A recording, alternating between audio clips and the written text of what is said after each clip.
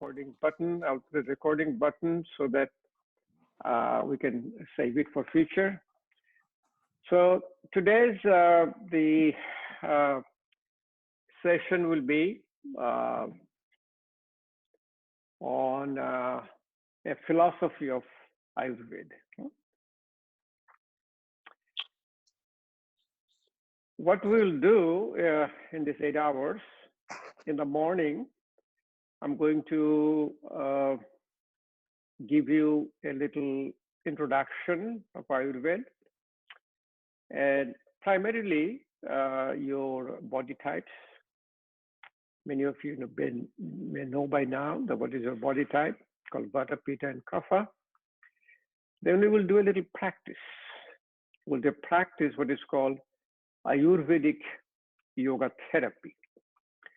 What is Ayurvedic Yoga Therapy means that yoga therapy based on Ayurvedic philosophy.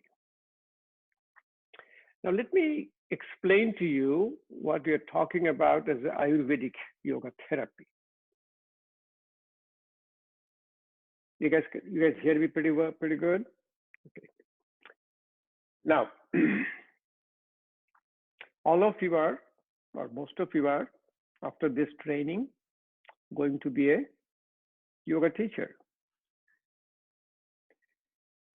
Believe me, when you are in a yoga teacher today, in any yoga studio, any new person who comes into your studio,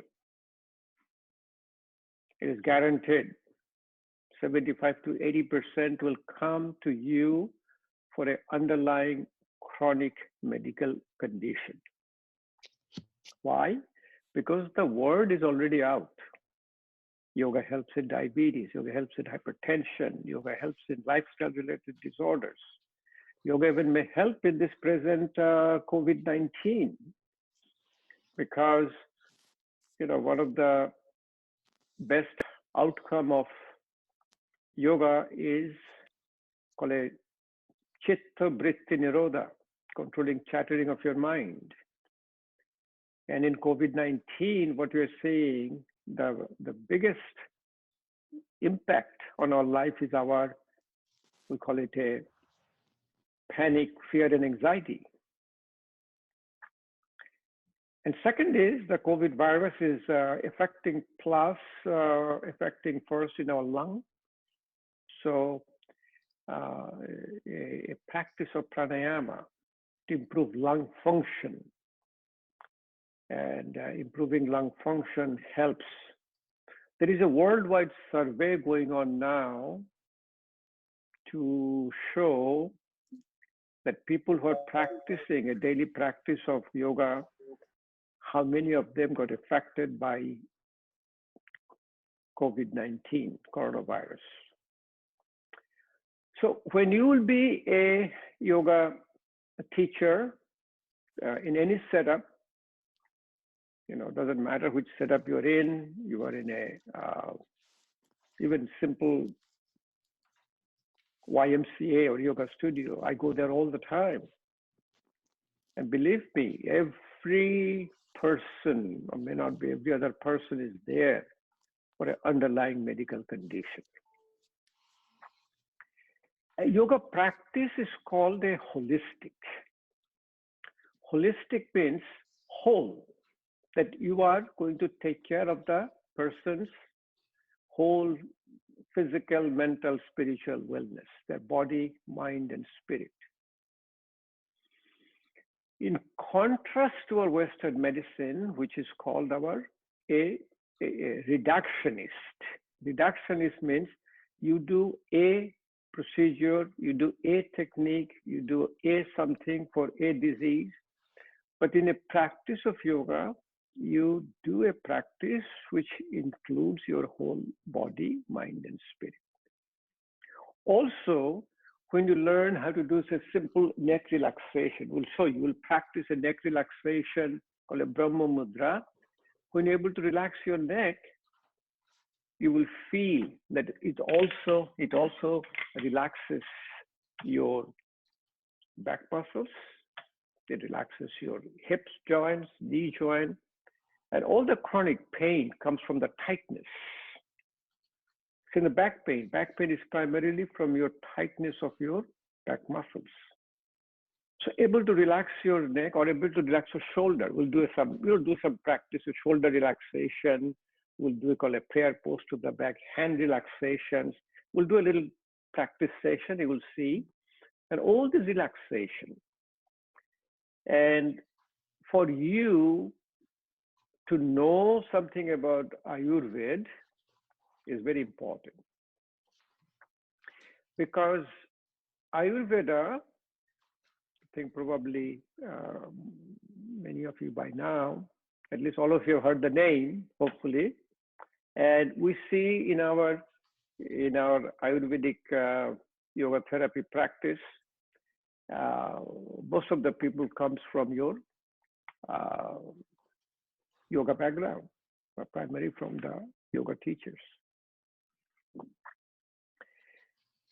So the word Ayurveda actually comes from the same root as yoga.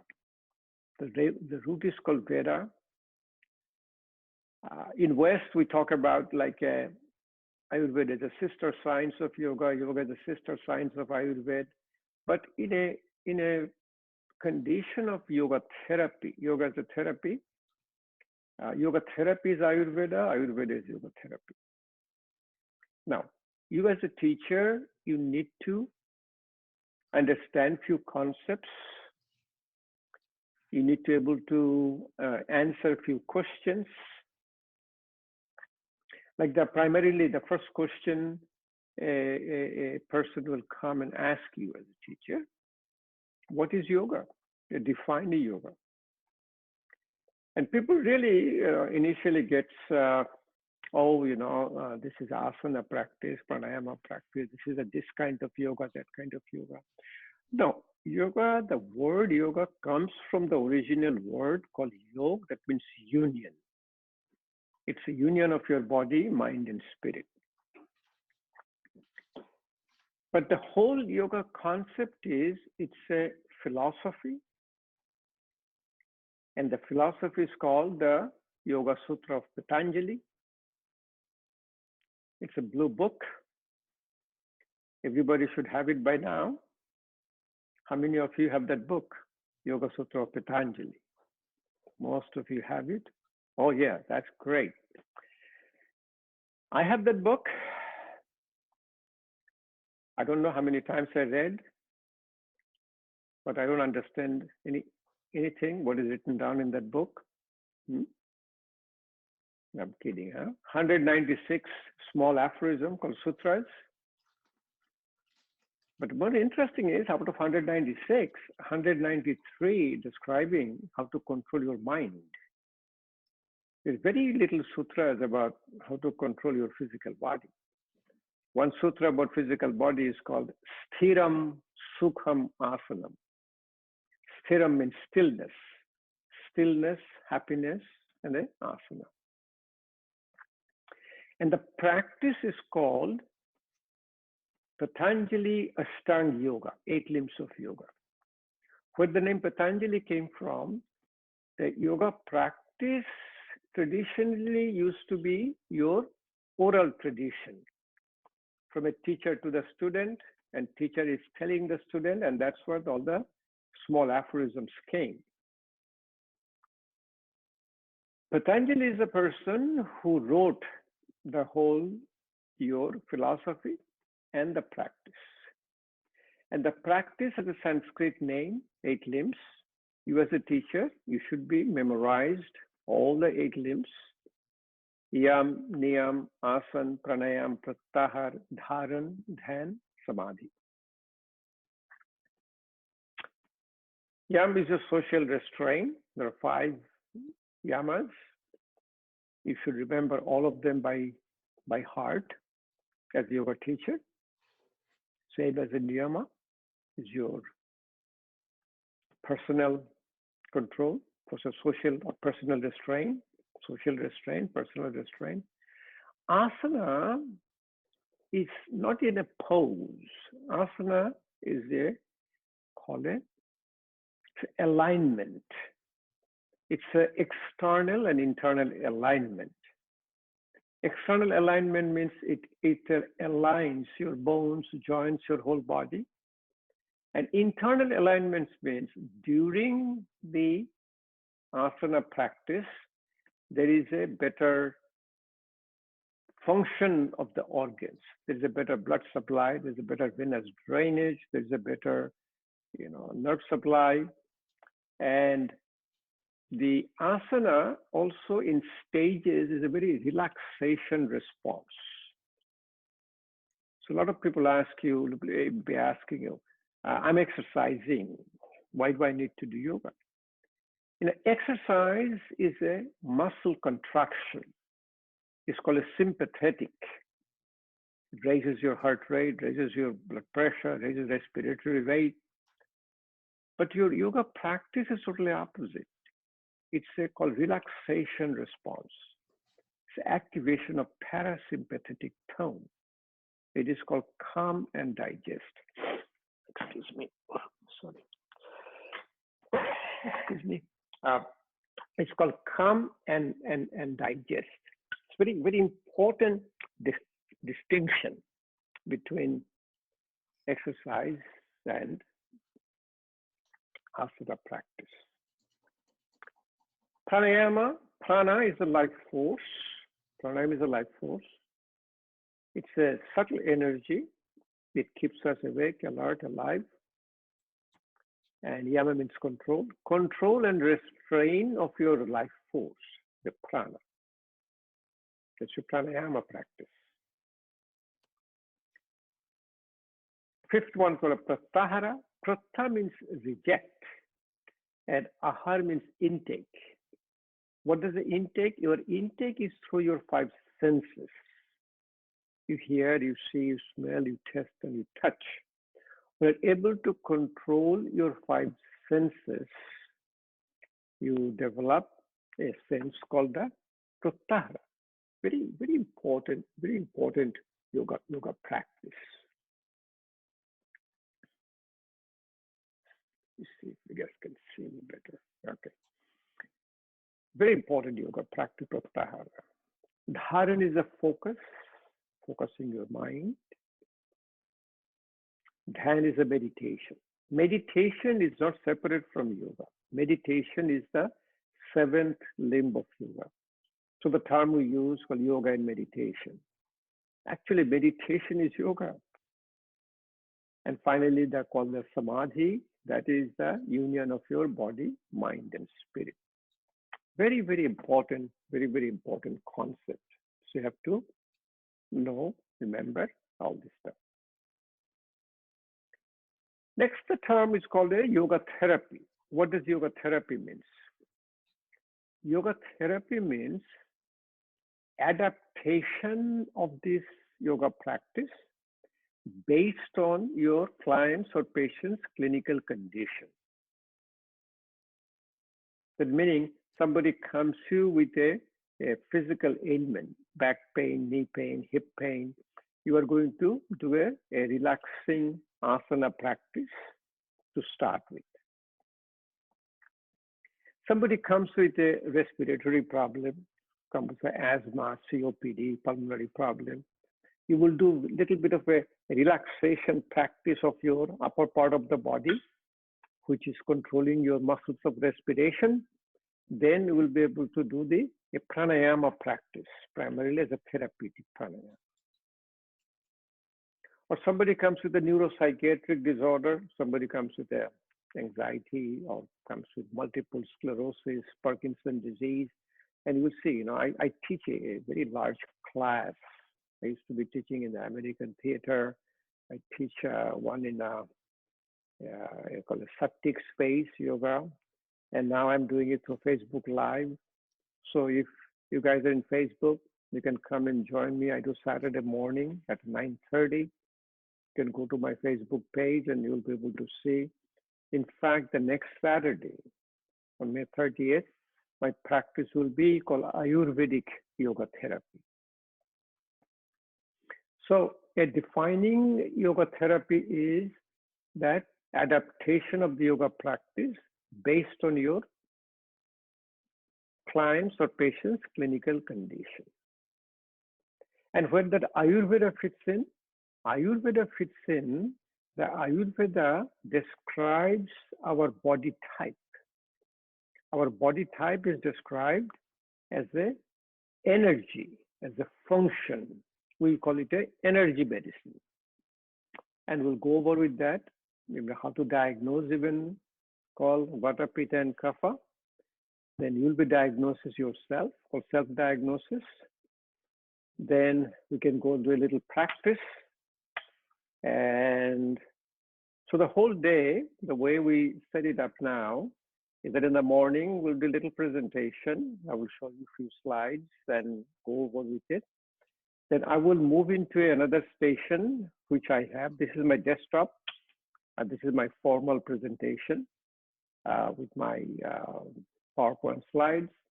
Then I move to with my laptop, which is have a little space in front for my practice session. We'll take a little break, and then we'll have a lunch break. And during lunch break, you are going to eat. And when you're going to eat with a call it intuitive eating. Intuitive eating means you'll be eating with a philosophy and guidance from Ayurveda. You'll be eating on your basic body type. And when you come back, we'll be discussing about it. So the time frame will be, we started at 9 o'clock. By around, say, close to 10, we'll go for a maybe hour and a half practice. And a very gentle, very relaxed practice, very slowly. You will see how a Vata person needs to practice, how a Pitta person needs to practice, Kapha person needs to practice. We'll take a little break, maybe by 11:30 to 12. Come back, we present a little bit more philosophy of Ayurveda, maybe until around 1 o'clock. And 1 to 2:30, we'll take about 90 minutes lunch break. This is good, take a little break and you reflect, self-reflect what you ate. Think about it, how it's going to affect your body and mind. Then you come back, we'll discuss about Ayurvedic diet and Ayurvedic nutrition. And then present a little bit more Ayurvedic diagnosis. And we'll teach you how to diagnose with Ayurvedic pulse diagnosis, tongue diagnosis, called eight limbs of Ayurvedic diagnosis. And we'll be doing the pulse diagnosis even on in virtually. Normally, when you are in person, we do. We generally group them, two of them together. They feel each other's pulse. When you put the pulse, the 3 fingers, one is Vata, Pitta, and Kapha. I'll show you the qualities and how to do the diagnosis through a pulse. And at the end, what we'll do a little bit of a pranayama practice and a meditation practice based on Ayurvedic body type, like a Vata, Pitta, and Kapha. And we'll finish by 5 o'clock. So now the floor is open to you. If you have any question or if you want to make anything different, and I am open to answer. Any comments, any questions?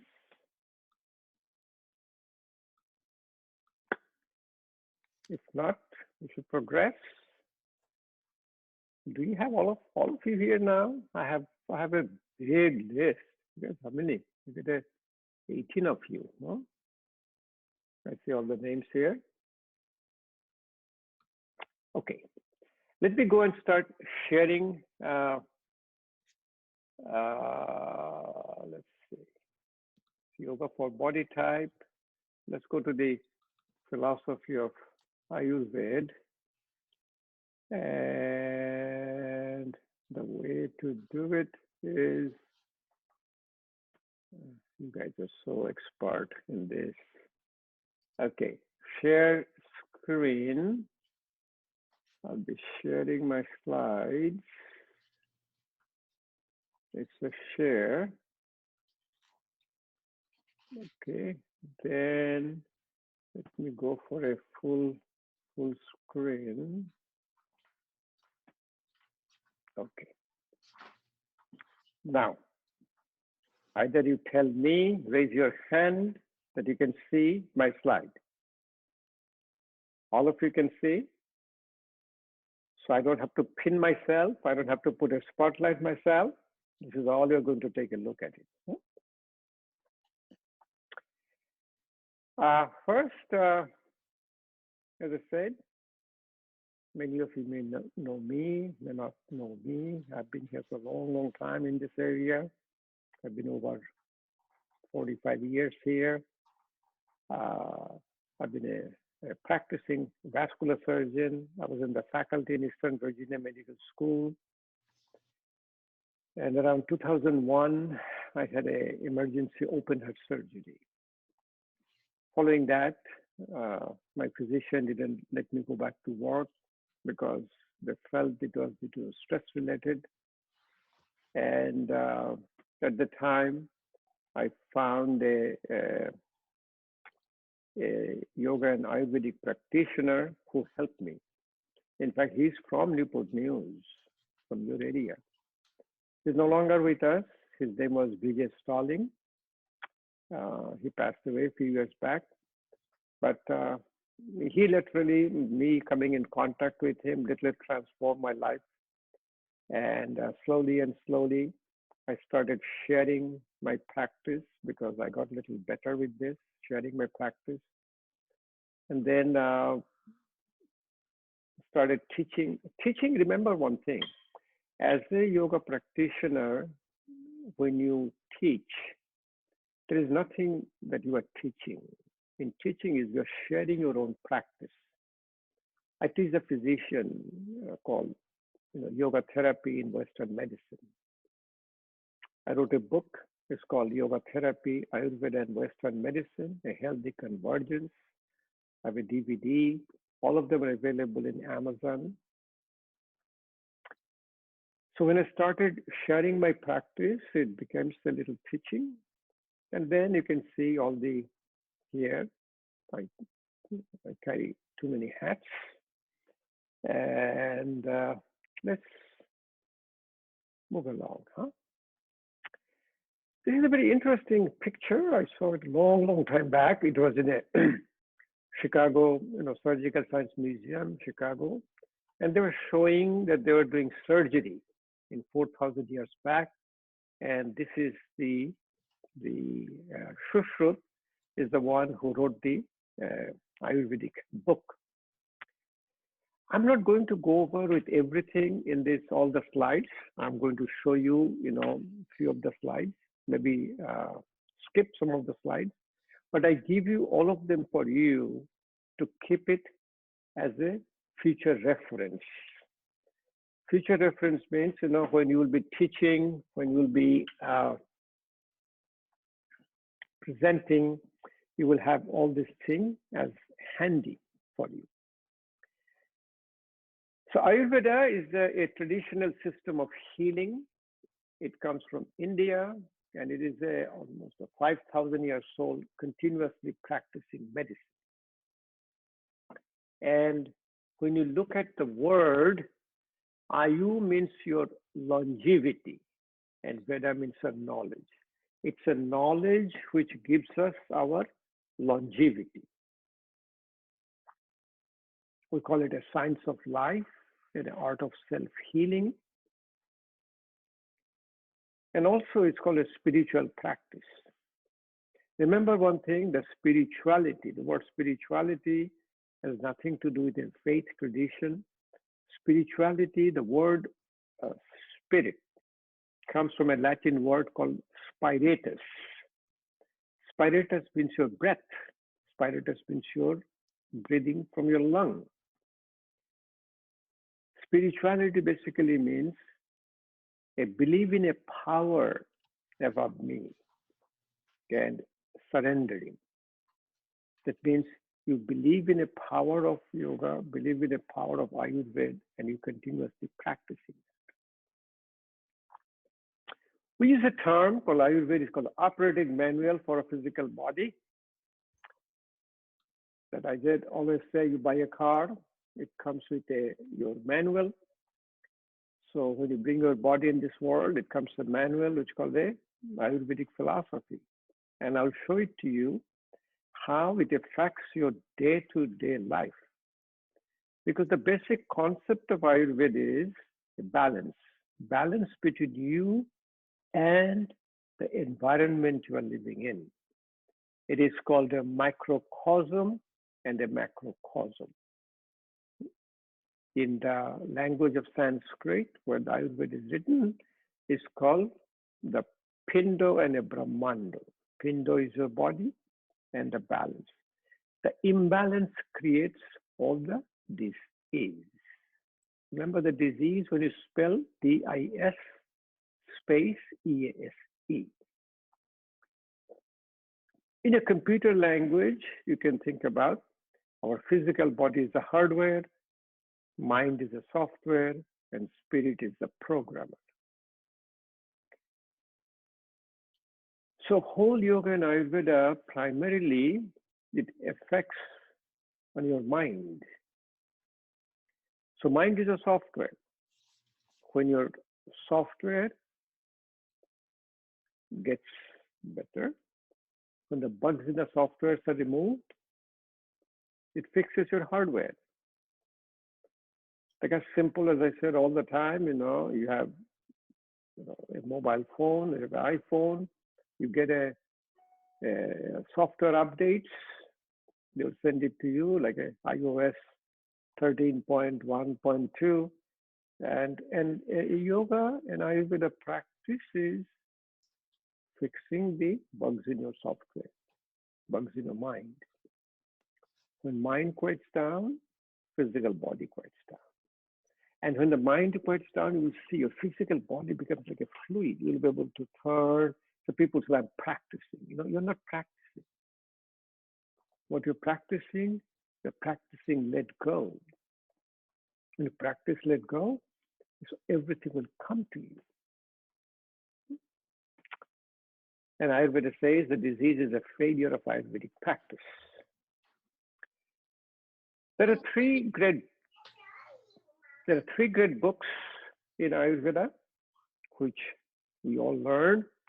The word is called a Samhita. Samhita means collection of books. Charak wrote the first book called Samhita, which is called a medicine book. Sushrut is a surgeon. He wrote the book called Sushrut Samhita, is all about surgery book. And the compilation of these two is called Ashtanga Hridayam. Hridaya means heart. And these three are the great three books in Ayurveda. This is the Charak who wrote he regarded the father of medicine. And these are the books. These are the books. You want some water? These are your Morning, Charak Sanhita. These are your called give me medicine book, internal medicine book. And these are your called Sushrut Sanghita, which is surgery book. And these are your called Ashtanga Hridayam. So these are the three great traditional books we read from to learning Ayurvedic perspective. So the Charak Sanghita, it's the oldest internal medicine book. It describes all the physiology, all the signs, symptoms of a disease. And it also describes the branches of Ayurveda. Sushrut describes about 192 chapters, the procedures, the surgical. They wrote the surgery for a lot of plastic surgery. In fact, Sushrut is regarded as the father of plastic surgery. Every surgical instruments like a lancet, scalpel, needles, catheters are all described in his book. This is his book called Sushrut Sanghita, which is a surgery book, and he describes all the surgical instruments at that time. These are all the pictures of the surgical instruments he used to use. And obviously, I'm a surgeon, I'm a retired surgeon, I have an interest on that. And I've been looking at more and more. The present day, we have a famous Ayurveda teacher. Name is called Dr. Vasant Lad. This is his name, called Vasant and Lad, Vasant Lad. He has a center in Albuquerque, New Mexico. He wrote a book called Textbook of Ayurveda, and it's about 3 volumes now. So this is what volume 2 and also volume 3, and this is a textbook we read and teach now for the present day Ayurvedic classes. So the most important Ayurvedic concept is, as I said, Ayurveda believes the concept is a human being is in a normal physiological function when they're in balance with your environment. And the imbalance between the two are the root cause of all the diseases. So it's called the macrocosm and the microcosm. In our Western medical view, you might want to be interested about a term. It's called epigenetics. What is epigenetics means that we all describe that we have the disease transmitted through genetic transmission. My father has diabetes, my mother has hypertension, I'm going to have diabetes and hypertension because I get the genes from all of them. But in modern medicine believes that the gene needs to be expressed. It's called genetic expression. When the gene needs to be expressed, that expression is done through your lifestyle and the environment you live. That environment is called your epigenetics. And Ayurveda and yoga is primarily called the epigenetics. Ayurveda is based on about 6 philosophies. And one of the philosophy, the 5th philosophy, is called Yoga Sutra of Patanjali. So this is the connection between Ayurveda and yoga. People always ask, what is the connection between Ayurveda and yoga? So the concept is, if we have a balance between our body and the universe, Ayurvedic philosophy is the universe is made of 5 elements. There is no Big Bang theory in Ayurveda. Ayurveda says that first there was a space, and in the space came the air. Air had a friction, it's caused the fire. Fire melted the cloud from the water. Water froze into earth. So the whole universe is made of space, air, fire, water, earth. I give you all the Sanskrit names also against it for you to keep for a reference for your future. The 5 elements are also present in our body. Even if you conceptually try to see space we have in the stomach, in the colon, in our lung. Here is the movement of my heart, movement of my intestine. Fire is a transformation, like metabolic fire. Fire is for your digestion. Fire, with the fire we see, it's called a teja. We have a glow around our face. Even our vision comes from the fire. Water is the main component of our body, but water also a lubricant, plus it's also a cohesive force. Like you can see, there is a dough, dough, when you put a water in a flour, the flour becomes a dough because the water binds those elements. That's why water holds our body together. Earth is a framework. It is your bones and teeth in your body. And those five elements are also in our body in some predominance. And that's called your basically Ayurvedic body type. So when your primary element is your air element, and always remember it's not the air, it's the attributes of the air. And we'll come to the next Ayurvedic concept, which is called the attributes, those in Sanskrit called gunas. So for example, what is air? Air is very light. Air is very mobile. Air is very dry. So when you see a person who is constantly moving physically, they cannot sit down at one place, always moving, always talking, or when their mind is mobile, like they're doing 10 different projects at the same time and nothing is get done. By looking at that person, their activities and the body type, you can diagnose, and they're called vata. So what is the importance of that? The people who has a primarily this mobile attribute, they get into a specific kind of diseases. We call it a musculoskeletal disease, like bones and joints disorders, and also neuropsychiatric disorders, your nervous and psychiatric disorders. So Ayurveda says that people who have their own attributes, they're hurting themselves. It's called the law of attraction.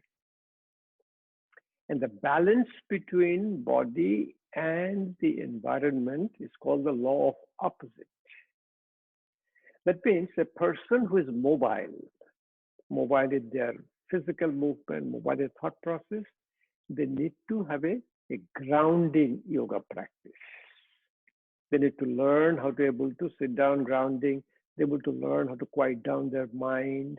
They will be able to do the meditation, which is a focused meditation, because their mind is mobile. When the main attributes is a fire, the fire is hot. Actually, the pitta is called a pitta.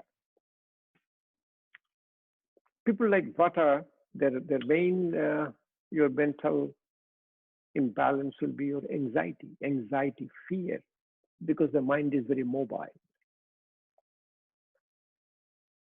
In a pitta, it's a fire component, it's a heating. They feel warm all the time.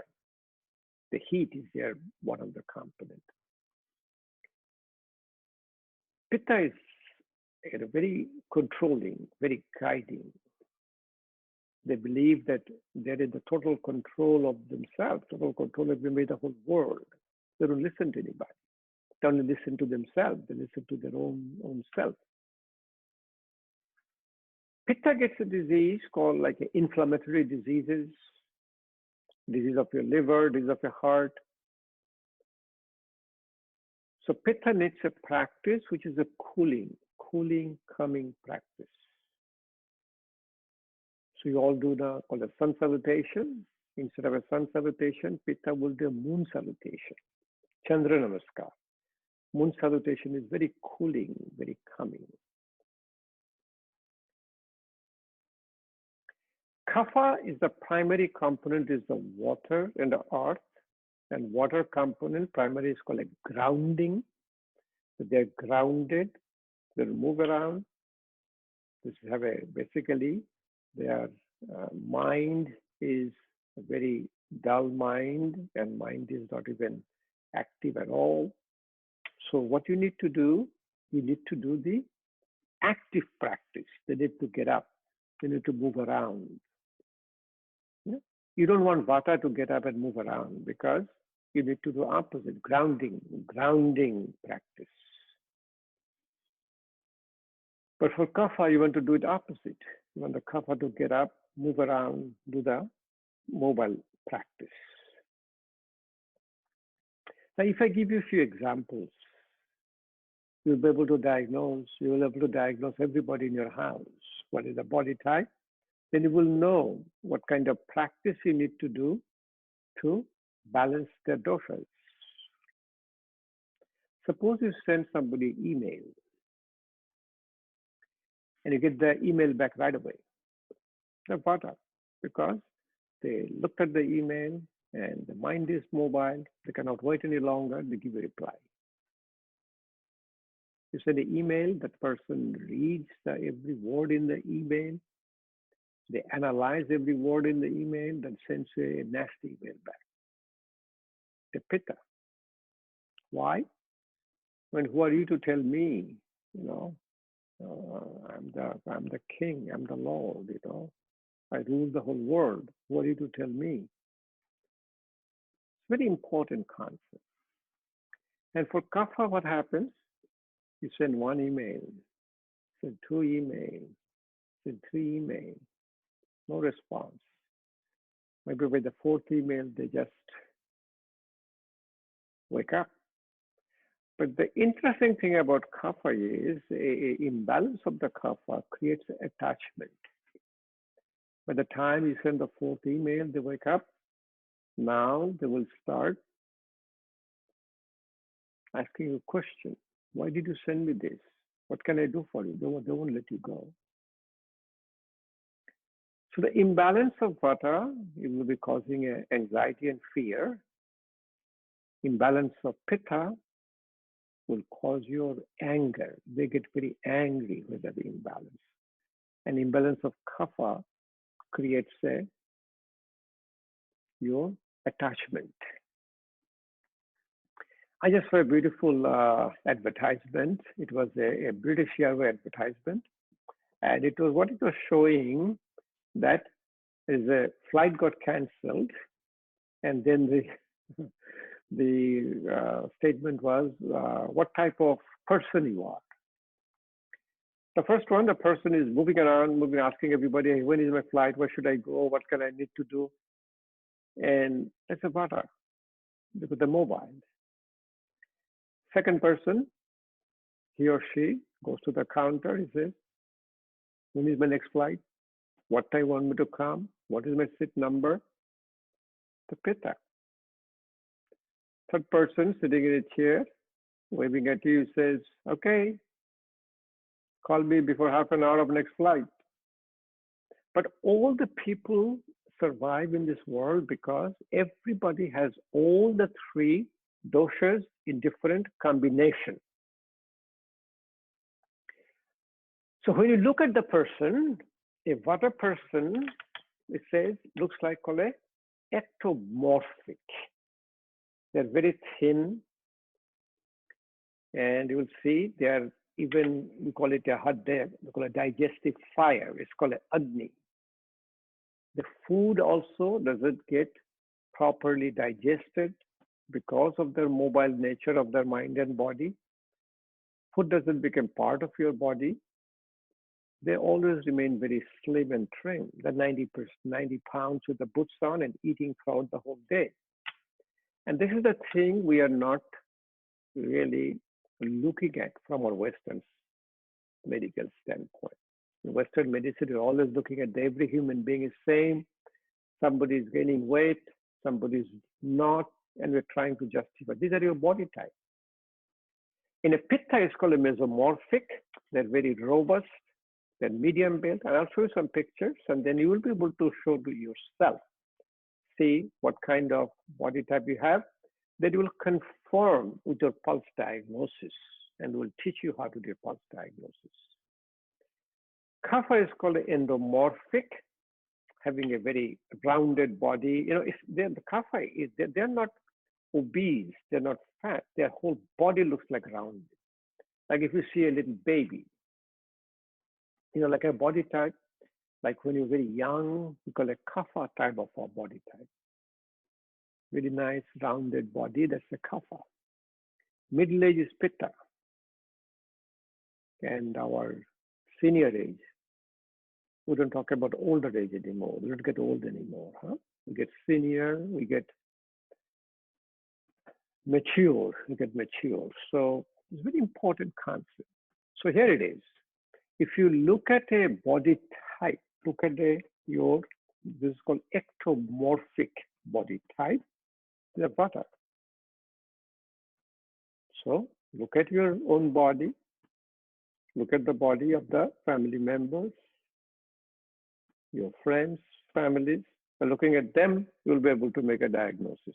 What is the important? A lot of importance for knowing, because this is your functional body type.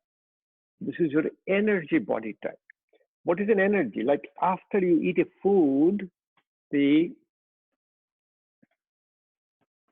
final outcome of your digestion is called glucose.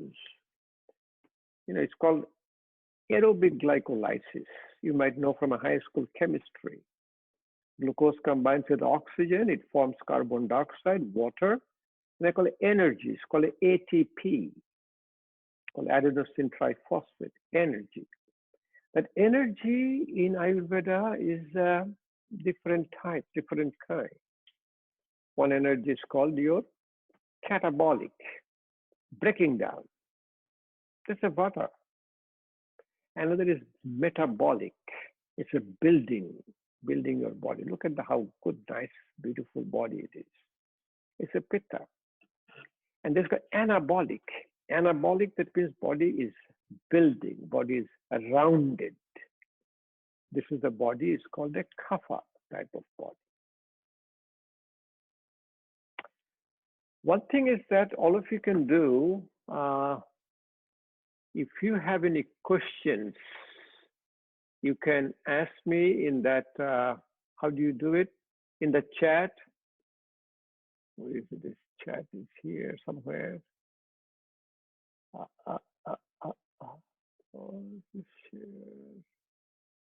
Okay, you can put a question and I'll be able to answer when we finish our, and then, or if you want to ask a question, I'll be glad to answer.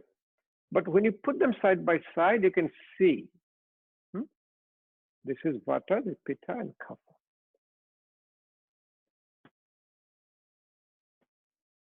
Make sense?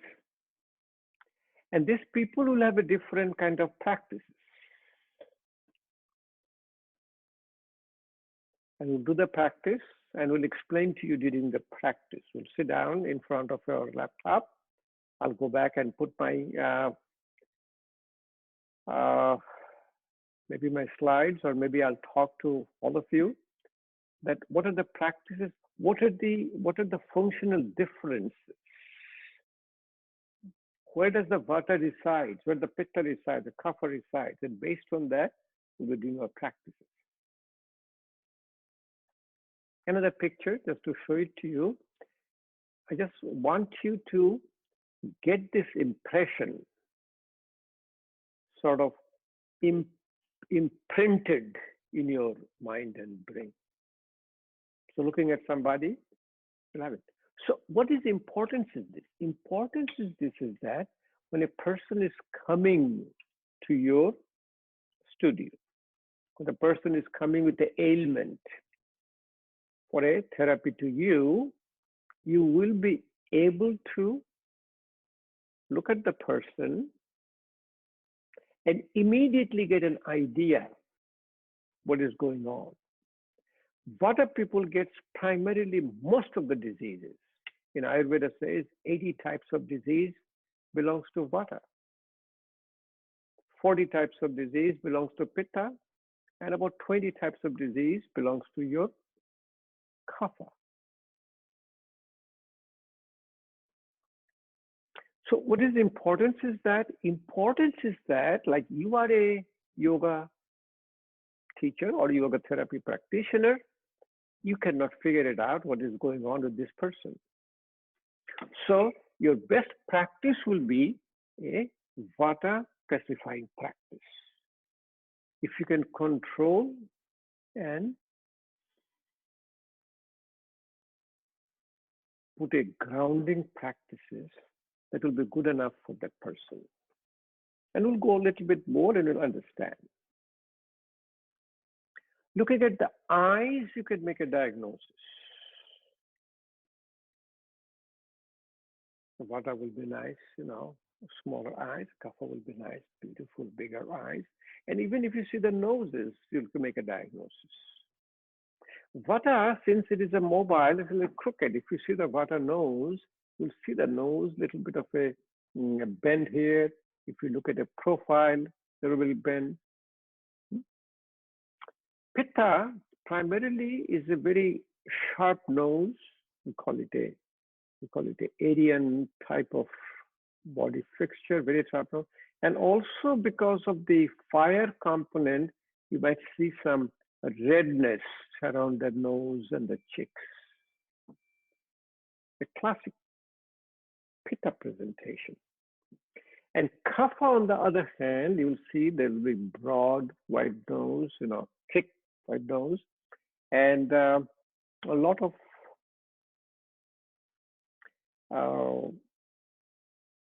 the human race has those features. If you look at all of our origin of our human being, there are three types of body you see, which is very obvious. The first one we said this is called a Vikings. Vikings are primarily it comes from Scandinavian countries. They're the first one of the origin of the human being. They are very,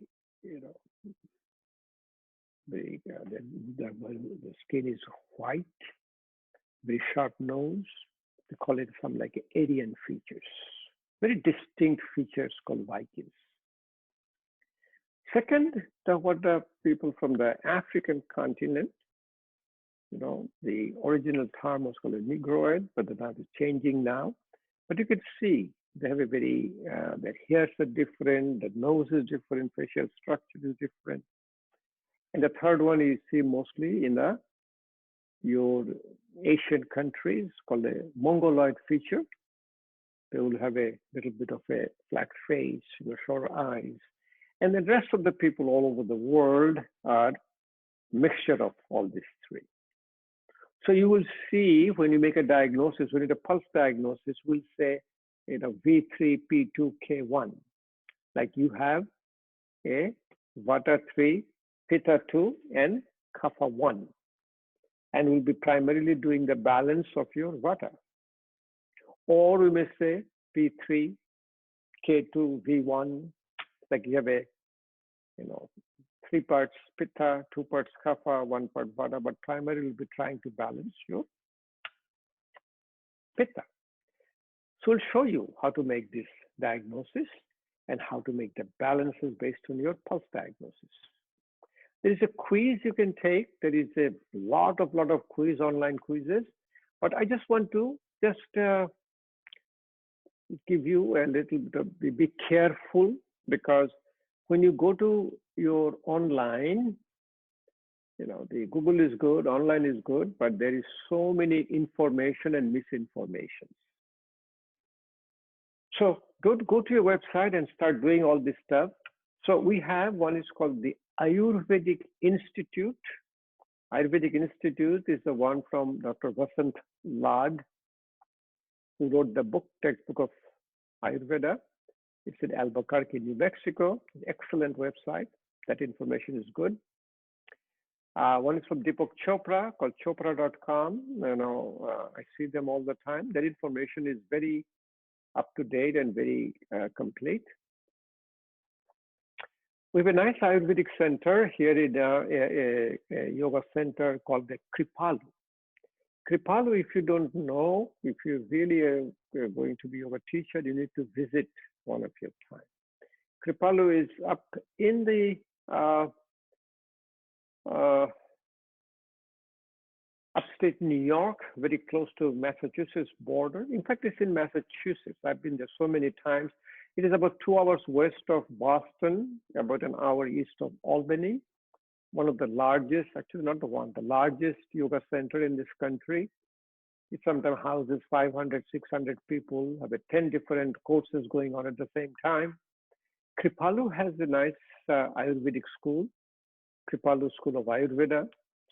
You can take a look at there online. Then uh, California has a nice California School of Ayurveda called Mark Halperin, very good. We also have one called Yogaville. Yogaville is about south of our Charlottesville. So when you look at these quizzes, be careful where you take the quizzes from. So functionally, as I said, Vata is responsible for all the movements, movement or heartbeat, elimination, and they're very adaptable. They're very creative. But when they become out of balance, imbalance is your anxiety and fear. Very important to keep it back of your mind. Again, Pitta maintains your digestion, your vision. They're very focused. They can achieve incredible goals. But when they're out of balance, there is called anger and frustration. And Kapha maintains the material structure of the body that governs the stability, strength, support. They're very loving, they're very conservative, but their imbalance causes attachment, laziness. Normally, we have our three doshas in balance. Generally, we say that since Vata is the most responsible for all the condition, we have a one Vata, half Pitta, one-fourth Kapha. That is our normal, we call it tridoshic, the three doshas in our body. The two terms you need to at least remember and understand. One is called a Prakruti, one is called Vikruti. And the reason we put the name is that there is no appropriate English translation. There is no appropriate English word for this. Prakriti is your psychophysical body type, which is called the dosha. Dosha is psychophysical. That means mind, body type when you are born with. And then due to your exposure to the environment, for both physical, mental, and spiritual, what you eat, how to exercise, how you sleep, how is your mind, if the mind is at ease, spirituality, is it a belief in a power above me, the effect of belief in a physical body. So that's a Prakriti. But when they get changed, it's called a Vikruti. Vikruti is a present state of imbalance. And it's diagnosed with a pulse diagnosis. And this pulse diagnosis is not the same as a Western pulse diagnosis. They're different. In yoga and Ayurveda, our body energy is the left side is a female energy because left side is controlled by the right brain. Right brain is intuitive, and most of the female energy is intuitive. And the right side of the body energy is called your male. It is controlled by the left side of the brain. The left side of the brain is called your analytical. It's called your heating for the male. So generally, we do the pulse on both sides, but primarily for the male, we do your left side, the right side. So when you put this finger, we put the three finger, generally in Western, we do the pulse by putting a finger. We look at the thumb. When it comes down here, we feel a pulse here. But generally in Ayurveda, we put a pulse, three fingers here, like this. And then under the index finger, this is the Vata. And it feels like a very slick, slippery pulse. It is called like a snake. It is a quality of a snake. Under the middle finger, the pulse is very jumpy. And it's called that it looks like a frog is jumping on a finger. A third one on the ring finger is called your kapha. It's called a Hansanari, like a swan. And I'll show it to you. It feels like that you are just very subtle way you're feeling the pulse. And then, based on your feeling, which one is stronger, that will be your body's at the present time imbalance called Vikruti. Then you, on your ring finger, you shut down your pulse and you let the blood flow. And when you feel it, that's your Prakruti. That means that was you are born with. And the function of you as a yoga therapist or Ayurvedic yoga therapist will be you're converting the Vikruti to the Prakriti. That's the imbalance. You need to bring the balance back.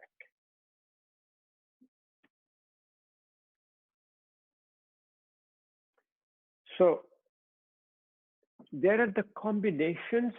It's called Vata, Pitta, and Kapha.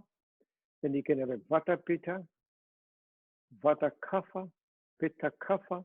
But primarily what we see in most of the people are Vata, Pitta, and Kapha. All the three present in different proportion, and that's what we need to balance. It's a beautiful picture. I got a friend of mine sent it to me. It's called the Michelangelo's David. Well, after 2 years visit United States, this thing happened to Michelangelo's David. Huh? So the primary, the sponsors for this was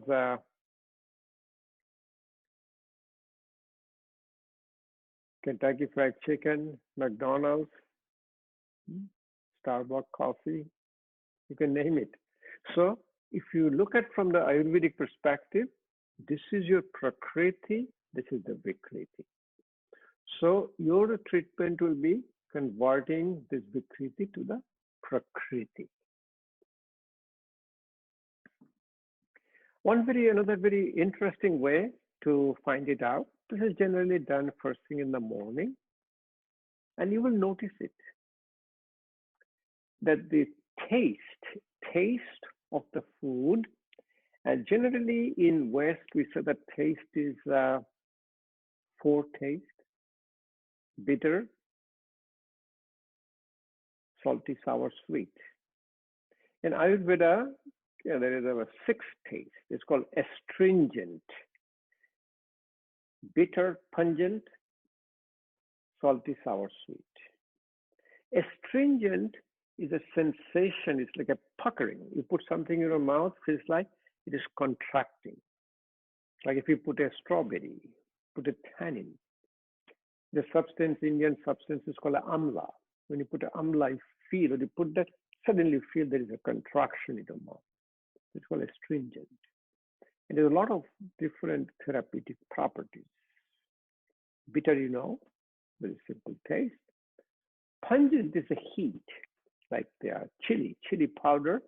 When you put a little chili powder, you will see, if you're not used to it, you'll be perspiring on the whole body, especially you will perspire, in your crown of your head. According to Ayurveda, astringent, bitter, pungent is the test associated with your Vata kind of body type. And salty, sour, sweet is a Kapha. And pungent, salty, sour is your Pitta. So what happens in the morning when your mind is quite down, if you put a little water in your mouth, water should be tasteless normally. If it tastes a little bitter, your body imbalance is your Vata at that time. Your imbalance changes. Even in the nature, the seasons, one is called a daily routine of a seasonal season. Like summer is Pitta, it's hot. Fall is Vata. Spring, winter is Kapha. Or even the day, it's a cloudy day outside, it's a Kapha day. It's a sunny day outside, it's a pitta day. Or when you're mobile, when you're moving around, when you're mobile, that's your vata. So if it tastes little bitter, bitterish, primary balance is your vata. If it tastes little sour, it is pitta. If it is sweet, it is kapha. Now from tomorrow onwards, you try to look into it. First thing in the morning, in yoga and Ayurveda, there is a called daily routine. You wake up first thing in the morning, you sit down in a squatting pose called malasana, drink a glass of water at room temperature, and that starts with proper elimination. In yoga therapy in Ayurveda says your health is a strong digestion, easy elimination, good night's sleep. If you do brush your teeth in Ayurveda, you do a tongue scraping. You have a tongue scraper, you scrape your tongue. There is a coating in the tongue which comes out. Tongue is the one which, when you put the food in your mouth, it has a taste. And based on the taste, the food gets digested. Looking at the coating of your tongue, you know that what is your imbalance on that day. If it is little blackish, brownish, that's your vata imbalance. Yellowish, it's a pitta imbalance. Whitish is a kapha imbalance. As I mentioned, the dosha-giri vata people get more of the musculoskeletal joints and bones and the neuropsychiatric disorders. Pitta gets the inflammatory disease of the liver. Kapha gets the main common is water. It's a swelling, congestive, heart failure, tumors, lymphatic system, or even your kidney diseases. One very important thing for your understand is that the site of this energy, vata resides in the colon. If you know the anatomy, your mouth, there's the esophagus coming down, there's a stomach, small intestine, and the colon, and the rectum inner canal coming down. That the vata resides in the colon, that energy, pitta resides in the small intestine, kapha is in the stomach.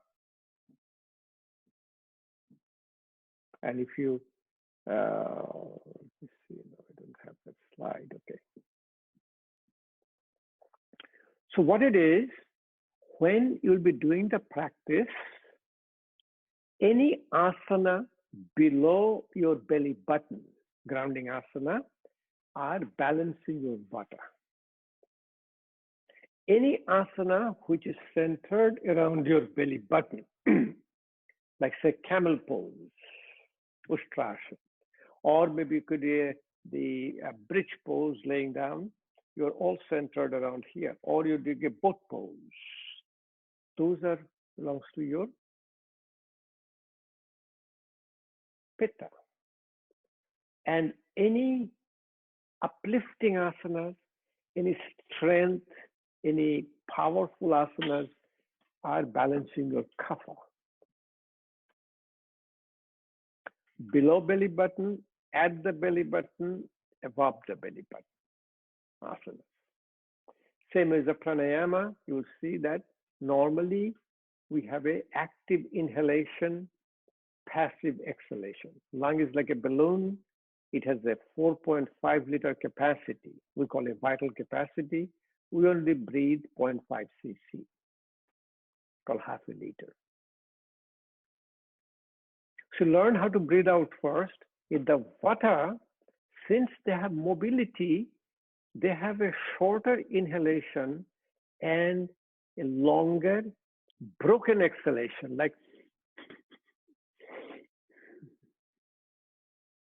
pitta, on the other hand, has a longer inhalation, shorter exhalation.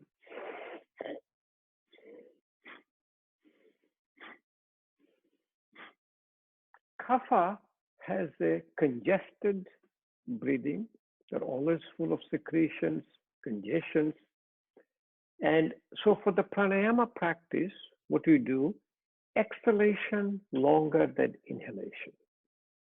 Exhalation is parasympathetic, inhalation is sympathetic. So Vata learns how to extend the exhalation very smooth and effortless way.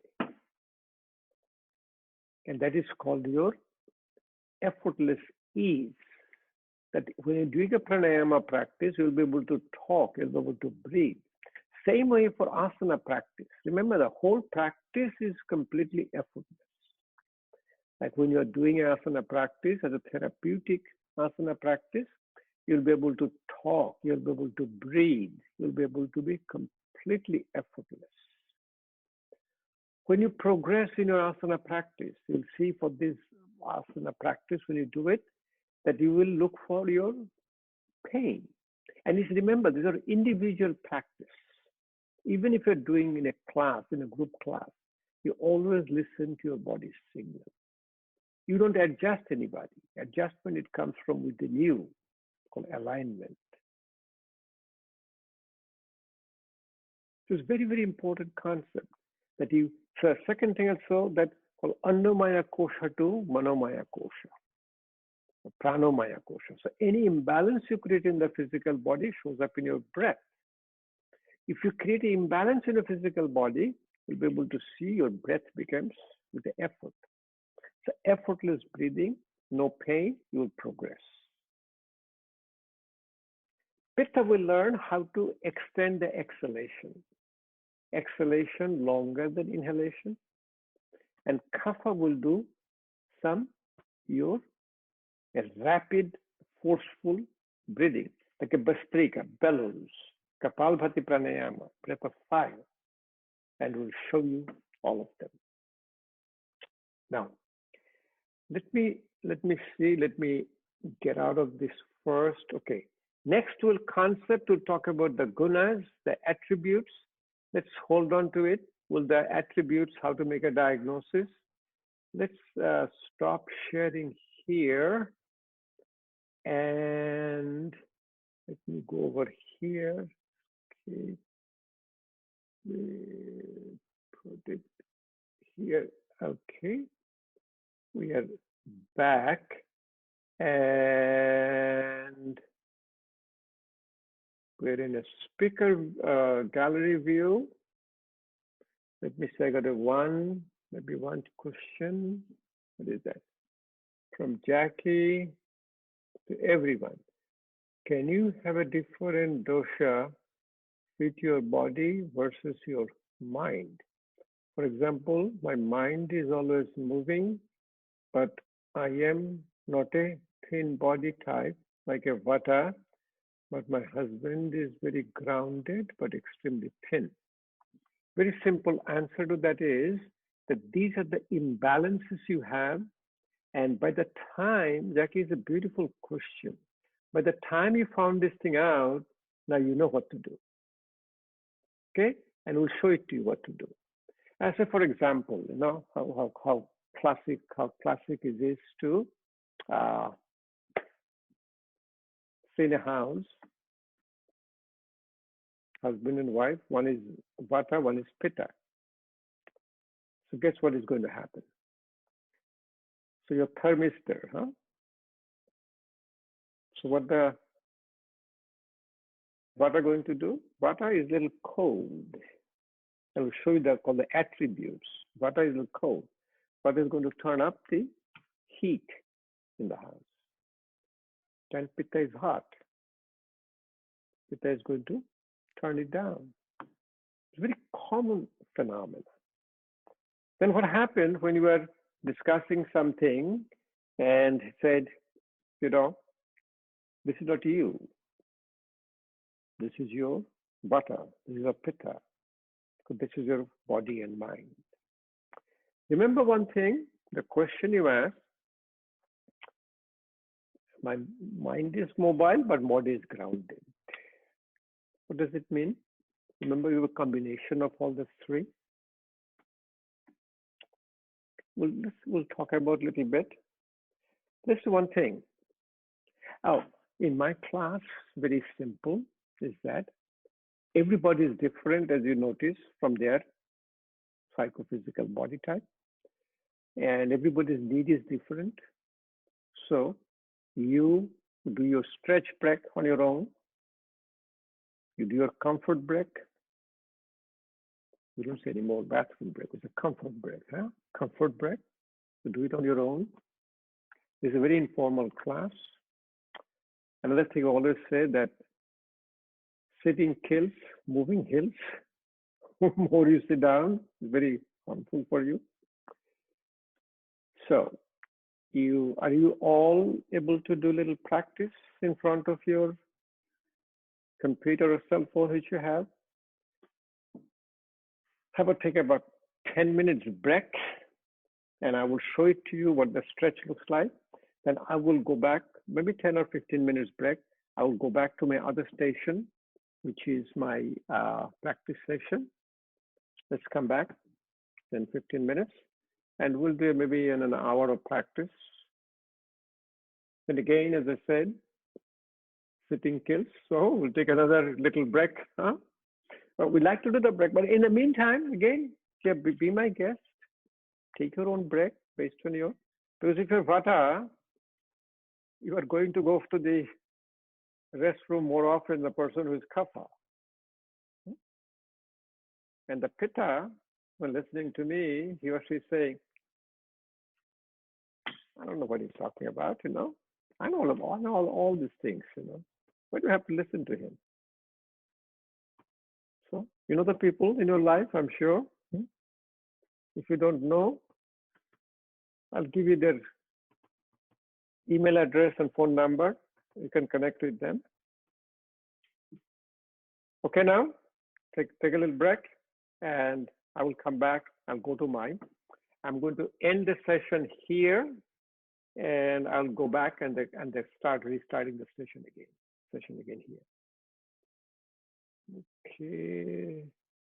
In meeting for all. Let's see what we can come up with. Recording.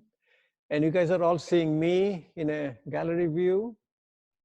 What is this view? This is gallery view. And this is speaker view. And all of you are seeing me, or depends upon what I'm seeing myself, okay? Which I do want. Lighting wise, it's okay. And all of you are here. Let's start a little practice session, okay? It's very important, and I will tell you a little bit. And the reason we talk about practice session is yoga is 99% practice, 1% theory, huh? Now I'm going to getting back and forth, so let me go back and do what you asked me to do. Let me see in my picture. I do spotlight video, so you'll be seeing me. This is spotlight video. Does it, what is showing on your side? Or should I do pin video? Any technical help from here? Any of you? It looks the same. Pin or a spotlight? I think they look the same when you do either, but yeah, it's good. We can see you. Let me see. Go ahead. I can hear now a little better. Tell me. It looks the same in both ways. Pin and spotlight look same. Okay, let's keep this way so I can see it here. Okay, now on your slides, the one I shared with you, you have a slides which showing the balancing poses. Okay, like you will see. I can show you the slides even I have in this, but just for you, if you can, I don't know if you how could you see can Vata balancing poses, There'll be Pitta balancing poses, Kapha balancing poses, Tridoshic poses. These are all there, you know. And I gave it to you again, as I said, that this is for your future references. So you can keep it there. And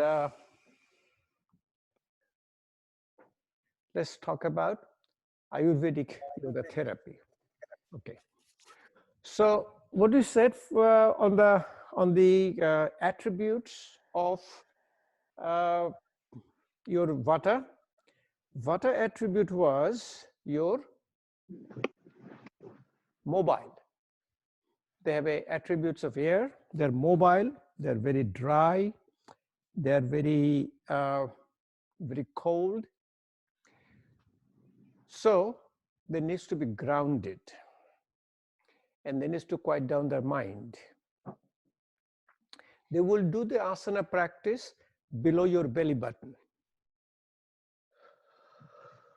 Okay. So now, if you can sit down in the ground, it's okay. But if you cannot, if you want to start, you can sit in a chair. But most important thing, when you sit down in a ground or a chair, the first component is keep your spine straight. If you cannot sit down, remember one thing, I have no problem with your all the blocks you use, all the cushions you use, anything you use, nothing wrong in that. But my only concern is that your body transforms very rapidly.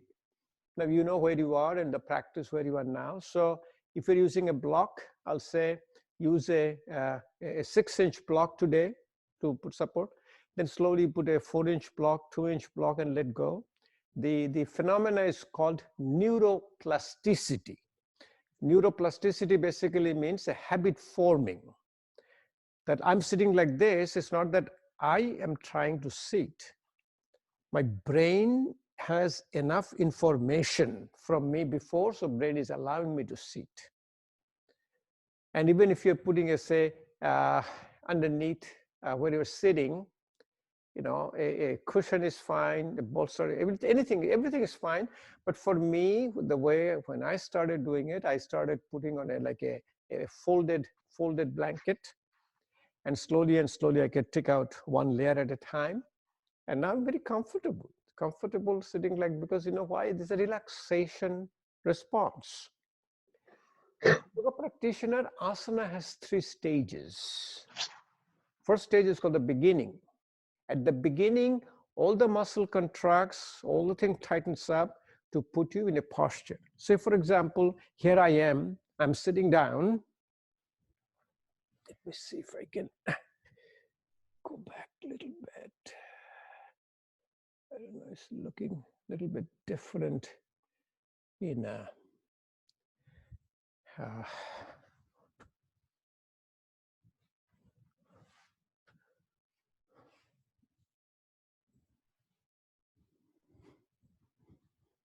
you don't see my legs. So let me come down a little bit more.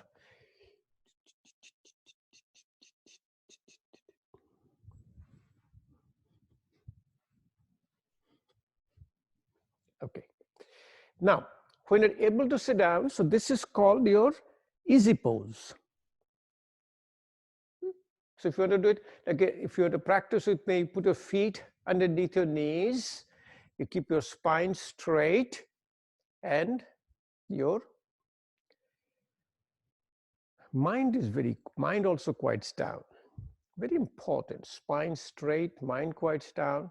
Like if you sit in a chair, if you'll see, let me show you, if you like say, many of your clients will come, they won't be able to sit down in the ground. You might start practicing in a chair. We have a term called a chair yoga. Chair yoga for the seniors, chair yoga for the mature people. But what it is, like if you have a chair, like you can put a chair, and so when you sit down in a chair, you sit down in the front. Slowly and slowly, you'll see that you keep your spine straight. And that's the way you sit down. Or if you make it comfortable, if you go to the back, but always keep your spine straight. Your body will sit down. So the moment you keep your spine straight, all the muscles called paraspinal muscle is next to your spine, they slowly and slowly starts to relax. Muscle cannot stay contracted too long. When the relaxation sets in, you feel the level of comfort. In fact, it's your daily practice. That's the way you eat. You sit down like this, you eat with your knife and fork. That's why you drive your car. And then you bring a profound level of relaxation in your body and mind. Very, very important, very, very important yogic practice to start with. Next component is, you'll see the only way Vata, Pitta, and Kapha all get balanced is called balancing your mind. In yoga and Ayurveda, the health is defined as a balance of your body, mind, and spirit. That's what you see. We do so many balancing poses. We stand up, we'll do all the balancing poses. We do a tree pose. I stand on one foot. I call it your mountain pose. Very important. The most important balancing concept is, I like you to do it all the time, and you'll see the difference how it makes in your body and mind, is that if you are sitting cross-legged like this is called easy pose. Now, after a while, when you're sitting here, there are 3 stages of the asana. First is called the contraction. It's called the beginning. There are a lot of Sanskrit names, you may need to learn a little bit of Sanskrit names. In fact, if you know the names of the asanas in Sanskrit, you understand the main meaning. As simple as Brikhasan. Brikha is a tree in Sanskrit. So tree pose. Same way, like it's called Arambha is a beginning. But if you sit down with your effortless breathing means breathing out longer than breathing in. You get a 2 seconds in, 4 seconds out, count of 2 in, count of 4 out. Very easily you can do. And the muscles of respiration are trainable. You can train the muscles. You can slowly do count of 4 in, count of 8 out, count of 6 in, count of 12 out. We can do easily count of 10 in, count of 20 out, because we've been practicing for so long. So I don't miss a single day. I do a daily practice. I wake up in the morning, I have a daily routine that is called a daily dinocharya, daily routine, and following that I do a complete practice. Primary 1 hour, 25 minutes of asanas, 25 minutes of pranayama, 10 minutes of meditation. So when the muscle starts to relax, it causes a little bit of a twitching. It's called fasciculation. When the fasciculation goes away, you feel a little bit of stillness. That is called sthiti. Sthiti is very important. Sthiti. And then get a profound relaxation, which is called your Visarjan, which basically means surrender. At that level, your parasympathetic activation comes in. So all of our diseases today, like especially lifestyle-related disorders, are from your stress, which is sympathetic overdrive. And your practice of yoga is a parasympathetic activation that is specially a treatment for that. And the reason I'm talking to you that I want you to sit down like this, because longer and longer you sit down, you become more and more grounded. Now what you will do, you will change your foot and want to sit down. Guess what happens? Your one side, you feel easier than the other side. Why? We're lateralized. We've been using only one side of our brain. I'm right-handed, right-footed. That's the time I all using it. So for a yoga practitioner, especially for Ayurvedic practitioners, especially for the doshas to balance, you need to balance both sides of your brain, right brain and left brain. And how do you do it?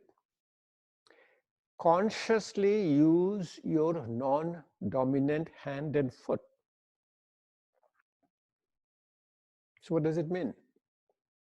When I started learning this, I'm a Western trained, actually I have a Indian background, but I came here when I was very young, and my last 50 years I'm here, and I'm totally Western trained. My mind is Western. I'm a Western trained physician.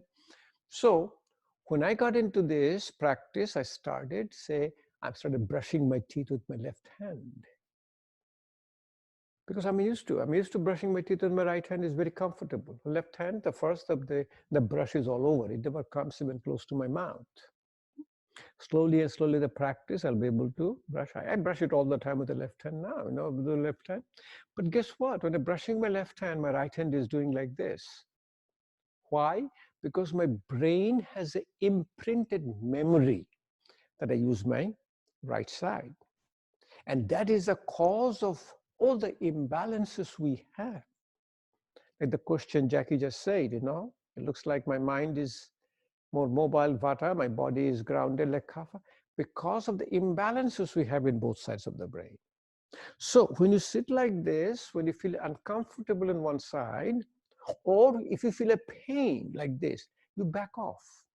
You back off to the position where you are comfortable, not comfortable, we call it a comfortable discomfort.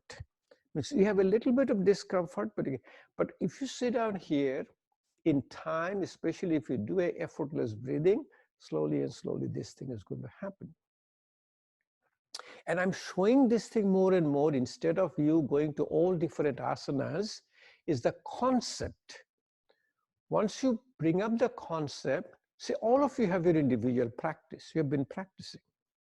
So you don't need a cookie cutting, a checklist, do this, do this, do that. You have a concept, and you can incorporate your practice, your asanas, your pranayama in that concept. Then you can use it in your teaching. Very, very important concept. Grounding poses, balancing poses. Now you try next one if you can. This is called your Siddhasana, perfect pose. You take your heel all the way to your back, take your one foot on the top, your knees drops down. You really don't make any effort in it. It has to be effortless practice. Hope you can see me. You can see my foot, my heel came all the way to the back, my foot goes on the top, my knees drop down. Again, if my knees is not dropping down, knees high up, let it be here. If you push it down, what will happen? It'll come back high up like this. But if you keep on doing your practice, relaxation, especially parasympathetic activation through your breathing, this thing is going to happen. Then you can incorporate the other grounding and relaxing practices. One of the primary practice is called hand gestures, called mudras. And you all should be reading about mudras. And then for the students, whenever I teach my class, I said, I've been teaching for some time, and because of my students' request, I put down all of them in a book format. This is my book called Yoga Therapy, Ayurveda and Western Medicine, A Healthy Convergence. And it has all the practices you could do. I have another DVD called Yoga Therapy for Your Health and Healing, a Daily Practice. These are available in Amazon. You have your print copy, digital copy. And these are also very nice reference. Like you want to do a mudras. There is about 250 pictures. These are all the pictures of mine and different asanas, all different practices. So this is different pranayama practices, how to do, or how to do all the asanas. And every asanas, what are the indications, even how to do a headstand in a stage, in a step by step. So everything is there. If you are looking about some mudras, so hand gestures, you'll see all the mudras are here. All the mudras are here. These are all different mudras which will come up. The whole section on the mudras. Now, what are the mudras? Mudras are the hand gestures. And you know, we talk about with our hands. Every time we're talking with our hands. So hands actually connects between your body and mind. Hand is a connector between body and mind. So I haven't seen, you know, some of the broadcast journalists when they do. They will hold the microphone here, they're talking, and the hand is doing like this. So hand connects. So this is a powerful mudra, touching an index finger and thumb. In fact, this came from an Ayurvedic concept. So describe that the universe is made of 5 elements: space, air, fire, water, earth. That also represents in our body. But they also represent a hand. Space is large, space is your middle finger. Air is very mobile. The mobility is your index finger. Space, air. Fire is your thumb. Water is your little finger. Earth is your ring finger. So when you're touching these fingers, it creates a mudras. So you should know a little bit of a mudras. Very important from the Ayurvedic standpoint. And I have a whole chapter on mudras. I think I gave it to you on your, like when you touch this, this is touching your fire element and air element. That means you are balancing your vata and pitta. And these 2 doshas are mobility in your mind, anxiety, fear, and anger. So you're quieting them down. So it quiets down your mind. If you put the index finger down and put a thumb in the top, so let me show it to you. It's very important. It's very important for all of you. And also, I'm going to show it to you. If you put the thumb, index finger down, thumb in the top, you are balancing the air element. This is called a Vayu Mudra. It balances your Vata. Vata is responsible for pain, musculoskeletal disorders. That's what it does. Touch your middle finger and thumb. This is called your Shunya Mudra. This helps your hearing. Ring finger and thumb, this is called your Prithvi Mudra. It is a grounding because of the earth element and the fire element. It is very good for people with obesity, people with diabetes. And we do a pranayama practice. We'll show it to you. The pranayama with the hand mudras controls all the doshas. So Ayurvedic yoga therapy is a very, very important from therapeutic part. If you touch your little finger and thumb, this is called your Varun Mudra. Controls your bladder function, controls your water content in the body.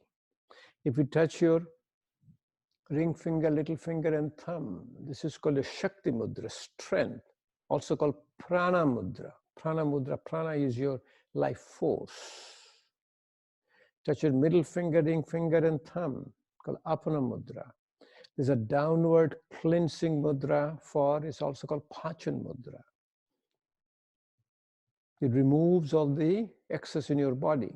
If you put an index finger down, this is called your Apana Vayu Mudra. It's very good for heart and lung function. A lot of mudras, different Vayus have mudras. If you put your hands together and separate, it's called a Ganesh Mudra, the remover of your obstacle. If you put your clasps together, finger up, it's called Linga Mudra. Children do it all the time. This removes your cough and this warm. The children will put a hand and this like. In fact, if you look at the children, all the children does is yoga. Every children will get up into a cobra pose, Bhujangasana. Children will get up into a downward facing dog. Very, very important concept. So touch your index finger and thumb. Just gently put it there. And in the meantime, see if you're sitting in one posture, let's see what is happening to me. A lotus pose is very relaxing, but if you try to do it, it will never come to you. So let the relaxation sets in.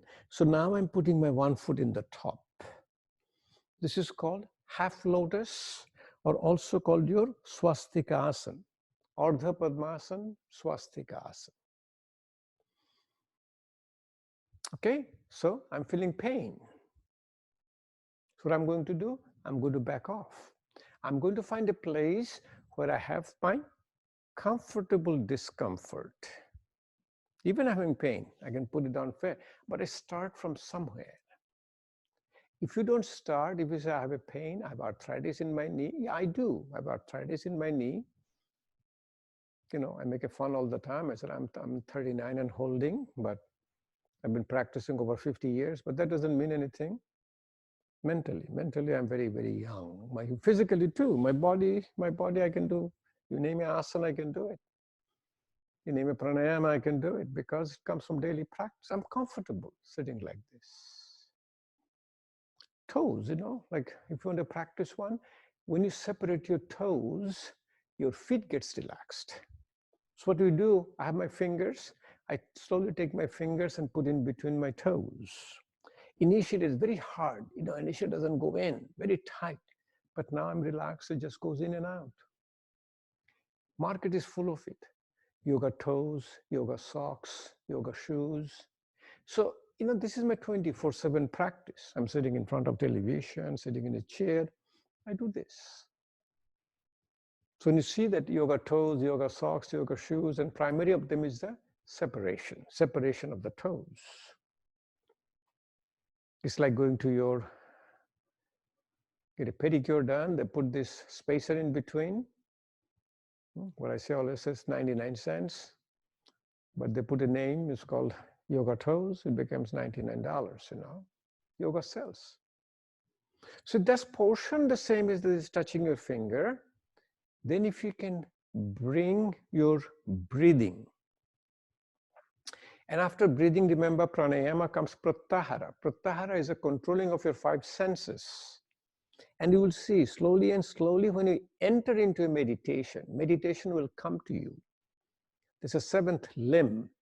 You feel a profound level of relaxation. Again, if you have any question, please put it down in the chat and I will be glad to answer after the session is over. And this is a relaxing session, you know, the time will pass, you will never know. And I'm feeling very comfortable, relaxed. And also brain is in a state of vibration. So you create a vibration from outside.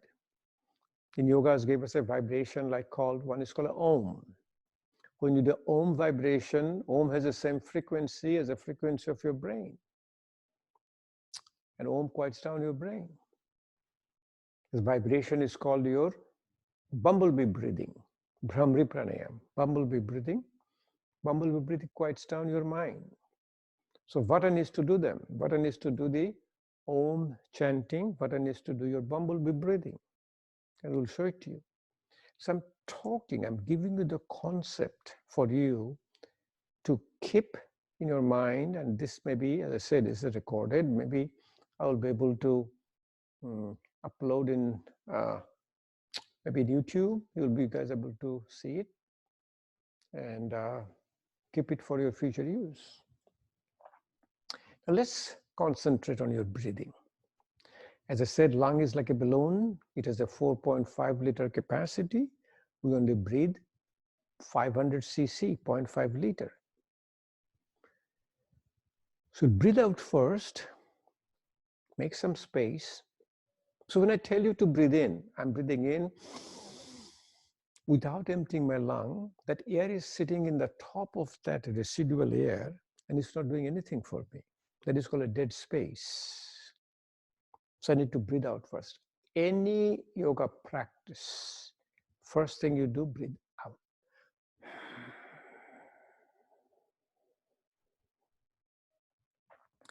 Then you will breathe in completely effortlessly.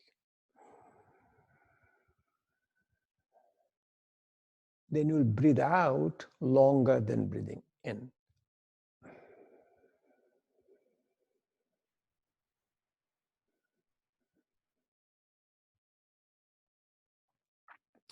When you do it with your eyes closed, you bring your complete concentration in your subtle body. So we call it gross body, subtle body, causal body. You will need to know in yoga anatomy.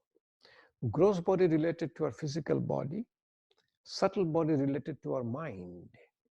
So I'm going to close my eyes. I can clearly see my body. I know exactly where my nose is, know where my head is, know exactly where my right great toe is, the body of my mind. My eyes are closed. Let's do a practice. Very simple way you can do. Count of 2 in, like 1 and 2 in, and count of 4 out. 1 and 2 and a 3 and a 4 out. You progress, count of 3 in, count of 6 out, count of 4 in, count of 8 out. The exhalation at least 1.5 to twice, but no effort. And if you cannot progress any further, stay where you are, continue. For us, we've been doing it for so long, we can do a long, long breathing technique. Okay, keep your spine straight. I'm in a half lotus, Ardha Padmasana. Breathing out first. Is the count of 2 in, count of 4 out.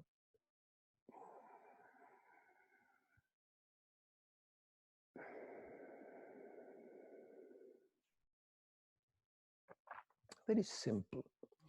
Let's progress. So we're going to count of 4 in, count of 8 out.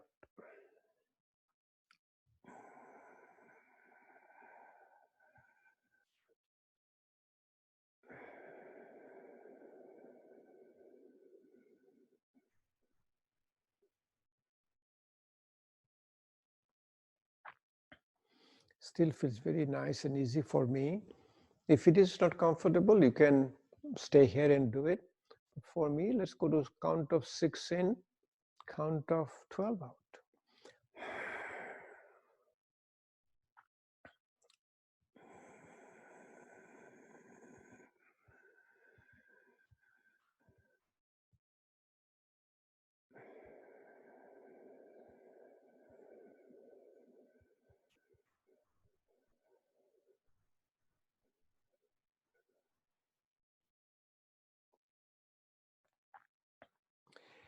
Let me do count of 18, count of 16 out.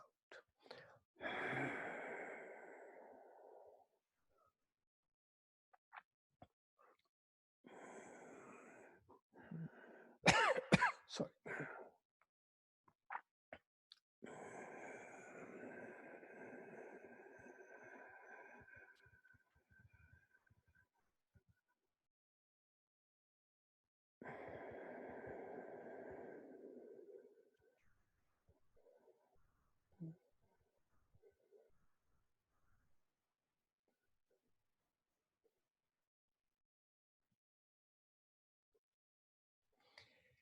You can continue as long as it lets you breathe effortlessly. Effortless breathing means you can talk, you can even sing when you are doing it. Holding your breath. Another very powerful relaxation is pumping and cupping. If 2 hands, keep rubbing your hands. Keep rubbing your hands.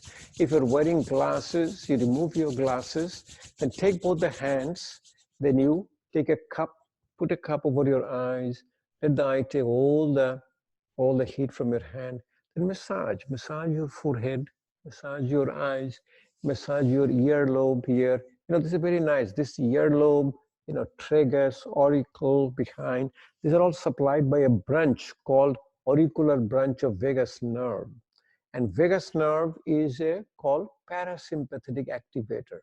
As a yoga, I will see it, massage your face, massage your neck. There is an organ called a carotid sinus. When you massage the carotid sinus, you get a profound relaxation. Cardiologists do it all the time. When the heart rate goes up, the massage here called carotid sinus massage to get your heart rate comes down. As a yoga teacher and yoga practitioner, you should learn a little bit about the vagus nerve. There is a famous concept going on called polyvagal theory. And vagus nerve is primarily 80% is a sensory called afferent. Takes a signal and brings it down. It supplies your whole gastrointestinal tract from your mouth to almost your anal sphincter. So parasympathetic is called calm and digest. So I'm again feeling a very profound level of relaxation. Even I have a little swelling on my knee joint. I have a little damage from your arthritic changes, but that doesn't prevent me doing anything because, the pain comes from the tightness. The cartilage, we say the cartilage is all, but cartilage doesn't have any pain fiber. Even the bone doesn't, covering of the bone may have some called periosteum. But body does what is called a splinting, body called tightness. Tightness of the ligaments, tightness of the muscles causes pain. Pain fibers are located in the ligaments and in the muscle fibers. So the fifth limb is called pratyahara, controlling your senses. This is called your bumblebee breathing, a Brahmari pranayam. You practice it to bring relaxation and primarily to quiet down both vata and pitta. And yogic tradition, it says the vata pushes pitta. Means when the vata is very mobile, the vata energy, your pitta also becomes you're out of balance. So basically, yoga practice is if you come down, quiet down your vata, the pitta will also quiet down. So I'll show you the practice. You shut down all of your senses, 5 senses.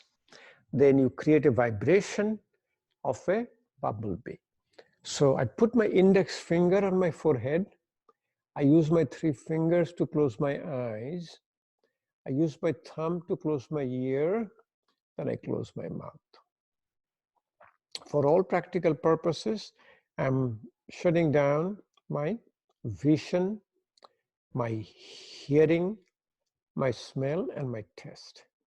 I'll breathe out first, then breathe in through your nose. I'll breathe out with the sound of a bee. We'll do it about, say, a couple of times. And if you're practicing with me, so you can see, go ahead and do it with me. Breathe out first. Take a deep breath in through your nose.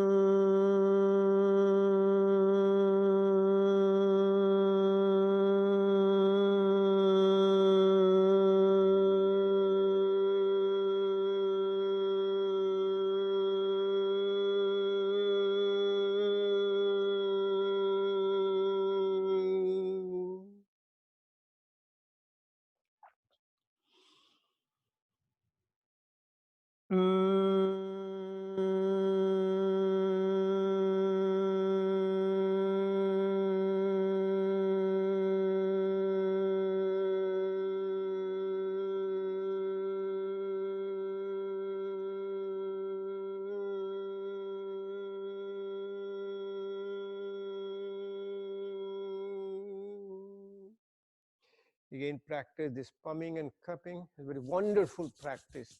You just need to practice it throughout the whole day. It's a 24/7 practice. The warmth in your hand, the pumming and cupping, putting over your eyes. When the eyes get relaxed, remember, eyes is a real extension of your brain. Eyes represents your mind. Massage your forehead, the eyes, earlobe, ear, in the back and front, tragus. Real wonderful relaxation practice. Now let me show you how easy it is. Now we take my other foot, put it in the top. I sit down in a lotus pose. So I didn't get into the lotus pose right away. People will look at it, oh, how difficult it is and it's hurting you. No, this is a profound relaxation. And these are the steps you do to bring the relaxation. And only with relaxation, you quiet down your vata. mobile energy of your mind and body. And you'll see, and if you can do it with me, if you want to do it, you can do. This is called your lifting asana, called Tolasana. When you relax, you feel very, very relaxed in your body and mind. So you can put your hand on the side. I can put my hand on the side, push my hand down, my whole body goes high up. My body goes high up and stays high up. And I can stay here a lot longer and longer because you feel a sense of lightness. It's almost like you feel like you are levitating yourself. Grounding poses, very important for your Vata and Pitta. For Kapha, you will do uplifting poses. We'll do them. We'll do stand-up poses and you will see what the uplifting poses looks like. One very important grounding poses is called your Yoga Mudra. Yoga Mudra is able to relax your spinal muscle. It's just basically forward bend. So you can hold your wrist to the back, keep your spine straight. The way to keep the spine straight, you look straight. You breathe out first. Take a deep breath in and slowly see if you can drop down in the front and listen to your body's signal. What is a body's signal? First body's signal is a pain. If you feel any pain, you back off. Remember one thing, again and again I'm going to tell you, this is your individual practice. No pain coming down, then you look at your breath. If your breath has any effort, you back off. But if your breath is effortless, like you're talking, you're breathing, you can come all the way down, but do not hold your breath. Keep breathing. Breathing out longer than breathing in. And if you can come all the way down, if you can touch your head to the ground, then you stay here. You stay here at least 5 to 10 breaths in a regular practice at home, and you'll see a profound level of relaxation is setting in. Count of 2 in, count of 4 out is good enough within 5 to 10 breaths. And slowly you get up. But when you get up and relax, then you take a deep breath in. You'll be able to see, you'll be able to breathe now maybe about 2, 3, 4 times than the normal breathing. You can also breathe out.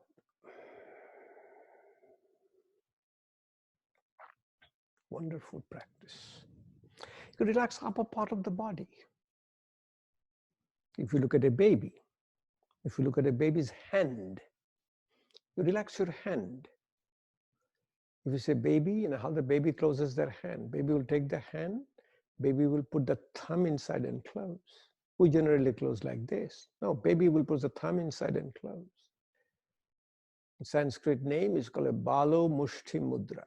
Balo means the baby, Mushti is your fist.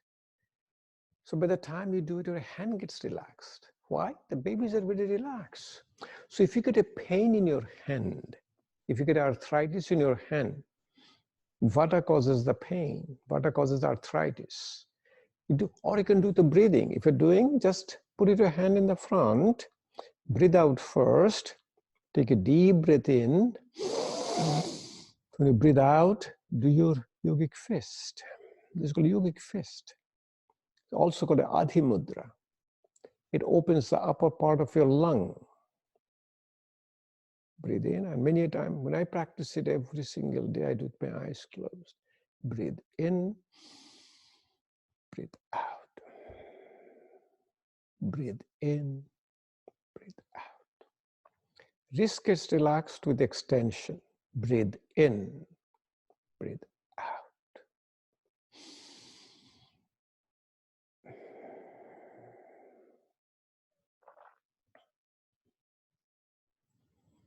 Wonderful practice.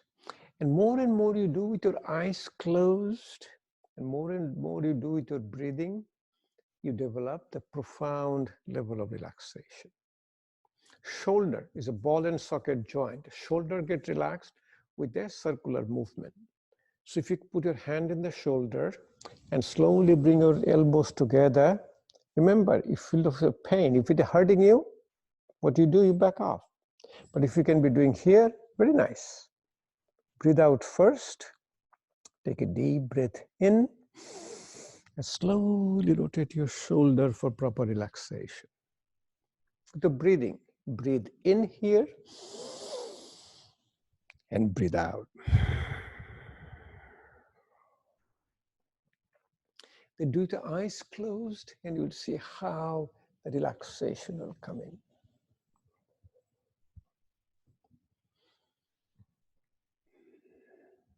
Then you practice the balancing to the opposite side, like breathe in, rotate in the opposite side.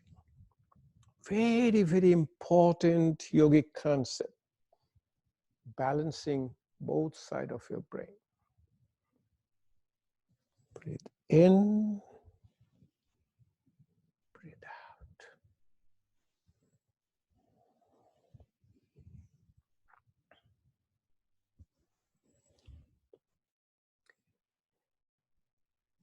Neck is the most tightest part.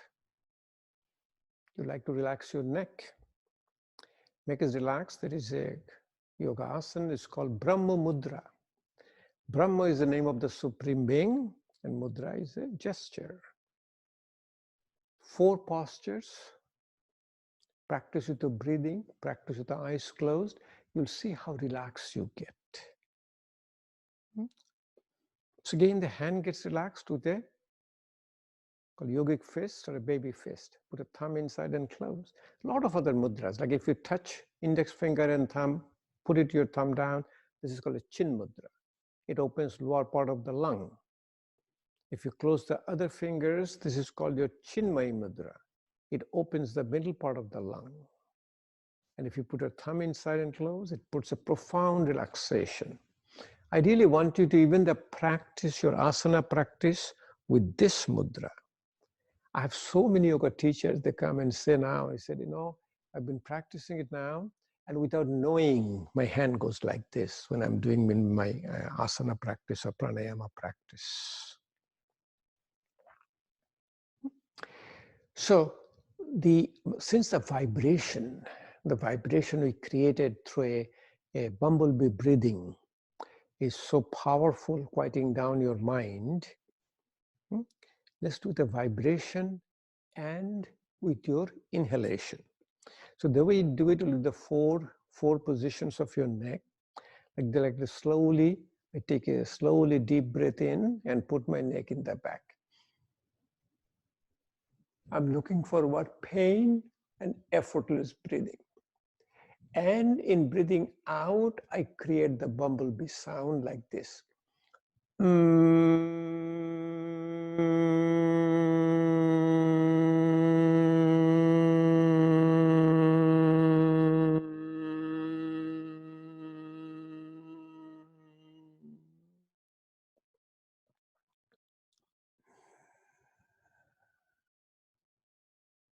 Breathe in, putting in the back, and when I'm going down, always listen to your body's signal. What was that? Pain and effortless breathing.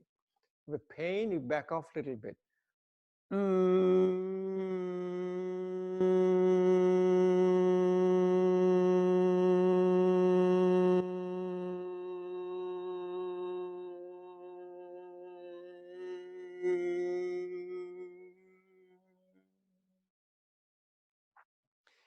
That's where you also extend your exhalation. Very important practice.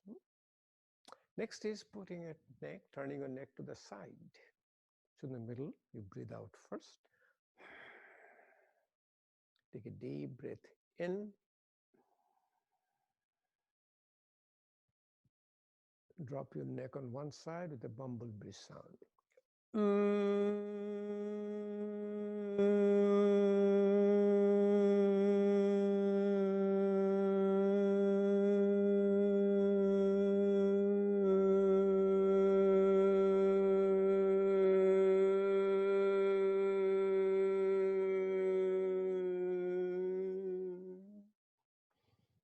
opposite side. Breathe in here first.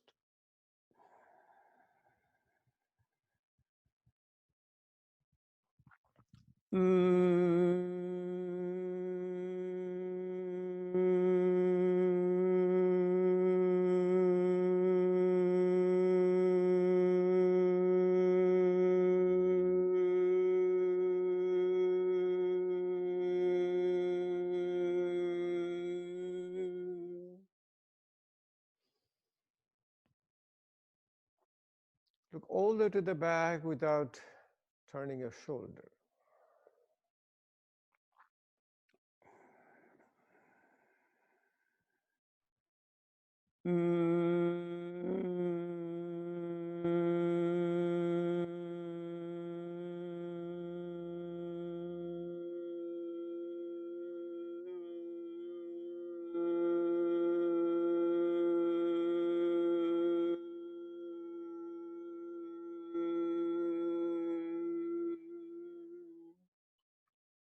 Opposite side, like breathe out first, take a deep breath in.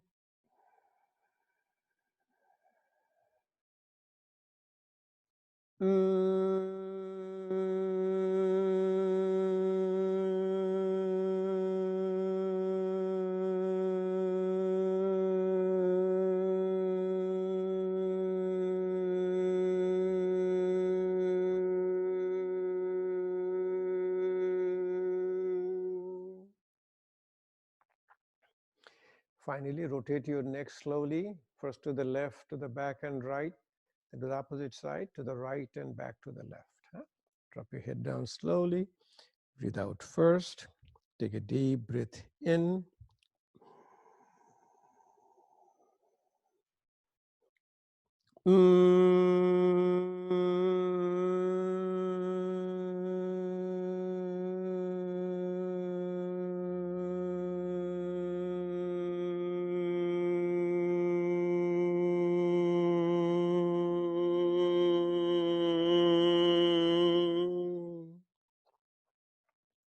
Opposite side.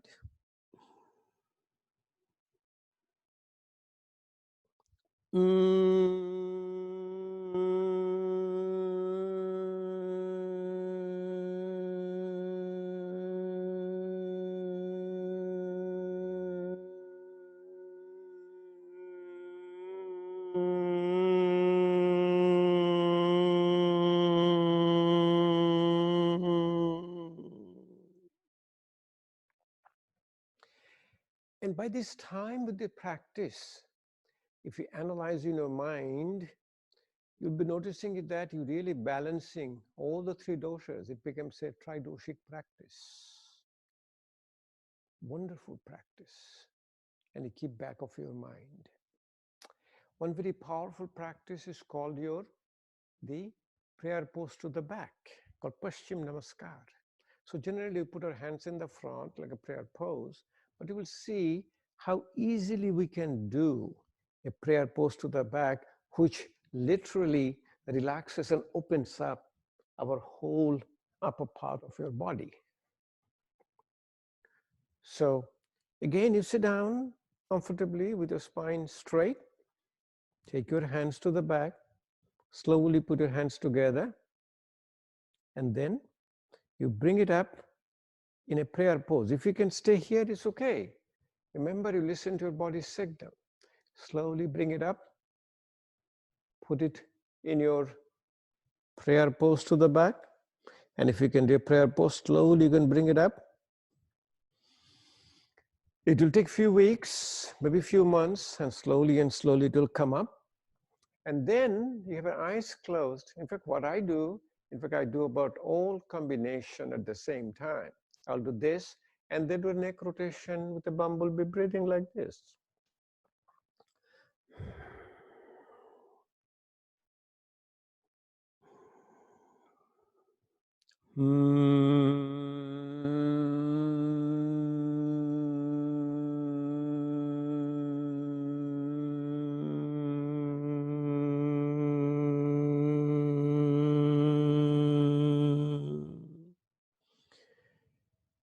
Your spine gets straight, breathing normalizes, You can breathe in and out.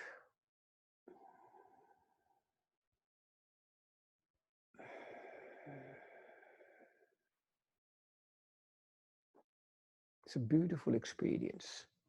And in fact, all of your, your patient, or if you can say patient or client, whatever you tell them, they will be in a profound level of relaxation, and they'll come and stay with you.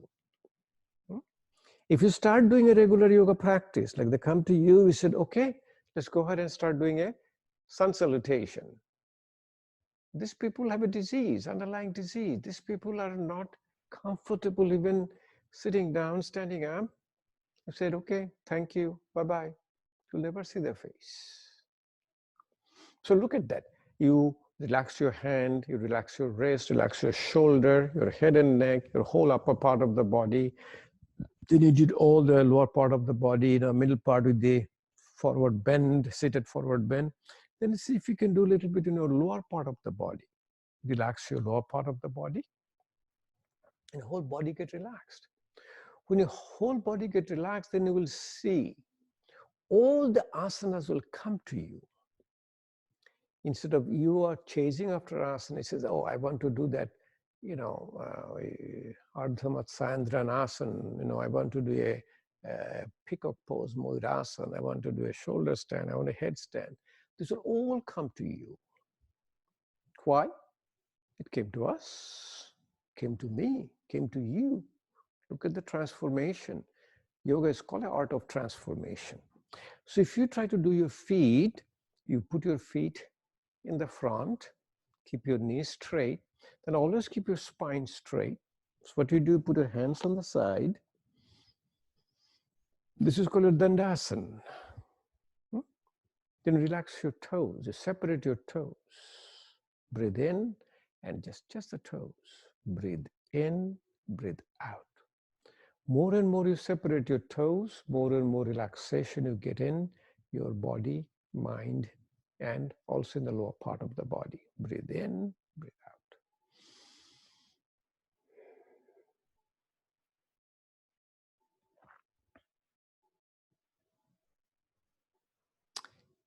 Ankle joint, very important because it carries all the body weight. We all talk about knee joint, hip joint, and all the operations are done in knee joints and hip joints. But this is the joint is carrying all of your body weight. Relax your ankle joint. Breathe in, breathe out.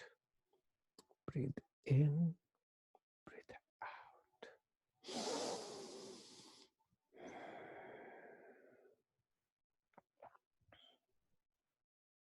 I do all the time with my eyes closed. Breathe in, breathe out. Also rotate. Breathe in, slowly rotate your ankle.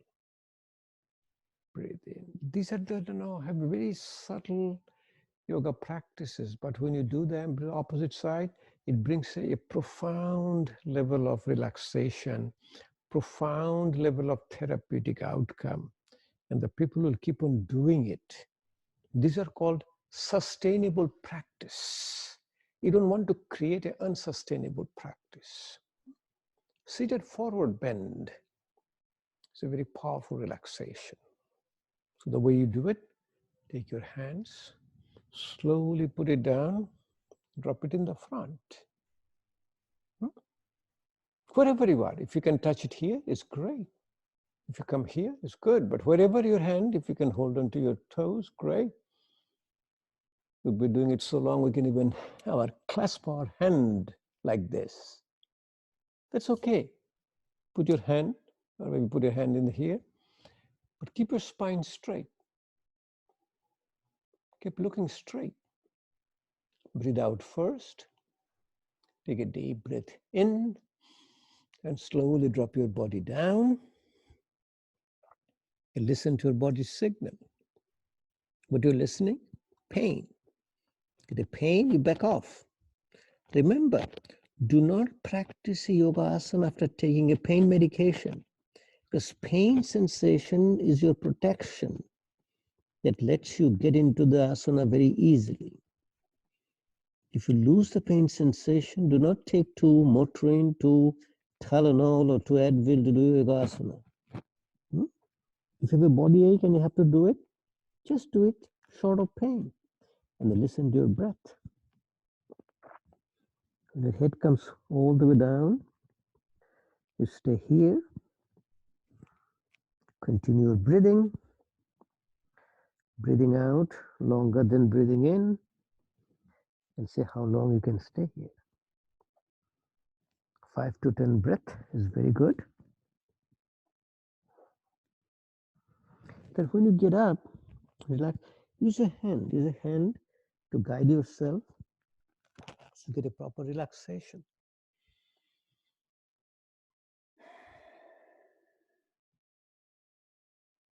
And when you do yoga practice, you have a smile in your face. You have a nice, effortless breathing. It's a wonderful practice.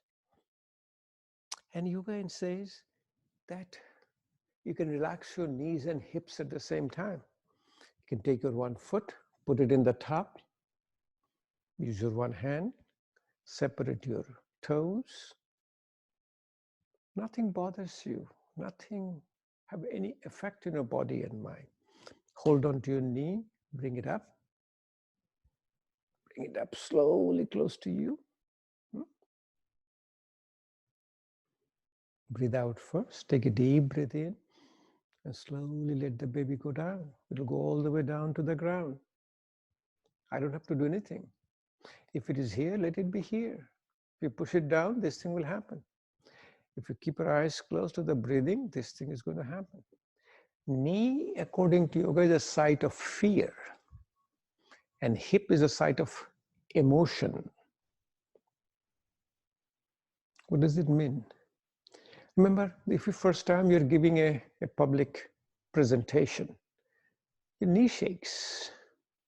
After doing for a while, what happened? You get vaccinated. So your knee is site of fear. Fear of unknown is your stress. Able to relax your knee is your able to control your stress. Hip is a site of emotion. Emotion-related disorder. All the neuropsychiatric disorder of the emotion-related. Like, let's do the opposite side. And see, I just wanted to show you how gently you do. You don't get in and out. When you get in and out, it becomes exercise. This is yoga practice. All relaxation technique. Left hand goes in between your fingers. You can also rotate your ankle, very nice way. Hold on to your knees, bring it up. Hold the baby and let the baby go down. Goes down on its own. Nothing happens. Bring it up. Breathe out. Do with your eyes closed. Get a profound sense of relaxation. See, blood pressure, hypertension, we know is related to your emotion. You go to your screaming boss, blood pressure goes high up. You go to see your teenage kid's room, blood pressure goes high up. Go to see a doctor's office, called white coat hypertension, blood pressure goes high up. Emotion related. So hip joint relaxation controls your emotions. So what you do, this is called your Baddha Konasana, closed angle, or call a butterfly. Titli, you put your feet together. Slowly bring it close to you. Very wonderful practice. Remember, you always listen to your body and do what the body will allow you. Do not compete. This is non-competitive. Clasp your hand, put under your knees, and then close your eyes and slowly do the movement. And you will see within a short time, both the knees will come down and hit the ground. The relaxation of your hip joint. Baddha Konasana, Titli Asana, Sanskrit name. Titli is a butterfly. So once you know the Sanskrit name, you know the very wealthy, kind of asanas you are doing.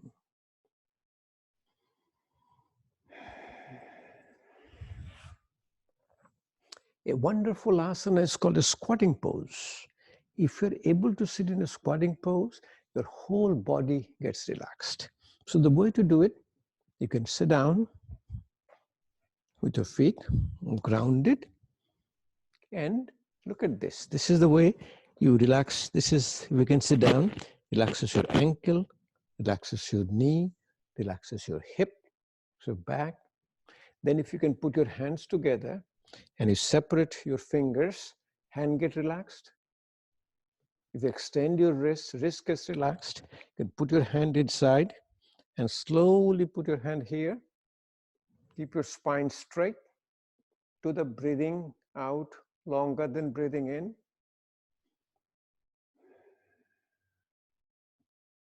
This is your antiviral software for your body, huh? No disease will come to you. It's called a malasan. Malasan means, mala means excreta. That's the way yogis sit down for your proper elimination. It relaxes your lower part of your sphincters, pelvic floor, and near at the end of your rectum, the anal sphincter, there is a little kink. It's called a puborectalis. Normally, you don't have any incontinence, but you sit down, it becomes straightened up. So you get a proper elimination. Easy elimination, strong digestion, good night's sleep. These are signs of all health and healing in yoga practices.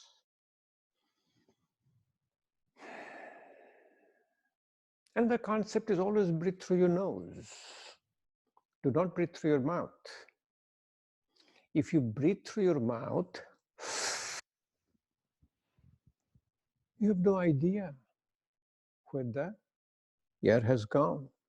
You can go into your stomach, part in went to the lung. But if you breathe through your nostril, knows what happens. Take a look at it. I'm breathing through my nose.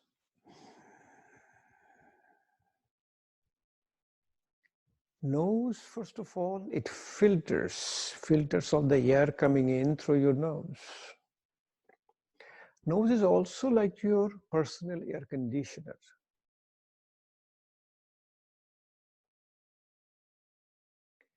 Outside air is warm, it will cool it down to your body temperature.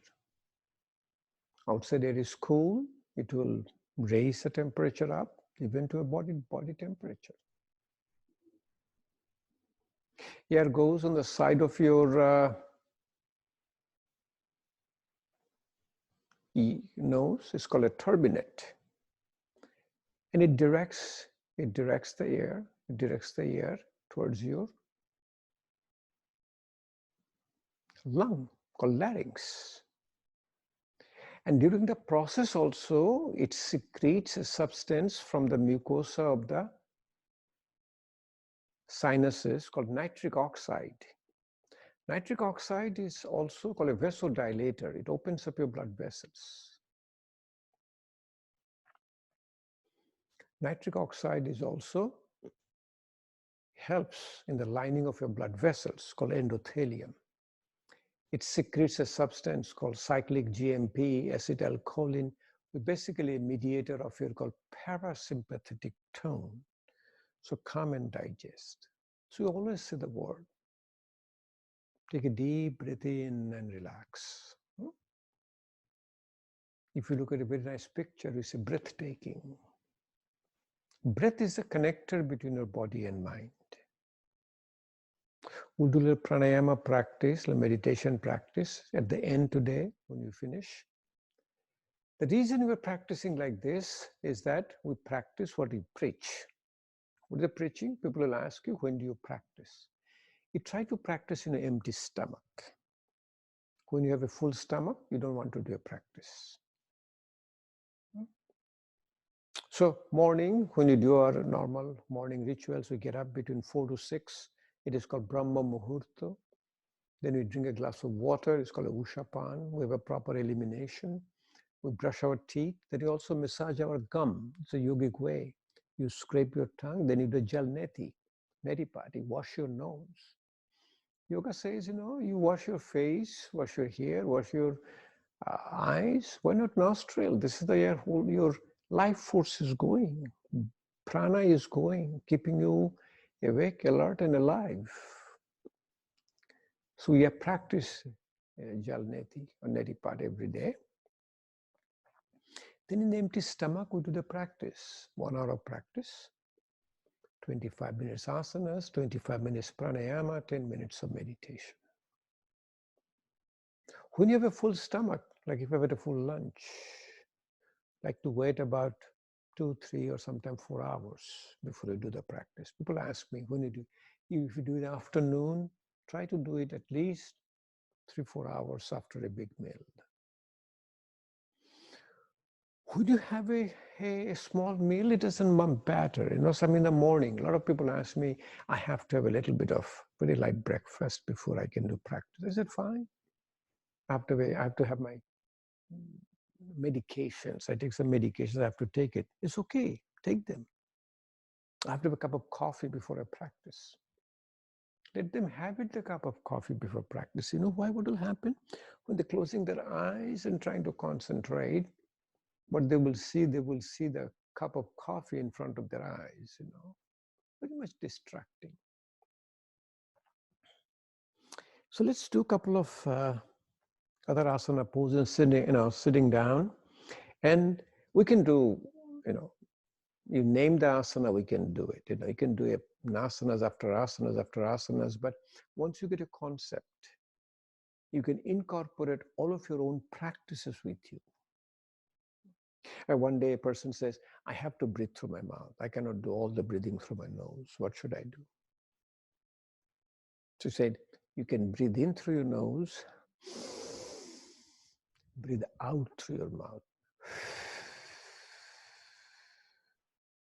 Breathe in through your nose, breathe out through your mouth. A lot more physiological. But only thing what I notice it when I start doing it, I also have a muscles which helps me in breathing out. Like if I do it through my nostril, I have a muscles of inspiration. Muscles are helping me, muscles including diaphragm, they're helping me to bring the air down. But also in breathing out through my nostril, diaphragm contracts and muscles of expiration, they're all helping me to get my air out. But if I put it through my mouth forcefully, none of the muscles of expirations are working. A good asanas, sitting down, is your very relaxing asanas. It's called your Vajrasana, thunderbolt. You do a thunderbolt posture, like first you can sit down on your heel, keep your spine straight slowly. Very nice way. If you have any problem, initial issue, you can wrap your piece of towel put underneath, or maybe you can wrap your yoga mat, and slowly you'll be able to separate your feet and able to sit down like this. It keeps your spine straight. Thunderbolt, Vajrasana. Very, very, very relaxing asanas. In fact, it is so relaxing, it activates your parasympathetic tone that we have seen in India, people after a big meal, the whole digestion process is parasympathetic. They sit down like this after a main meal. But in an empty stomach, you do another asana. It's called your Mandukasana or a frog pose. It is a very therapeutic asana. This is for also the kapha. It's also, in fact, is a tridoshik asana because it helps your pitta, vata. See, this is grounding. Vata. You'll be focusing on a belly button, there'll be pitta, and it will be your energizing asana. So this is a kapha. So what you do the forward bend with a relaxation. So use your baby fist, called yogic fist, called your Adhi Mudra, thumb inside and close. Put it at the level of your belly button. Always do the breathing. Remember, your breathing should be totally effortless. Every time you do asana, no rush, nothing. You're not going to catch a train or catch a plane. It is all breathe out first. Deep breath in. Completely breathe out. Suck your stomach in and hold. And keep breathing. Breathing out longer than breathing in. And slowly come down with the spine straight. Looking straight high up. See how far you can come down. Listening your body's signal. What is the body's signal? No pain. Effortless breathing. If you can come all the way down, you can put your head on the ground and you stay here. You stay here, breathing out longer than breathing in, and 5 to 10 breathing. Slowly get up. I'm not staying for that long because of a time constraint. I want to show you again, as I said, I'm giving the concept, showing it to you. You practice at home longer and longer. And every day you rotate, you do different asanas. But you do pranayama. Pranayama is very important. You do pranayama, very important. Do a little meditation.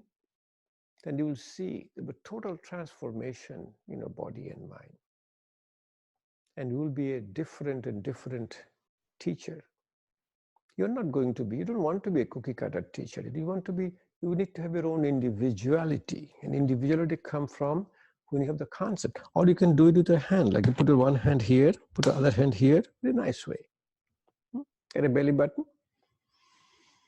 Spine straight. Breathe in, breathe out. Little suck your stomach in a little bit. Slowly drop it down, your head, body down. What a wonderful practice.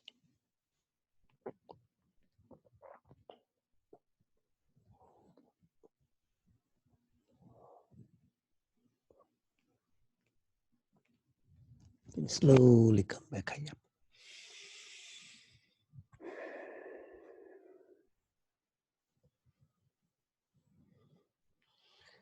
I'm so relaxing. I can continue for the whole day and night in a yoga asana practice, pranayama practice. I think you guys are, I don't know how comfortable you are, how long you want to continue. Maybe do another grounding asana, show it to you, a most therapeutic asana. Then probably stop the practice. Then we'll go back and do a little bit more with the slides. Tell you a little bit about the attributes, gunas, the digestive fire called Agni. And then I said we'll take some lunch break, and after lunch we'll talk about diagnostic, how to diagnose your doshas in Ayurveda. Then do a little bit of practice, meditation, that we can do sitting in a chair. And maybe pranayama also. We'll do a little, or give you a concept of pranayama, what to do for which doshas does which pranayama. So I'm sitting here, this is called your thunderbolt, Vajrasana, and you can feel the relaxation is setting in. Longer and longer you can sit down without any pain, without effortless breathing.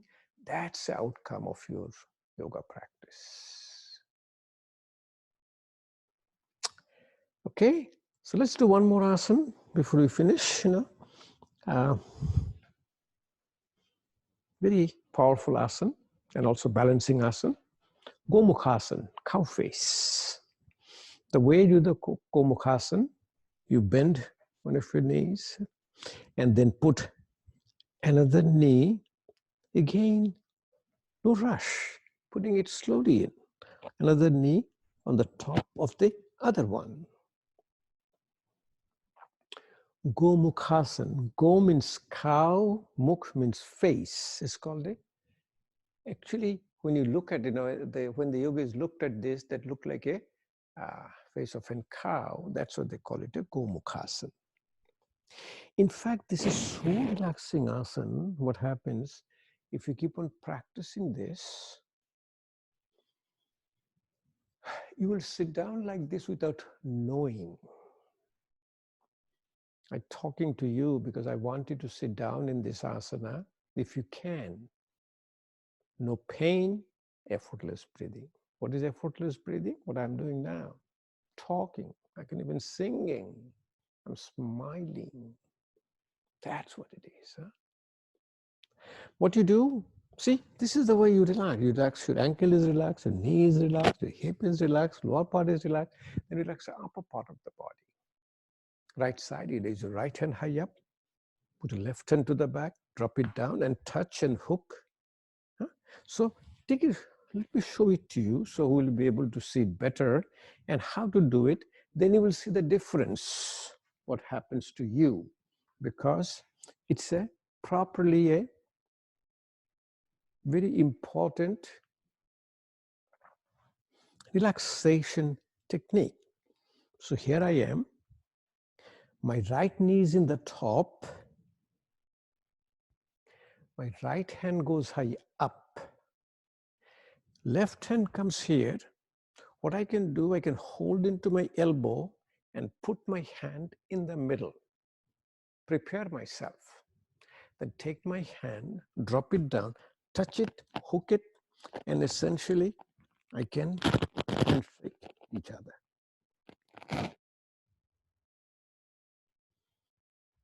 If you have a problem, initially you will be holding your neighbor's hand, it's okay. You use a little bit of a strap or maybe a little bit of a handkerchief, a little bit there, and then slowly and slowly you can close down on yourself. Spine is straight, you're breathing, relaxing, talking. Wonderful practice.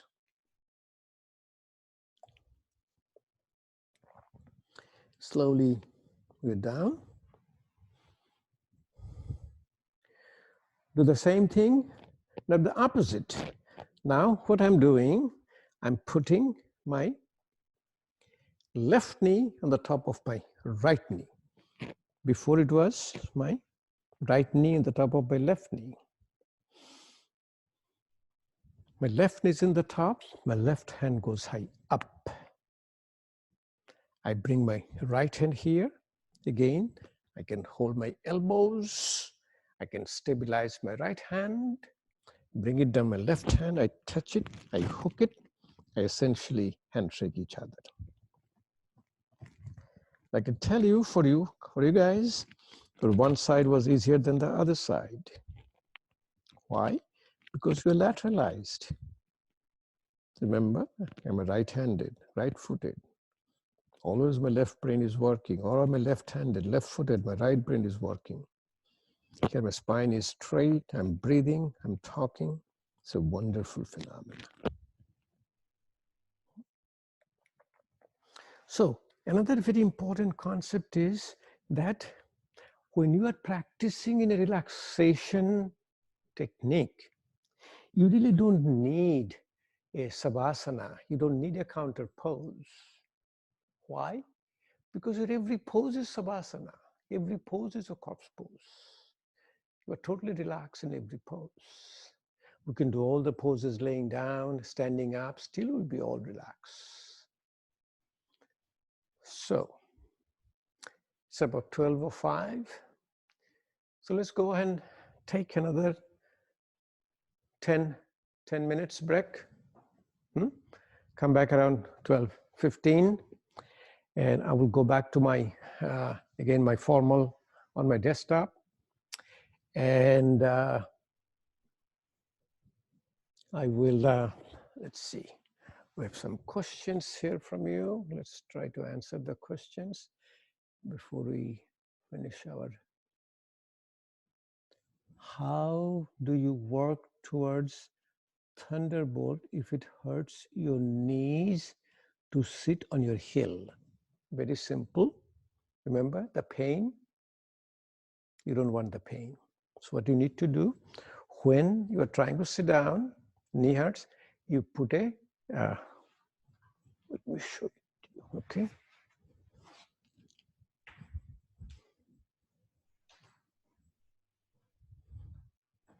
Take it. Let me close this so I can see myself. Remember one very important yogic concept: in stages, impossible become possible. We all came to where you are here. Where you are, we are all there. So, sorry. So if you look at, my knee is hurting. My knee is hurting when I'm trying to sit down like this. Okay. Why my knee is hurting? My knee is bent too much. Huh? So what I'm going to do, I'm going to give a little relief to my knee. So I'm going to sit down like this. Even if it is hurting, that's okay. Get a thicker one. You'll get a thicker one. By this time, my knee is not hurting because my knee is not bent that much. In fact, I feel so comfortable with this. But again, you don't want to feel that comfortable. What you need to do, you need to do a folded blanket. So what the folded blanket will do, folded blanket will bring you in stages in a folded blanket. So you can start removing a layer and layer of blanket, and you develop that called neuroplasticity. Huh? You develop that neuroplasticity. I'm still not used to doing all these things in front of the laptop. So again, that's okay. We're learning every day. Does it answer your question? Whose question was that? I didn't see whose question was that. That was mine, Jackie. Jackie? And that was very helpful. Okay. Always remember, use any kind of prop, any kind of pillows, any kind of anything for your listening to your body's signal. You will notice it. See, let me show you one thing. Your breath. See, all of you, take a look at this. So important in your breath. Suppose you are doing a spinal twist. Let me do a spinal twist, and let me show you what happens to your breath. Okay. So I'm here, Vakrasana. Taking my knee and my foot next to my thigh. I'm using my left arm. It goes outside my right knee. My right hand goes to the back. My left hand comes down, touches my knee. Take a deep breath in. Slowly I turn my body. The moment I turn my body, I'm pretty good breathing here, but longer I go, I start feeling, even myself, I'm doing it for so long, I'm here, I'm not comfortable in breathing. My breathing is not effortless. Even I'm trying to breathe in, I get interrupted. This is a yogic anatomy. It's called the 5 koshas. Foot shit to your breath shit. Annomaya kosha to pranomaya kosha to manomaya kosha. Breath shit to mind shit. To your rationality. And we'll talk about it a little bit today also when you do it. Do you understand the way, see how easily I can demonstrate that what your imbalance in the physical body, how it affects your breath. Any other question? Now, what I need to do, I need to cancel the spotlight video.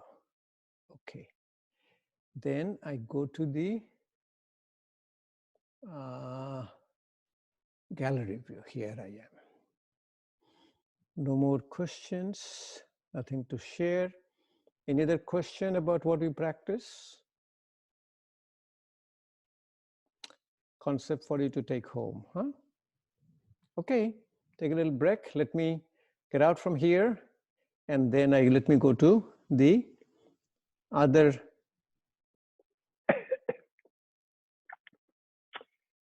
Record this session, and before we'll be going through a little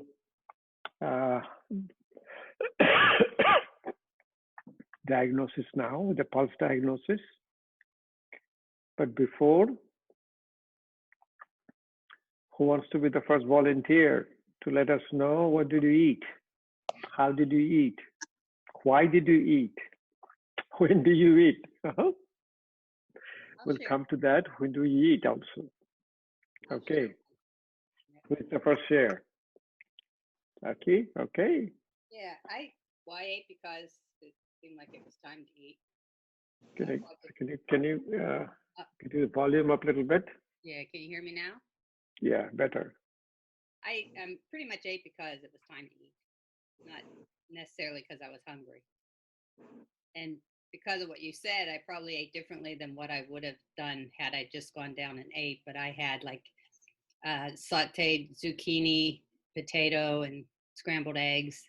And then I had a strawberry, blueberry, banana bowl with a little yogurt, and then chia, flax, and hemp in it.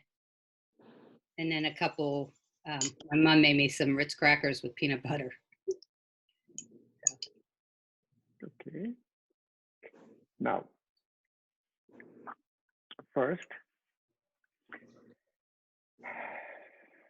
when do we eat? And what did you eat? How it is going to be digested? So I'll come back to, it's called an Ayurvedic clock. In an Ayurvedic clock, it's a 4 hours section of the day. Morning 6 to 10 is called a kapha time. In kapha time, our digestive fire is very low. It's called the low digestive fire. And that time, you eat very light or little. So in contrast to the West, in a big breakfast, Ayurveda has a very small breakfast. The main called Pitta time is between 10 a.m. to 2 p.m. In Pitta time, your digestive fire is very strong. So that is the time for your main meal. So if you're eating a little more than almost a heavy, little bit of a slighter heavy breakfast, you like to push it towards 9 o'clock, because maybe past little 9, very coming close to your Pitta time. Try to have a main lunch by between the good time is, let's say 10 to 2, maybe 12 to 2. So that will be a good time for your lunch. During lunch, you try to eat all the 6 taste, 7 coloring fruits and vegetables. And one important yogic concept, which most of you probably never heard of it, but we are seeing more and more even in the Western literature. In Ayurveda, the fruit is being eaten alone.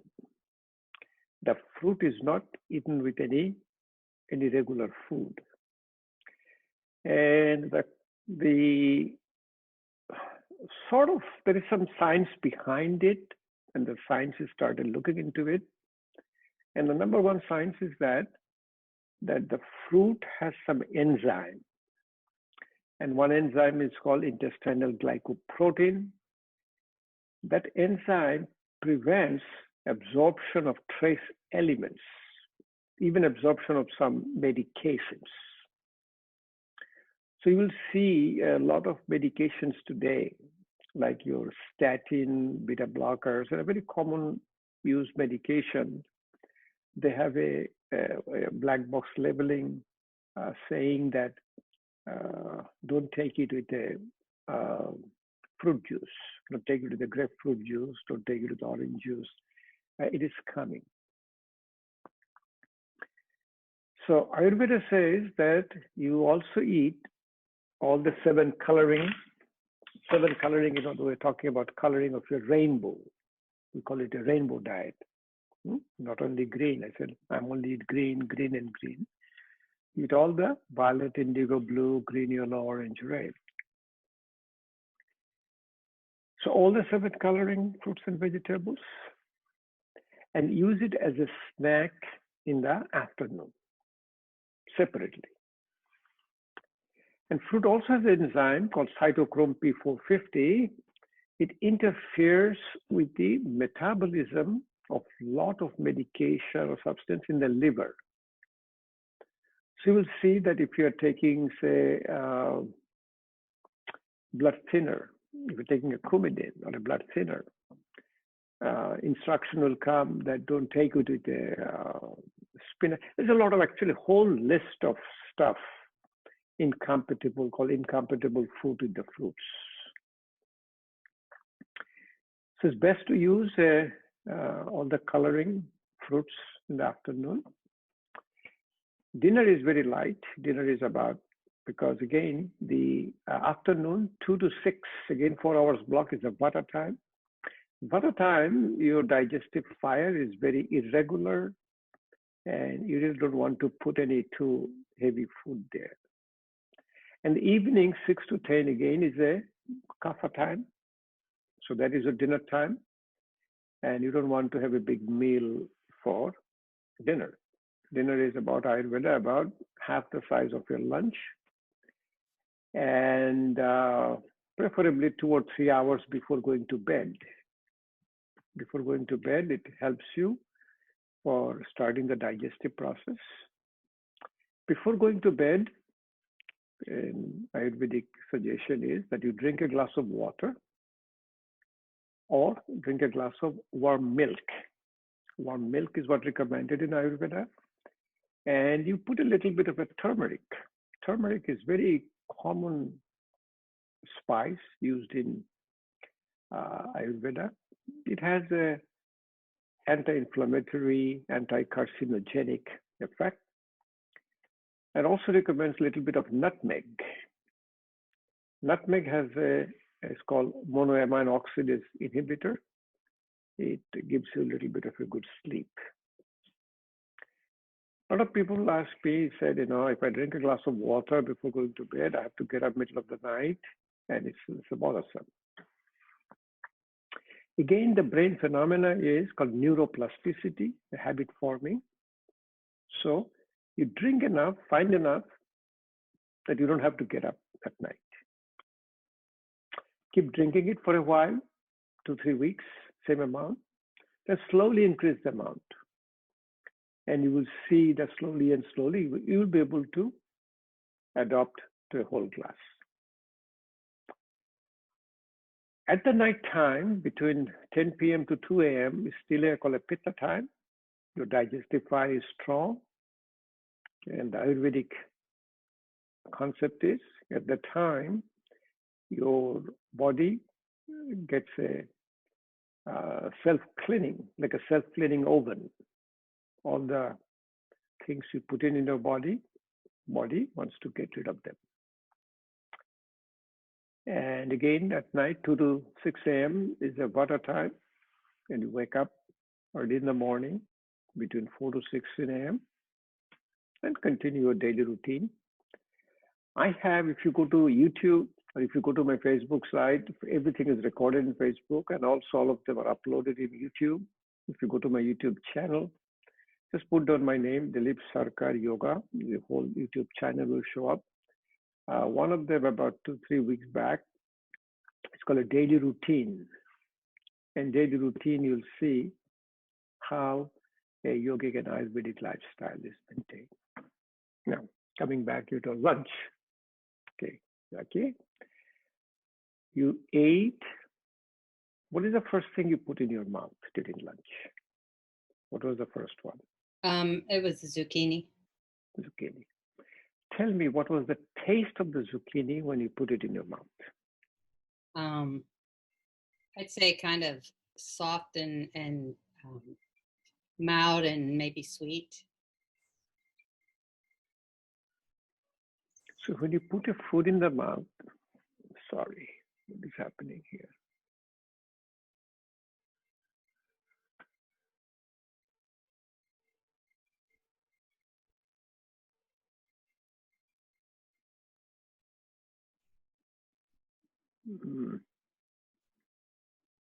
What happened? I know what happened. On this side. No. I got nothing was on my side. I got a blank. Okay. Now all of you know how to do this. In your computer it says "Do not disturb." You have to put a "Do not disturb" sign. A phone call came in, and that disrupted my whole thing. Anyway, so when you put a food in your mouth, first obviously you look at attributes, consistency, and then the taste of it. The most important taste, because based on the taste, our body will start to digest. So what do you think? What was the taste of zucchini in your mouth? It was salty and sweet. Salty and sweet. What will be interesting is that your body type, like your dosha, is not fixed. It is changing. Okay. And it's changing based on the outside environment, outside weather. Change on also even maybe what you ate before. What is your diet of the previous meal, or your activity level, mind level, your body mind. So what it is same item, what will taste to you may not taste same to the other person. Does it make sense to any of you? Do you think you feel taste the same item like everybody? No. No, because that was an individual, we call it a psychophysical body type. Today is a kapha day. Today is a little cloudy day. Anything you put in your mouth, you'll taste a little sweet today. Kapha is a sweeter. Salty, sour, sweet is the kapha taste. Does it make any sense to you? I'll tell you one thing. I'm totally Western trained mind. When I started reading Ayurveda, oh my God, what it is, it's a philosophy. I read one time, I said, that's it. End of my study. No more study. The second time, I got into it. And by the time I got into it now, it is embedded, I cannot even leave by moment. So it's very important for the taste. Based on the taste, it will start digesting. But Ayurveda says that you have to keep the food in your mouth long enough so that your mind or brain gets a signal or starts digesting. And the mouth is also a part of digestion. And the word they use in Ayurveda says that you have to chew your solid, chew it enough to make it liquid in your mouth. It's the old grandma saying, from Ayurveda, it says, if you have a 32 teeth, you bite a solid food 32 times before it becomes a liquid. And then they say that eat liquid. That means whenever solid convert into liquid and then swallow. On the other hand, it says if you put a liquid in your mouth, whatever liquid you put down. If you put down even a water, or maybe a fruit juice, or whatever you put in your mouth, or maybe little, yeah, something nourishing in your mouth, liquid, keep it in your mouth. Keep it in your mouth long enough. This is also part of called intuitive eating, that your body and mind gets a signal. This is good for me. I need to. Yeah. Then it says, when you swallow it, but don't drink liquid. You say eat liquid and drink solid. Wow, totally opposite of what our thought process is, huh? Did you get it what I'm saying? Drink solid, eat liquid. I see the smile in few of your faces, and I'm looking all of you. I'm in a gallery view, so I can see all of your expressions. But slowly and slowly, you will figure it out. You know. Then a balanced meal will be your all the six tastes. Now, all the food that you eat, do you think you have all the taste in it? I'm sure I missed something. I was trying to think of it as I made it. Mm-hmm. All I recall tasting was, all I recall tasting is really sweet. Mm-hmm. But That's okay. That's okay. So you had a sweet, you had a salty. Did you have anything sour in your food? the blueberries might have been a little sour. Baby sour, exactly. That's true. Yeah. Then you got a, sweet, salty, sour. You got it. Did you get anything bitter in your food? I don't think so. Bitter doesn't have to be bitter. Bitter is, there's very subtle bitter is there almost in every food. There's a subtle bitter. Like subtle sweet. Like if you say if you eat a little piece of bread, the main taste of the bread is sweet, but it's not a sweet like a sugar is sweet, but it is actually most of the carbohydrate is a sweet taste.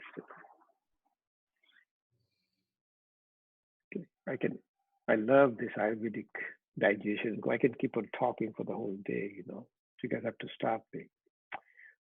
So let's pick up another person. See who else wants to volunteer what you ate. Any volunteer?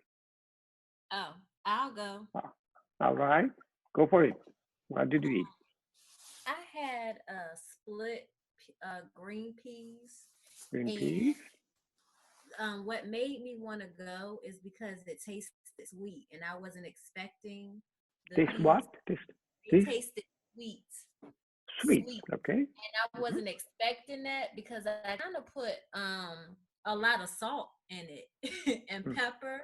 So I thought it was gonna taste savory, but they were sweet. So I added tortilla chips, like I ate it like a soup, like with tortilla chips, because I wanted something salty. But when you said the cloudy day, I was like, oh, well, maybe that's why it came out sweet. See? You got it? Did you all hear what she said? Okay. Ayurveda also called the art of self-healing. You understand what I'm saying? Art of self-healing. That means it's an introspection. Look inside yourself. You don't have to. If you just follow a little bit of Ayurvedic daily routine, introspection comes to you. And you will know exactly. The day you eat with a little upset mind, get a heartburn, that food is not getting digested for you. What is the word we use? The gut feeling. Gut feels. Gut feels. If the gut doesn't have a good feeling, you are not going to even get the proper taste of the food, proper digestion of the food.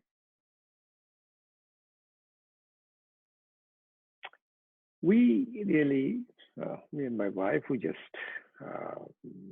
getting more and more in it, and then we just consciously try to do a meal with all the 6 tastes and 7 coloring fruits and vegetables.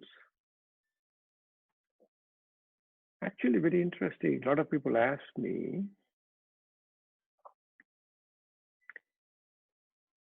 Ayurveda recommends on the vegetarian diet.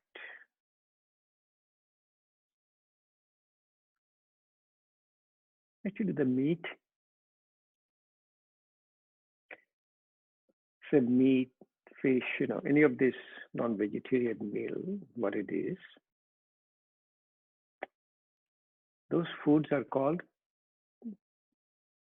little heavy. So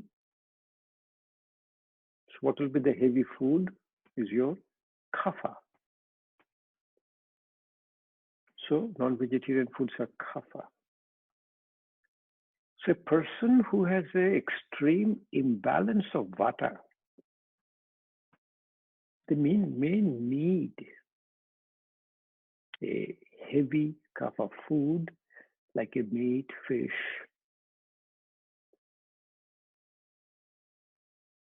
Do you understand? So Ayurveda do not recommend that you only have a vegetarian food.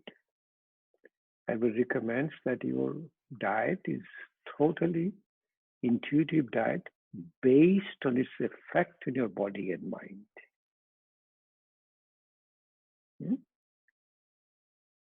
I see a few of the nods in your head. That's very nice. That means I'm getting it. I'm going to follow little Ayurvedic principle. Any question about your food habits and diet?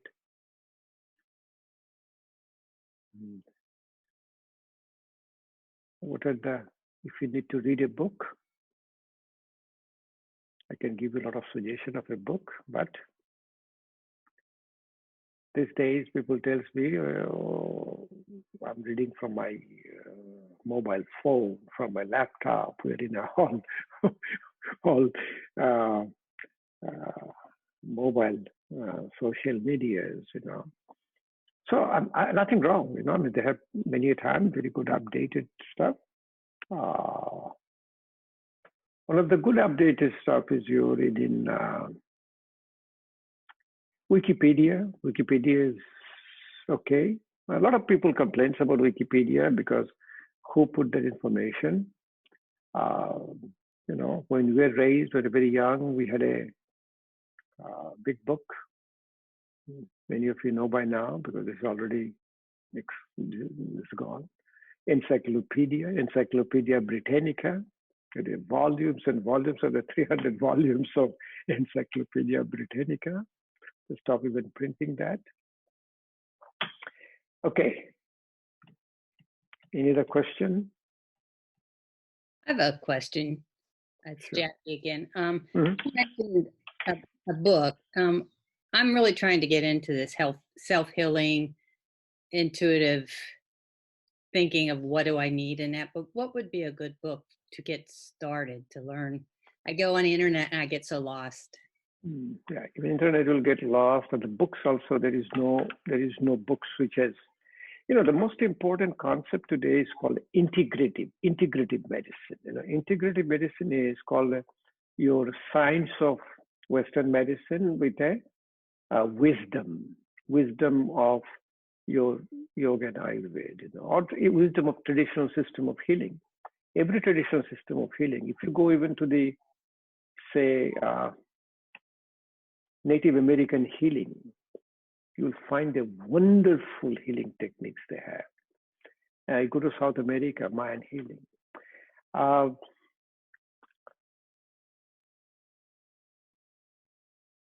Most of if you can read some book on Ayurveda first, very simple. There are some Uh, if you look at the name Vasant Lad, L-A-D, V-A-S-A-N-T, and you know, for actually answering all of your questions, and I can tell you, that's the reason I wrote my book. Did any guys have seen my book? You have not seen my book. Nobody, you know. Okay, just give me a second. Let me show it to you.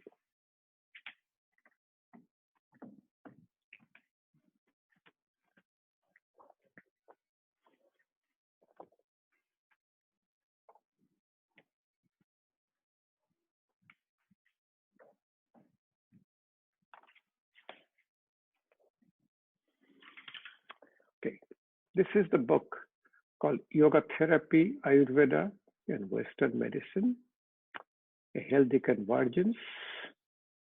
I have a picture of, it's called a Albert Einstein, another called a Tagore. Albert Einstein is a scientist. Tagore is a philosopher. Said when a science meets a philosophy. And this book, I've been intentionally, what the question, answer to Jackie's question, I put it together. You know, this is all integrative approach that you have all the Western medical concept, but it's all written for ordinary people. And whole Ayurvedic concept, whole the yoga therapy concept. And you know, I gave the book to the publisher to publish. Publisher put it down for a $49.99 in Amazon. I told them, you know, it's too much pricing.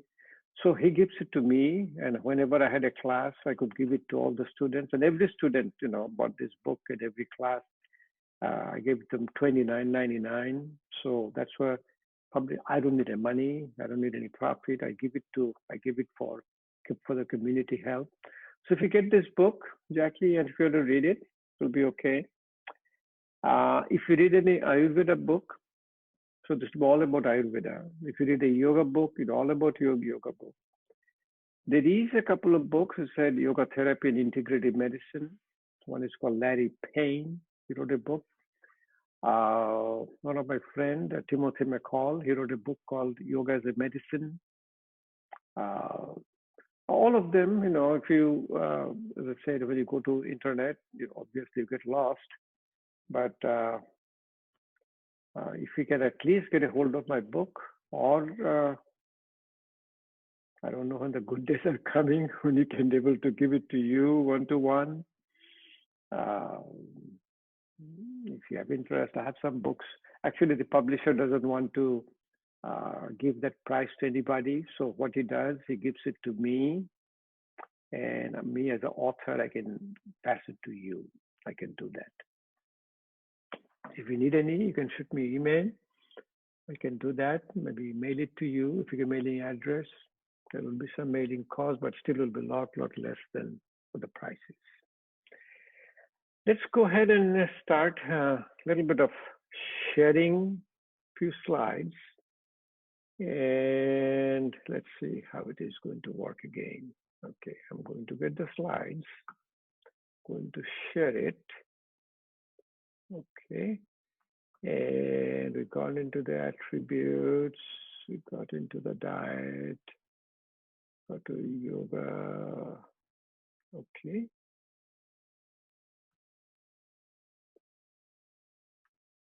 We'll go to the yoga, the daily routine, and the diagnosis. Then we'll do a little bit of a practice of your pranayama and meditation before we finish. Okay. Do all of you see what I'm showing? It's a very nice way to write down yoga, huh? People are very creative, you know, they like the creativity. Wow. Let's do more. So, as I said, the word you'll be using very much in the yoga therapy is called Ayurveda and Yoga Therapy. You know, as I said, you know that I told you that yoga therapy and Ayurveda and Western medicine, all the three modalities put together. And these are the 8 limbs of yoga, which you will remember. And so the word is called Ayur Yoga, but we call it a Ayurvedic Yoga Therapy, which is based on your body type. So what you're going to look into it, say for Vata, Vata is also very flexible. They move too much. So you have to do in the practice Vata, you have to do a grounding poses. You can do a little bit of a Ujjayi, it's called, the victorious breathing to pick a focus in it. And we'll do the pranayama practice, you will see. We'll do a focus with a visualization, like breath centered, you visualize your breath, or do visualize a picture centered visualization. Pitta, most important thing is Pitta is very focused. So if you let the Pitta do any focusing pose, like if you let them do a tree pose, the Pitta will do better and better. So only way you can do a work on the Pitta is that tell Pitta to focus or within themselves, focus in his soul. So they focus within themselves, introspection, Pitta does a lot better. And Kapha will be doing warming pose, very active poses, and to get up and around. So I gave you a list. This is actually from the book of Dr. Vasant Lad. These are the water balancing poses. If you see, all these are called grounding poses. And mostly below the belly button. If you see this pose, cobra pose, main emphasis below the belly button. This is your D-chest, Pavan Mukta Asana, the belly button. There is your Yog Mudra. This is your seated forward bend, Paschimottanasana, Yog Mudra. This is the lotus position, Padmasana, and then is your raising your whole body. Pitta balancing poses, and primarily Pitta is at the site of your belly button, focusing on the belly button. So here is a Ustrasana camel pose, a focus in the belly button. Or a fish pose, focus in the belly button. Or you got a bow pose, focus in the belly button. Dhanurasana, focus in the belly button. So very important concept. There's a standing pose like Kapha, mountain pose, the tree pose. And then you do a little bit of a warming and a little bit of energy bearing poses, like it's a cow face, Gomukhasana. The whole body is being working. So this is very good for your Kapha poses. The spinal twist, Ardha Matsyendrasana, Sanskrit name, Nokhasana. And these are the asanas. Looks like difficult asana, but nothing is difficult, As I showed you to this morning, once the relaxation comes in, you can do very easily. This is your Mayurasana, peacock pose.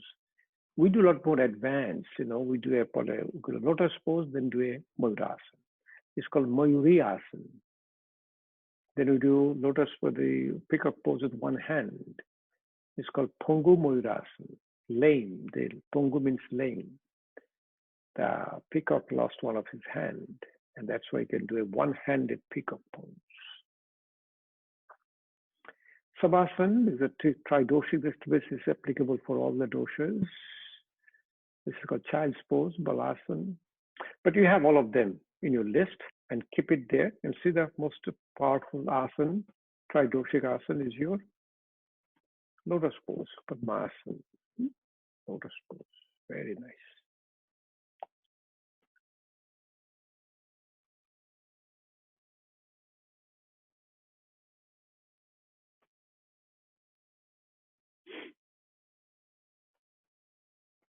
The same thing. Let's look at that sketch. This is the message you need to take home for Ayurveda, It's called daily routine or Ayurvedic clock. 4 hours clock, morning 6 to 10 a.m. called a kapha time. Kapha is a low digestive fire. So not going to have too much food put in your stomach. In Ayurveda, the breakfast is 6 to 9 almonds and a glass of water. Big, big breakfast. If you push the breakfast, you push it around 9 to 10 in this zone, this is okay. 10 to 2 is a pitta time. That's a time the digestive fire is very strong. And you want to eat in this time zone between 12 to 2, main meal. Main meal also get digested with your environment where you live. So you're part of the universe. You know, if you look at the universe and if you look at us, there is no difference. And the tree is having a fall, all the leaves are falling. Springtime, the leaves are coming, flowers are blooming. Same thing is happening within us. We are part of the Mother Nature.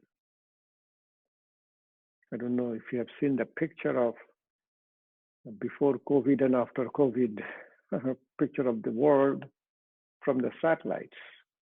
Whole world got completely cleaned up now. There's a picture of like African countries, Asian countries, before and after this lockdown. After this lockdown, everything get cleared up. So how much we have been damaging the environment. Afternoon is 2 to 6 again, is a vata time. The digestive fire is a little variable. So try to eat fruits, which is very easily digestible. And generally around this time, between 4 to 5 this time. And also you practice your yoga practice, relaxation practice, this time in the morning. And also morning is very good for even the exercise, which is a muscle contraction, because it's a very kapha time. It is a very grounding time. We also recommend exercise around this time, the vata time, in the afternoon. Generally, our recommendation is you practice every morning a relaxation response, like a yoga. And in the afternoon, if you do every other day, if you do your muscle training, if you do your weight training, or if you do running, walking, treadmilling, all you can do at that time. So at night, if you see in the evening again, the same cycle again, 6 to 10 in the evening is a kapha time. So dinner is here around 7 o'clock, dinner, 6 to 7, and it's a very light dinner, half the size of a lunch. Go to bed by 10 o'clock. This is a time for your family time. You know, I work a British way. After dinner, rest a while. After supper, walk a mile. In British, dinner is a lunch in British English. And supper is what is our dinner is. At night, again, 10 to 2 is your pitta time. This is a time for your body gets cleaned. But it's a self-cleaning oven over there. It's going to clean you up. In the morning, the variable time between 2 to 6. So you wake up between 4 to 6 in this time. This is called the most spiritual time. You wake up. And your whole morning daily routine starts from there. So this is your Ayurvedic clock. These are different stages of Ayurvedic diseases, but I gave it to you just for your reference that Ayurveda diagnoses disease a lot earlier than the disease can set in. So when you come to the Ayurvedic diagnosis, what do they diagnose? The diagnosis is called Ashtavidya Pariksha. Ashta means 8, Vidya means knowledge. 8 knowledge and Pariksha means your diagnosis. You do pulse diagnosis, which is called in science called Nadi Vidya. The tongue diagnosis with tongue. You listen to somebody's voice, you can make a diagnosis. Diagnosis with the speech, the vision, the touch. If you touch the skin, you can make a diagnosis. General appearances, which you have seen, how a Vata, Pitta, Kapha person looks like. You look at the urine and stool, and there's a lot of tests they do in urine and stool. What the Vata urine looks like, how a stool looks like. So, for example, look at animal world. You have a goat and you have a cow. Both goat and a cow, both are eating grass. They go to these prairies, they go to the flat land, they eat the grass, they digest. But what is a goat is? Goat is jumping all the time. Goat is a Vata, even dry. The stool is very hard, like a marble. Stool is coming out. Cow, on the other hand, is very slow, very mobile, very not immobile, like a typical character of a kapha. They're eating same thing, the grass. But look at what the cow dung comes out. How does it look like?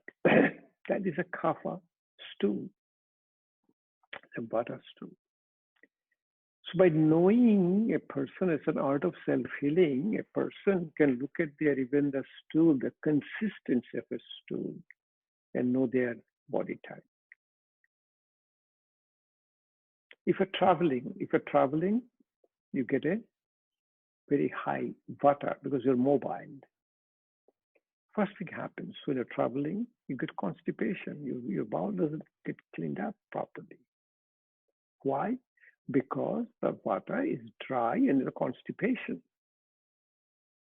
You don't sleep well when you're traveling. You always say, yeah, I'm not sleeping on my bed, I'm not at my home. But basically, it's your activation of your Vata.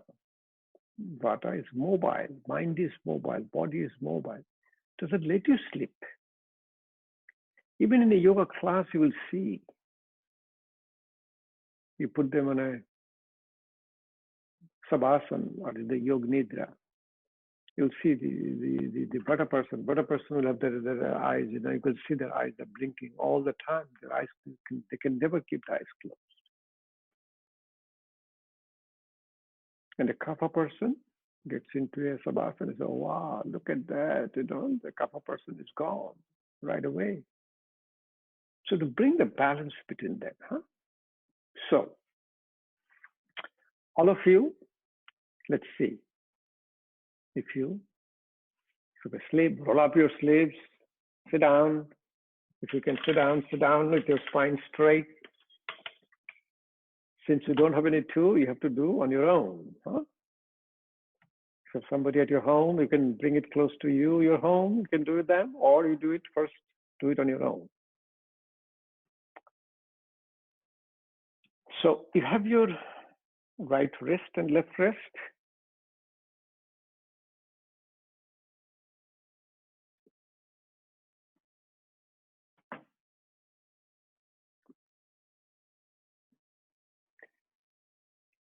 Follow your thumb. There is a little bit of a tubercle, and below that, you'll be able to feel a pulse.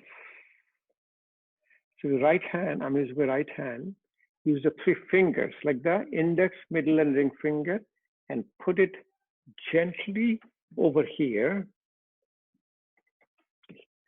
Now, maybe I can do one thing. how do I go back and forth? What is this one here? No, it's not the one. Hide thumbnail video. No, what is this? What is this one? This is, do you know how to get into?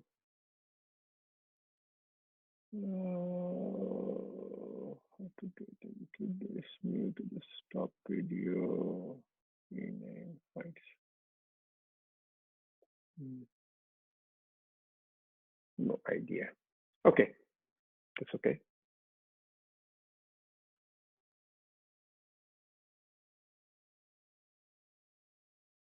Okay, so put your hand up.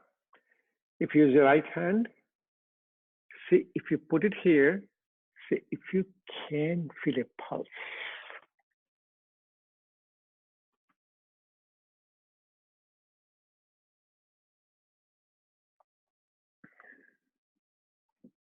Let me do one thing. So your index finger, middle finger. Okay. Let me go over it first. You'll be putting 3 fingers over your pulse. This will be your vata, the pitta, and kapha.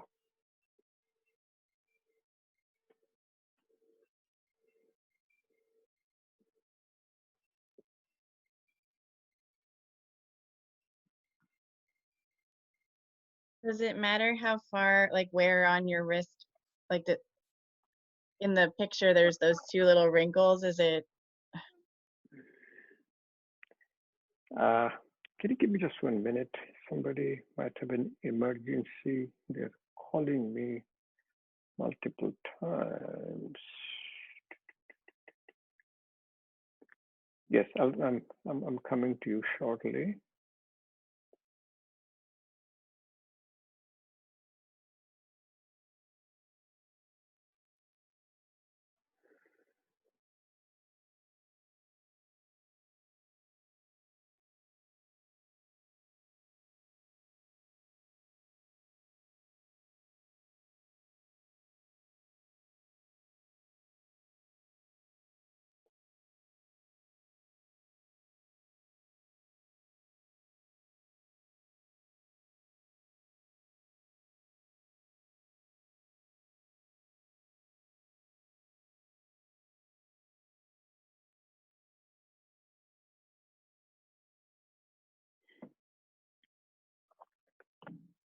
One minute.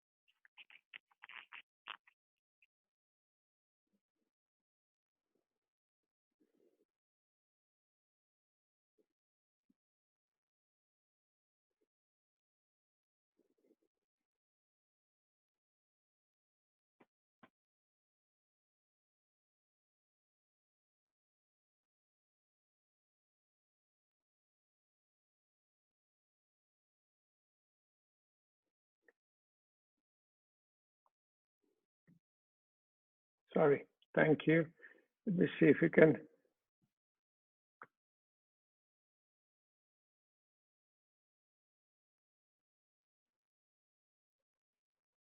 You guys can hear me? Can all of you hear me? Okay. Question was raised. What was the question was raised? Somebody asked me a question about a pulse. What was it? I was trying to figure out on your diagram, it shows the two little lines on your wrist, like how far down do you start with your fingers? Okay. Let's do one thing. Let me go over it and then let me stop the slide so we'll see my whole body. Then we'll go over with you, huh? With all of you. So you have to put your 3 fingers after you find the pulse. And if you do on the other side, since you're doing on your own, you go underneath like this. So here, when you're doing it from other person is doing, I can do other person, but when I'm doing on mine, I go from this side. Okay. Let's look at the quality of the pulse. Vata is very fast and slippery, like a snake. So it's called a pulse like a snake. Pitta jumps like a frog. It got a pulse like a frog, is jumping under your finger. And Kapha is slow and steady, is like a swan.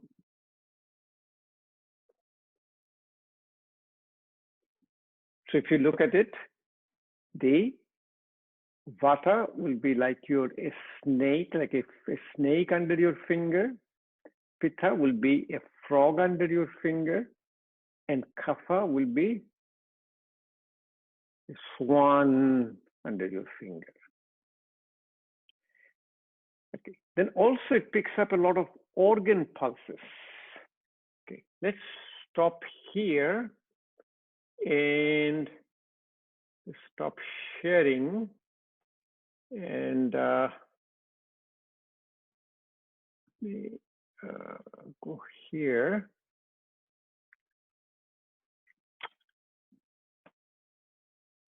So how do I do it? You all of you will be seeing me. If I get called a spotlight video. Okay. All of you looking at me now? Everybody looking at me, seeing my picture on your screen? Okay. So your hand. This is your thumb. Coming down, there is a little bit of a prominence. Bring it up here. If you can put your finger, you'll feel a little pulse under your finger.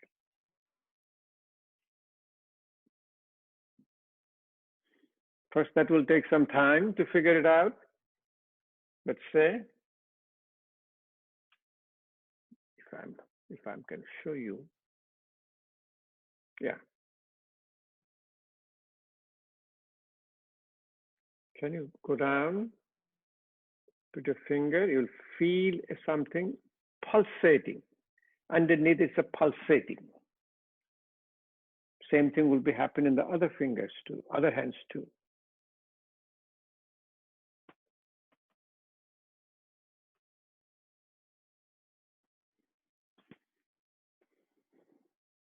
Now, can I see a raise of hand? How many of you could feel or find the pulse? Okay, good job. Can I ask a question? I'm sorry. How do I Sure. know if it's a frog, feel, or a snake or swan? Oh gosh, that's coming next. Oh, okay. We're coming. Also, a very standard answer. The first one, when you feel your pulse, you make a perfect diagnosis. Then you keep on feeling and feeling, and you start losing your touch. And after 1,000 of them, after feeling 1,000 of them, then you get better in it. Then I first started become a little confident how the pulse feels like. It's not the concept of a snake or a frog or a swan. It's a subtle, like you will feel when you put your finger here, you will feel in the middle finger that as a pulse is directly hitting in your middle finger. This is called jumping. It's like a pulse is jumping at you. It is not that the metaphors are given for a diagnostic purpose.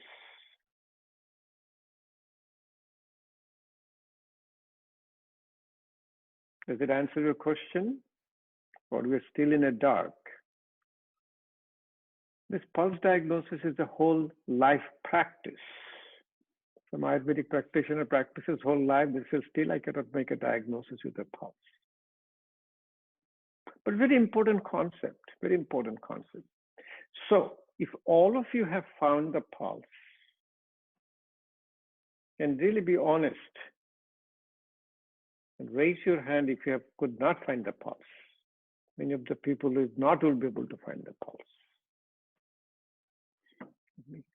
How about me going to a gallery view? Let me go to a gallery view. Okay. Tell me, who could not feel that own pulse? I can only find it slightly in one hand. Slightly in one hand. Okay. It's hard to find. That's okay. Honesty is the first thing, you know. I'm honest. I cannot find anything. I have to call 911 now, you know. I have to call 911. It's a question. This pulse, called a radial pulse, is absolutely constant. Their variability is almost unheard of. We as a physician, that's where we feel the pulse. In fact, now a lot of cardiac catheterization down there. So it's a question of finding it where it is. So if you find in one hand, not the other, keep looking for it. So when you do the class, you know, it's so easier. You know why they're easier the class? Because we put two people together, you know. So you're feeling a pulse and she's feeling other pulse. I have a question. I can now find it, but only with the one finger, not all three of them. Not finger one, okay. Now, since you find with the one finger, now just move up and down the slide and see. You'll be, because it's an artery which is going underneath your skin. So the pulse is there. Pulse is there. So here I am feeling, or if I can feel it this way, the way you guys are feeling, it's easier to do it underneath your hand like this when you have the one hand. If you have another person is doing, like, see, if another person is doing, easiest way when they do it, but the hand becomes turned around. See, this is coming here, index, middle, and ring finger, which you don't want. You want other way around. You want this way. And it's hard to do this way to feel the pulse. And we've been doing it for a long time. We have no problem. I can feel it very easily. I can feel it here, here, and here. So Jackie is saying she cannot feel. That means you need to keep on practicing at feeling. Now, I can feel clearly that underneath my index finger, the pulse is more prominent. So what does it mean? That was the site of my vata. My vata is more prominent now. And why? Why my vata is more prominent now? Any answer from anybody?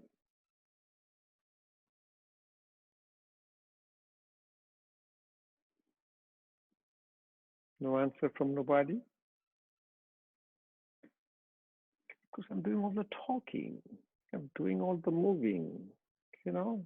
But I'm just taking my vata to my max. But primarily, I'm a pitta person. My pitta is high. So I'm also feeling, so when I'm feeling my finger, I'm also feeling a very prominent pitta pulse. I hardly feel my kapha pulse.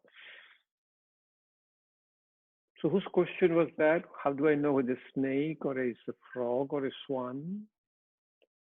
That was a metaphor. Does the time of day have to do with it too?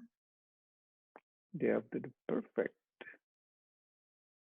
You guys are already learning Ayurveda now, huh? Why the time of the day has something to do with? Why? Because it's 3:30, so that makes it we're in the Vata time. Got it. So you're in the Vata time. But on the other hand, outside weather is a little cloudy. So you're in a kapha atmospheric zone, kapha zone, Vata time. You may be all pitta, and guess what? You're in big trouble, huh? All the three doshas are totally out of balance. So what you need to do, you need to practice a tridoshic practice. Tridoshic practice is a very nice tridoshic practice. It's a very simple, a breathing out longer than breathing in, exhalation longer than inhalation. Why? Exhalation is parasympathetic. Exhalation is relaxing.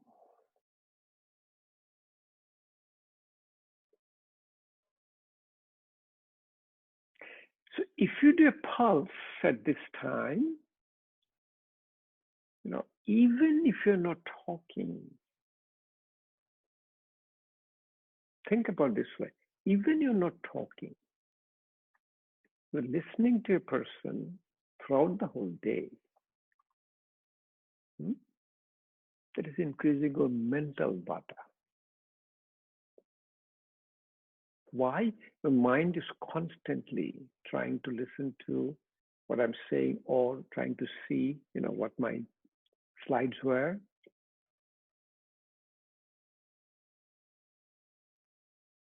Did you get it? So keep feeling it, because it's a very important concept is that when you feel it, also even by moment, it might even change.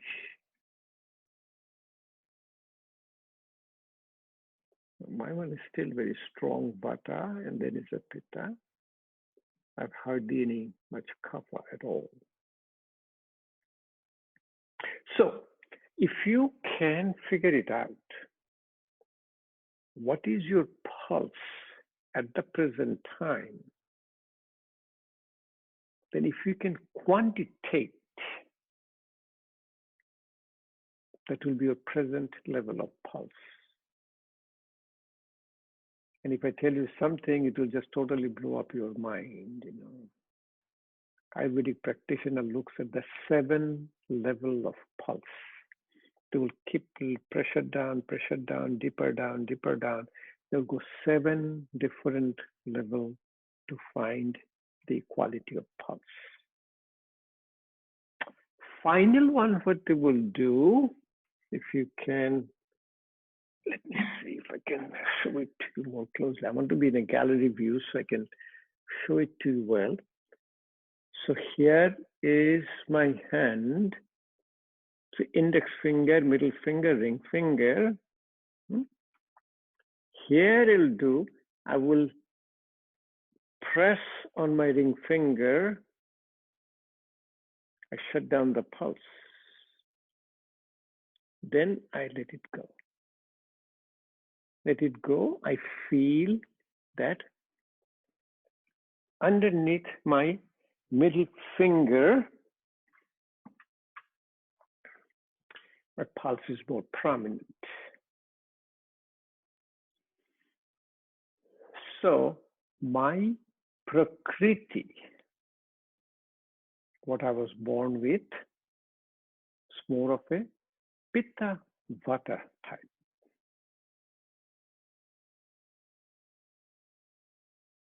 So make no sense to any of you, huh?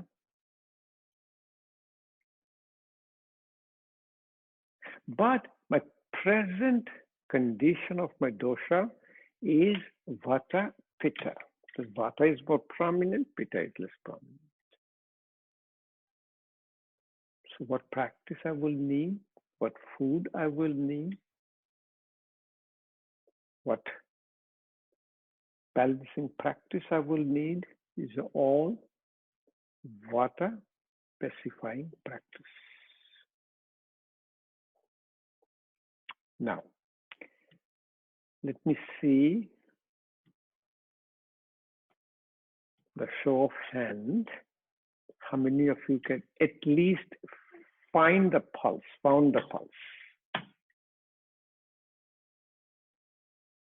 All of you. Wow, great. Good job. Now, tell me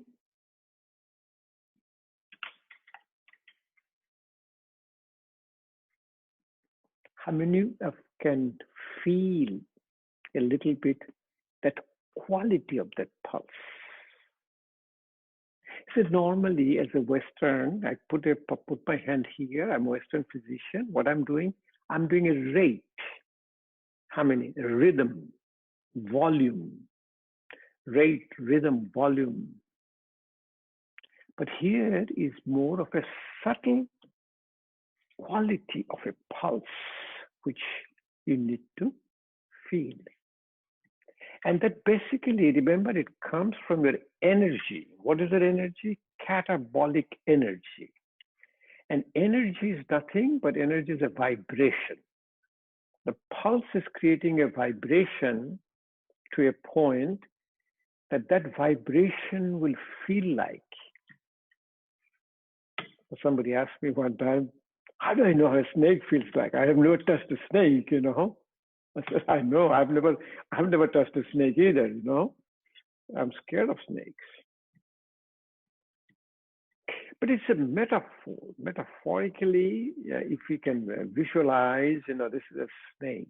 This is a snake, and you know, by closing my eyes, I say this is the way the snake is doing. You know, snake is very slick.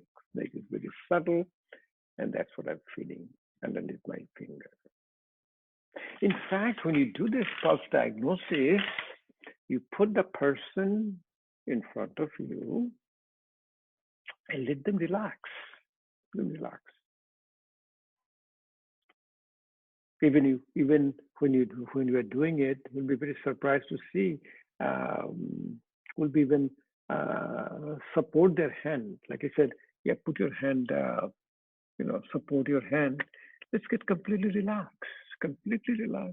Close your eyes. Many a time I can say, I'm closing my eyes. I'm also looking at your in between the eyebrows, called a third eye. We have people in such a good, and they are now so good in reading pulses, even in a subtle way. And if I told you a story, you will never believe all this stuff. Well, I've seen this thing. You know. They'll have a phone call, overseas phone call, and they'll say that go ahead and feel your pulse, close your eyes, and just keep the phone close to the ear, and I'll figure it out. A very young fellow here, I don't know, many of you might have seen him or her.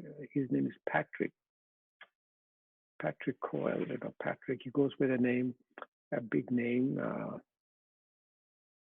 Gananath, Amritananda Gananath. He used to teach, you know, Zenya course also. Now he's in Richmond.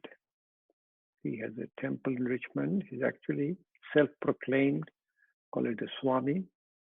Excellent Ayurvedic practitioner, Ayurvedic diagnostician. Somebody calls him from India, and he makes a diagnosis.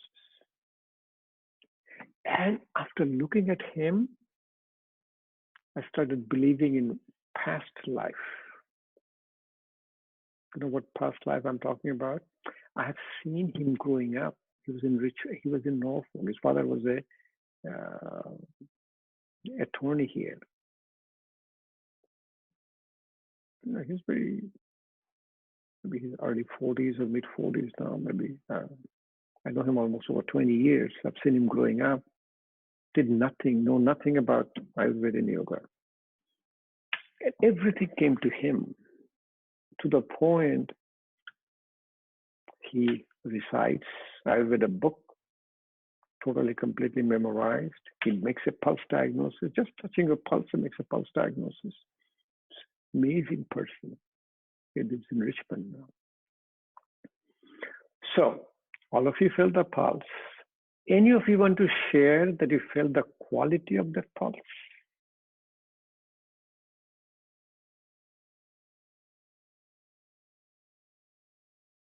Any of you find anything different under the three different fingers? If you feel any difference?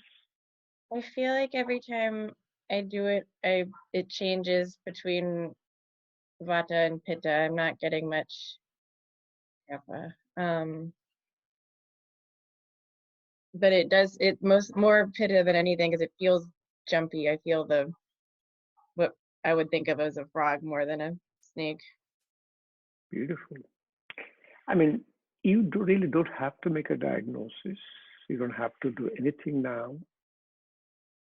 But if your awareness is such that you are trying to feel the quality of the pulse based on the vibration in your body. Catabolic energy means, catabolic means you are destroying everything, burning everything. That vibration is different than a metabolic energy. Metabolic energy is a building up. That vibration is different. Or metabolic is maintaining what you have. And anabolic is a building up. So if you feel any difference in the pulse quality, anybody felt anything underneath the ring finger, which is a kapha, which almost feels like you have to call 911, you know, that I cannot even find myself anything underneath. Swan, you know, think about a swan, a slow moving, very dull.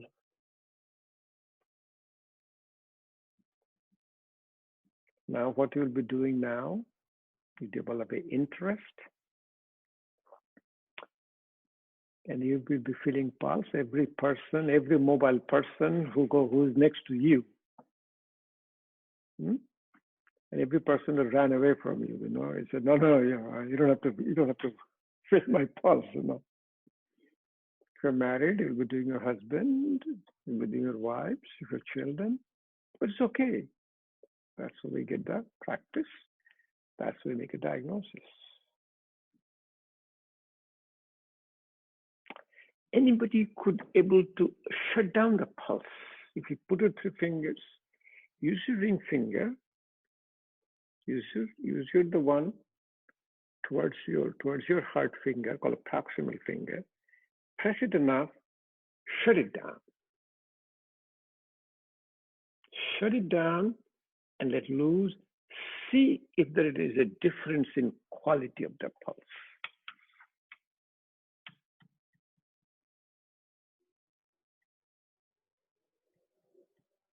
We have so much fun when you are in person.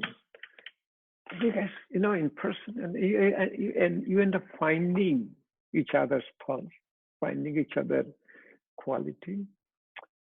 But for the Zoom. We need to figure it out, how to find the pulse in the Zoom. Maybe one of you can find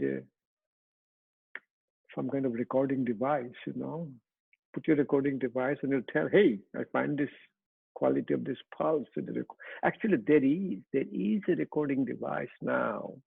They get a pulse recording for Ayurveda, but it is so much of intuitive. Do you know what intuition means? People ask me, a lot of people ask me, what is an intuition? Intuition is a belief without any reason. You cannot show me a reason. Grandma is cooking. Grandma says, Joy is going to come. How do you know? Did your Joy call you? Joy coming? No, but Joy does show up. Grandma is cooking for Joy. Mother is sitting in this room. The 4 doors down. There's a baby. When that baby cries, if it's a mother's baby, mother hears it, mother goes right away to that baby. Nobody else can hear that. How is it possible? Same intuition comes to your pulse. It's an intuitive pulse.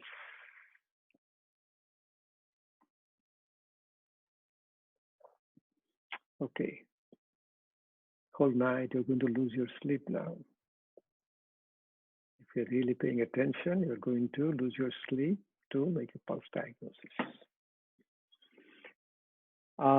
What is the time now? We're close to 4. We'll finish around 5.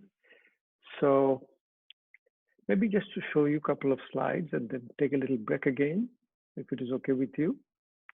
How to do this again? Okay, go to share again.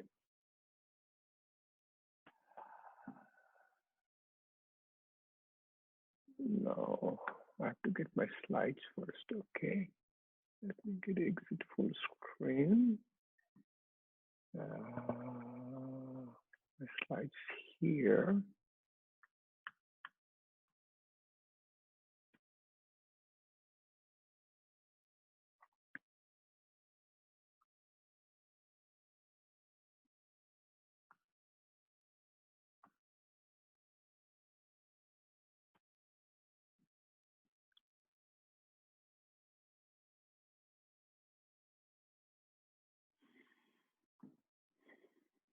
Okay, what do you guys see now? You see, I call it organ pulses. You see that slide? All of you? Organ pulses. A Ayurvedic diagnosis also can look at the organs which are connected to the pulses, and also can look at your state of your mind, your mental. So under the vata resides in the colon. You can diagnose a colon health. And colon is connected to nervousness. So if you think about it a little bit more and more and more, you will figure it out. When you are really nervous, you don't have any bowel movement.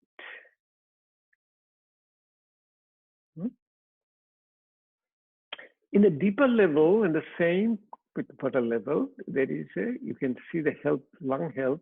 Lung is tied to your grief.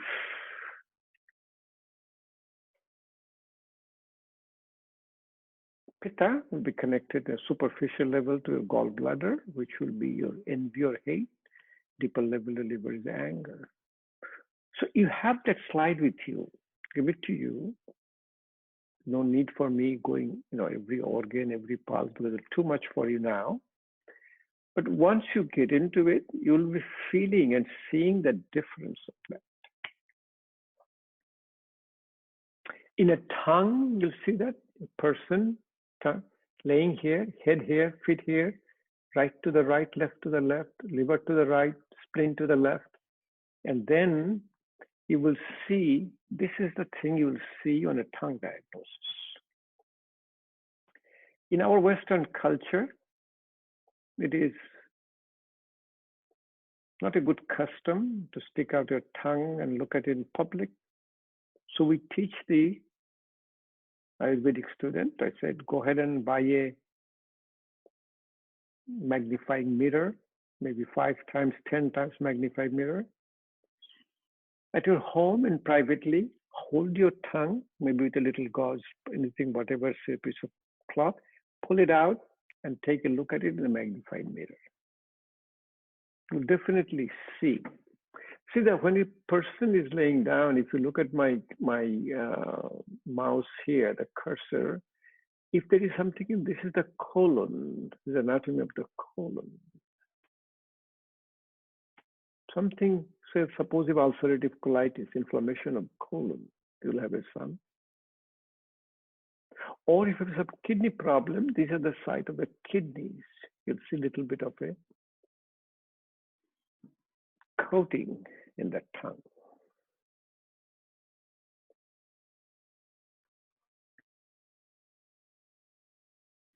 Many a time, if you see the if you get a back pain, I don't see that much in the back pain, but if you get a serious back pain, you'll see the line in the middle. The line is a little broken, like the line is a little crooked here. That is called, this is the emotion along the midline, but that will also show up in the tongue.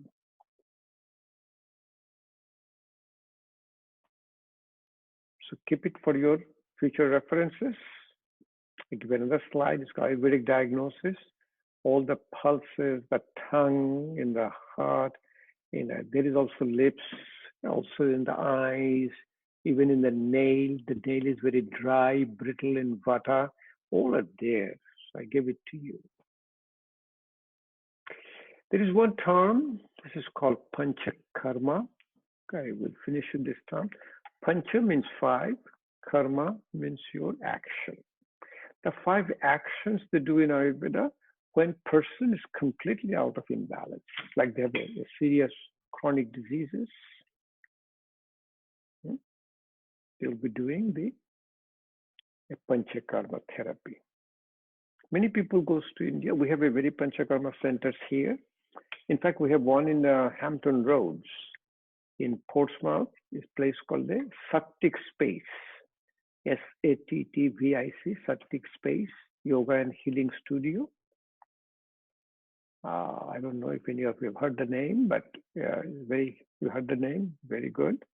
In fact, when I teach Saturday morning, Facebook Live, I also do it through Facebook Live. And they have a whole Ayurveda center, Panchakarma center. There's a lot of nice ones in all over the country. There's one in Iowa. They call it Fairfield City, I think. Fairfield City, Iowa, very close to Iowa City. It's a place called Maharishi Mahesh Yogi, and it's called the Vedic City. They were very nice. Called the Raj, R-A-J, where they did Panchakarma. Kripalu does, our Yogaville does, and these are the whole things I kept you for what it all looks like for Panchakarma therapy.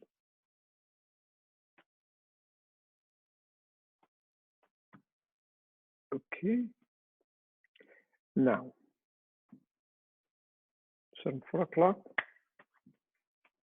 Let's take a little stretch break. Because you're sitting down, you're all sitting to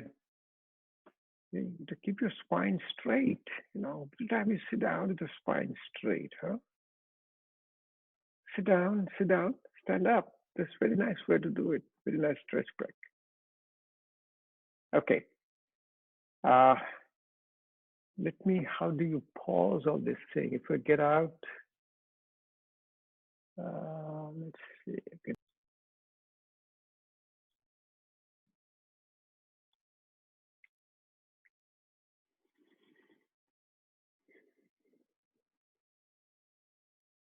We'll be finishing soon. Hey, whole day is gone. I don't feel anything. We took enough break, you know. We did everything. We can continue tomorrow, day after. Okay. And do little, okay, one very nice break. Just, you know, I'm not able to show it to you, but just to show it to you.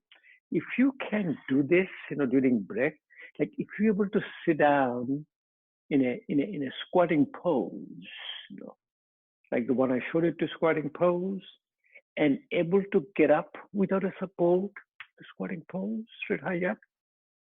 So do a few times.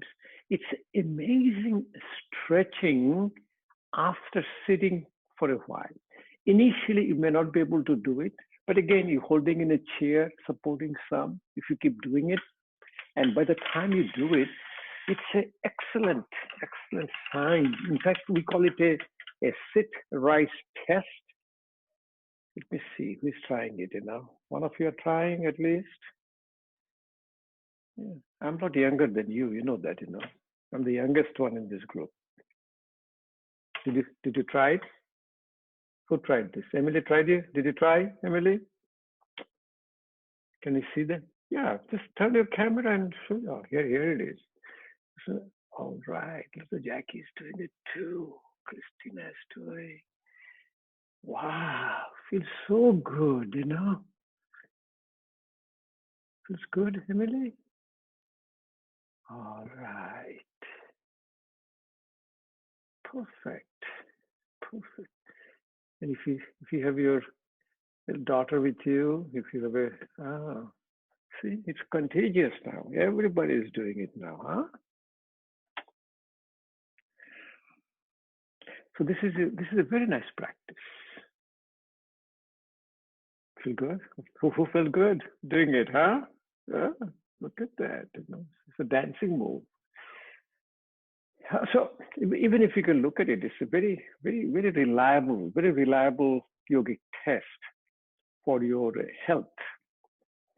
And then it says there's a sit-rise test, and if you put one hand, if you use your one hand to get up, it says lose 25% of your longevity. If you put two hands, you lose 50% of your longevity or 50% of your health. Okay. Let's go ahead again. Let me again pin it myself. Anybody has any questions? Anything?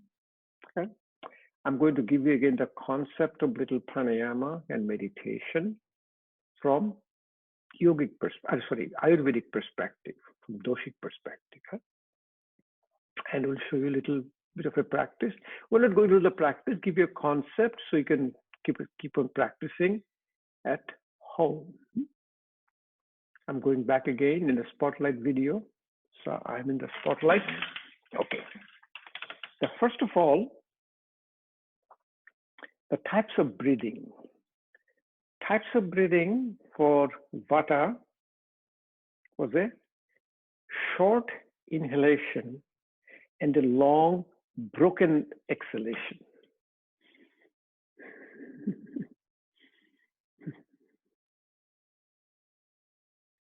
Pitta is a long inhalation, short exhalation.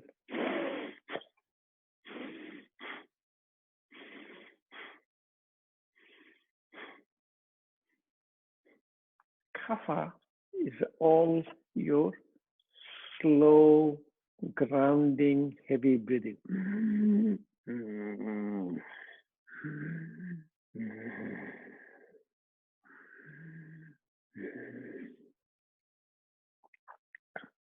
So, what a person will need first when you breathe out first, and always when you do the pranayama practice, you do after a relaxing asana practice.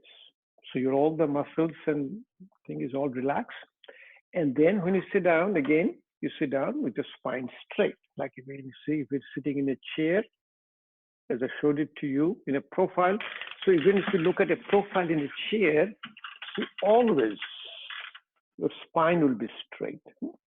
You don't need to support on your back. you're supporting the spine.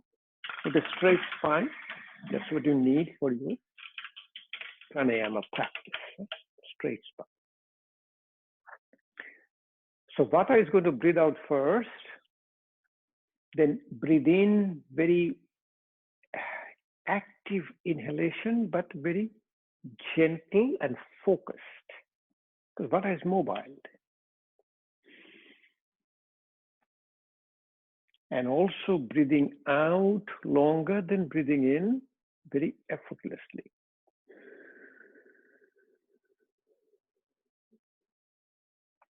So why don't you do it? Do it, say, count of 2 in, count of 4 out. Count of 3 in, count of 6 out. Do it yourself, and let me see all of you how you're doing.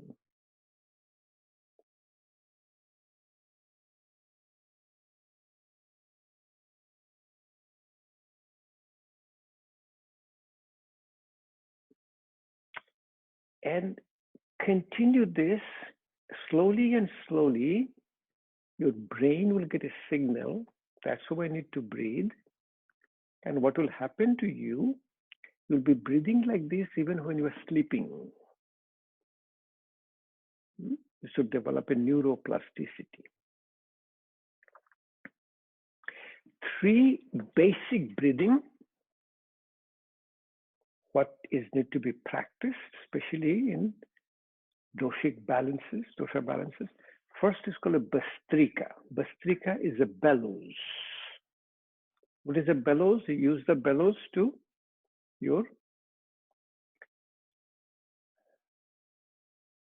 for fireplace. A lot of our city boys, city girls have never seen a bellows. The bellows is for the country and used also for like a blacksmiths. They use it for, bellows is very, very important concept, bellows. Bellows is active inhalation, active exhalation. If you look at a bellows, like simple practices like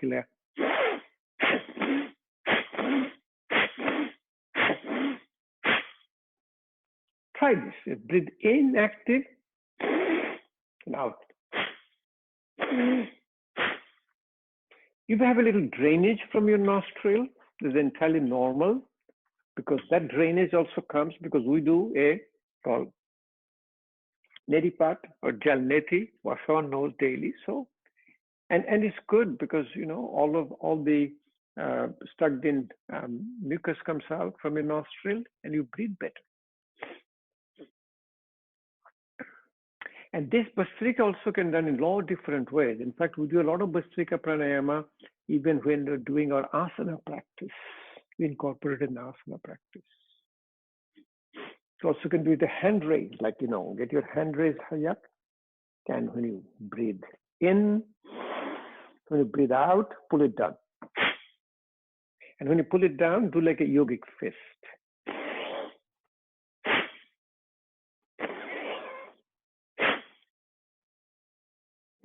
Do it a few times and see how you feel.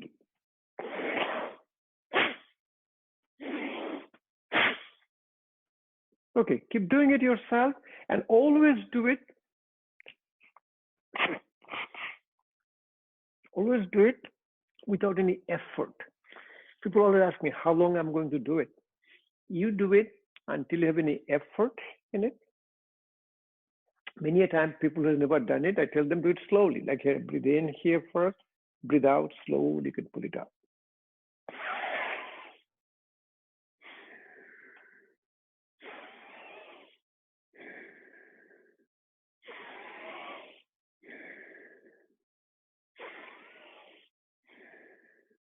Start with 10, start with 15, whatever. For us, we've been doing it for so long, we can do it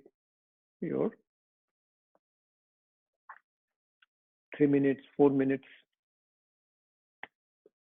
You can do it very, very quickly and rapidly sitting down by active inhalation and active exhalation.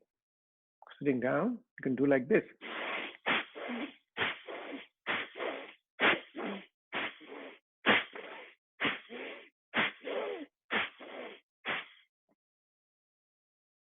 Try this. Active inhalation, active exhalation, little bit forceful. And if you have any drainage, don't worry about it. That's what you need. You need the drainage. Just keep some Kleenex with you. You know, we always keep in my class when you come, we always keep some Kleenex with you. He said, let's get rid of it. All the plugged mucus you have in your nostril. You sleep better, feel better. In fact, when you do the neti parjal neti, when you blow your nostril, you'll see. It's called a Bastrika bellows. Very important. It is very important for your people with kapha. Vata also does it very, very nicely, very, very controlled way. The Vata will do because to quieting down the mind. Next one is alternate nostril breathing. Alternate nostril breathing is primarily for Vata. Why? Vata is immobile because your left nostril is controlled by your right brain. Right brain is intuitive. Right brain is female. Right brain is cooling. So left nostril breathing is called your moon energy, Chandra Nadi. Right nostril is controlled by the left brain. Left brain is very heating, analytical, male. So right nostril breathing is heating. It's called Surya Nadi, sun energy. And in physiologically, right nostril is called sympathetic, left nostril is called parasympathetic. Normally, in your nostril, one nostril is more open than the other one. Now, you may test it yourself. So let's test it. Use your right hand. Just close your right nostril. You don't have to close all the way down. Just put it underneath your nostril. You can close it. Now breathe in and out through your left nostril. Breathe out first. Always breathe out first in yogic practice. Breathe in and out through your left nostril.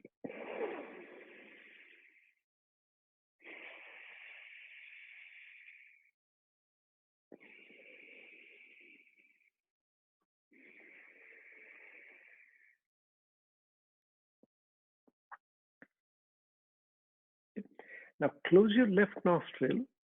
If a left hand, you can the right hand, whichever hand you like. Well, left hand is good. Close your left nostril. Now breathe in and out through your right nostril.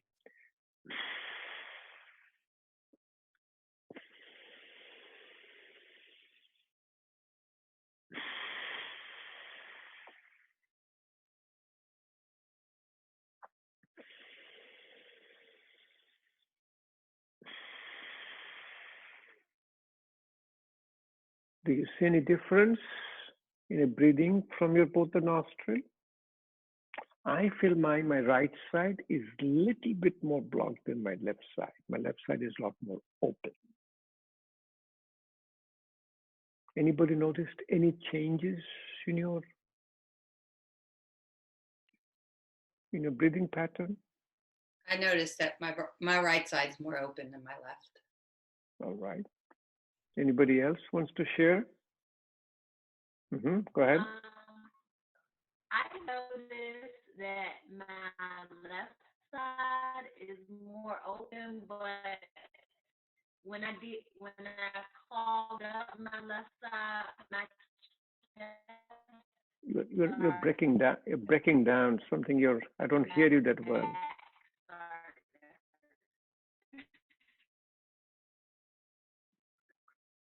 Okay, go ahead now. I'm hearing now. Pretty good. I said when I clogged up Something there is some interference.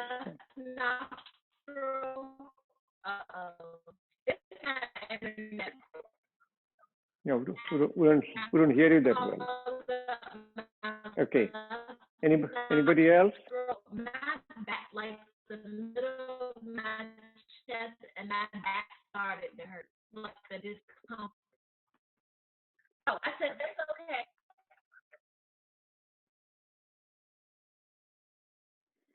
Okay, so when you do a alternate nostril breathing, it generally balances both sides of your brain, and you do it very nice and cool way. Let me show you the technique, and you can follow with me. So from the left hand, you quiet down your left hand. So most important quieting down is mudra in the left hand is called your Gano Mudra or Dhanu Mudra. Touch your index finger and thumb and put it gently over your left knee. In the right hand, with the right thumb, close your right nostril, just lightly, just underneath your nostril is good enough. You breathe out through your left nostril. Then you breathe in through your left nostril.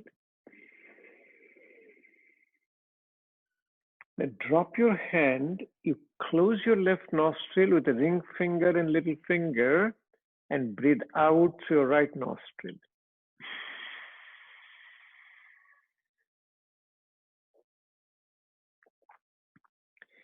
Then you breathe in through your right nostril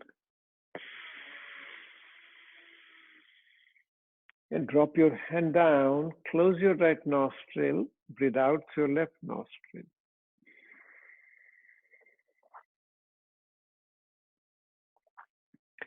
It's a very calming, cooling alternate nostril breathing, and you can bring little bit more balance and little bit more focus. Let me show you to you how to bring the focus.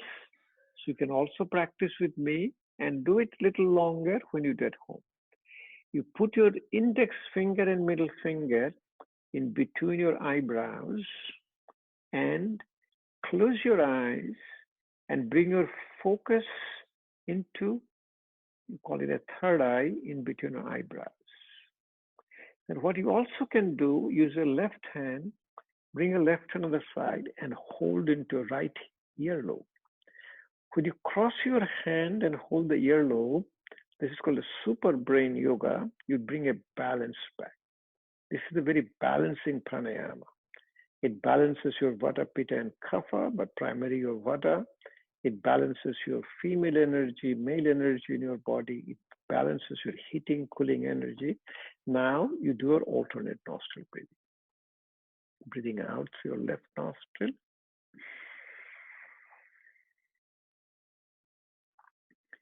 Breathing in through your left nostril. Close your left nostril with the ring finger and little finger and breathe out through right nostril.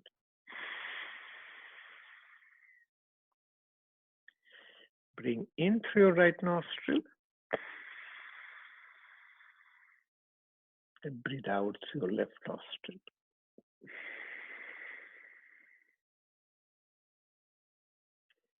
Breathe in through your left nostril. Breathe out through your right nostril.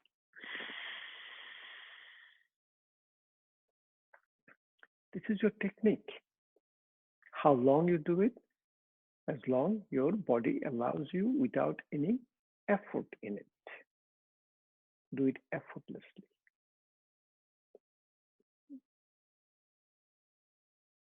Just give me 1 minute. In the back windows, there will be too much light coming in. Just 1 second.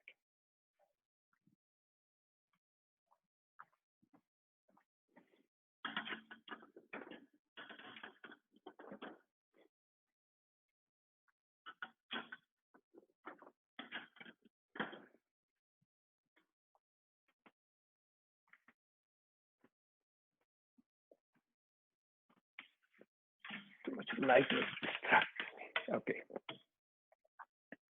So this is to bring the balance back, and primary it balances vata. So balances pitta. Third pranayam is called your Kapalbhati pranayam. Kapal is a forehead, Bhati is a shining. Forehead shining pranayam. Basically what it is, it removes all the toxins from your body, and it also ignites that your fire, digestive fire, called Jathar Agni. So what it is, it's you have a one balloon here in your stomach, you have a diaphragm, You have another balloon in your chest. So you will be bringing your awareness in your belly button and squeeze the belly button to the back.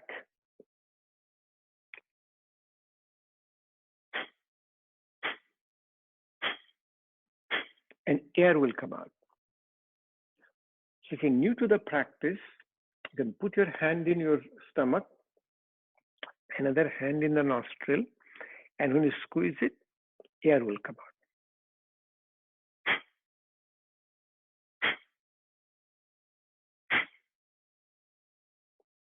If you have a problem doing it, like say, if you want to do at least practice first, many people said, I have a little problem. You can do like you're coughing, you know, if you're coughing, like say, I have a cough. Doing with the mouth. Now you close your mouth, try to cough. So that nothing moves in my body. Everything, my belly button goes to back, air comes out through your nose. You can do with all the mudras. You can do a very nice hand mudras. This is called the Gano mudra. This is called your Vayu mudra, Shunya mudra. These are all in my book, and also I have in the slides, you know, Prithvi mudra, Varun mudra. Do all the mudras with the pranayama. But if you could do it like, let's do it, let me show it to you how to do it very nicely and tell you the benefit of this pranayama. Say, a nice relaxing mudra is your call. Baby fist. Put it over your knees. And when you do the eyes closed, you do it a lot better. And let's, all of you, see if you can practice with me, and I'll tell you the benefit of this pranayama. So bring your awareness to your belly button, very slowly, 1 per second.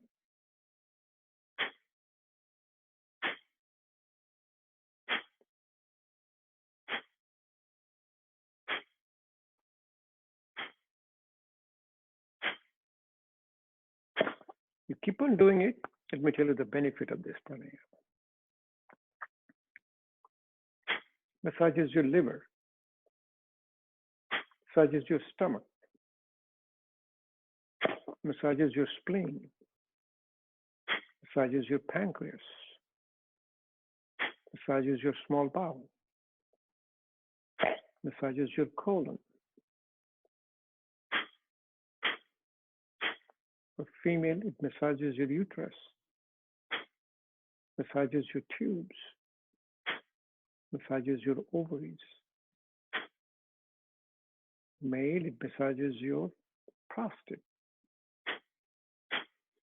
massages your all the intra-abdominal organs.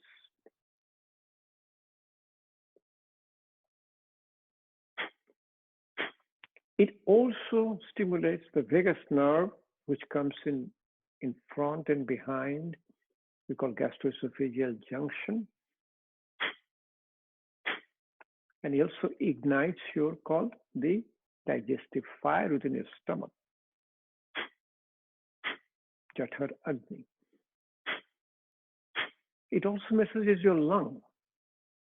When the lung is massaged, all the air comes out through your nostril.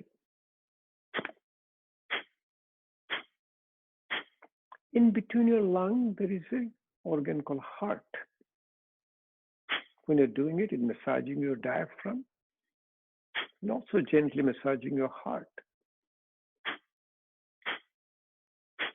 When you get a proper relaxation, you feel there is some saliva in your mouth. You get a saliva in your mouth, that means you get a parasympathetic activation, relaxation. Increases your tejas in your body, looks like you are glowing.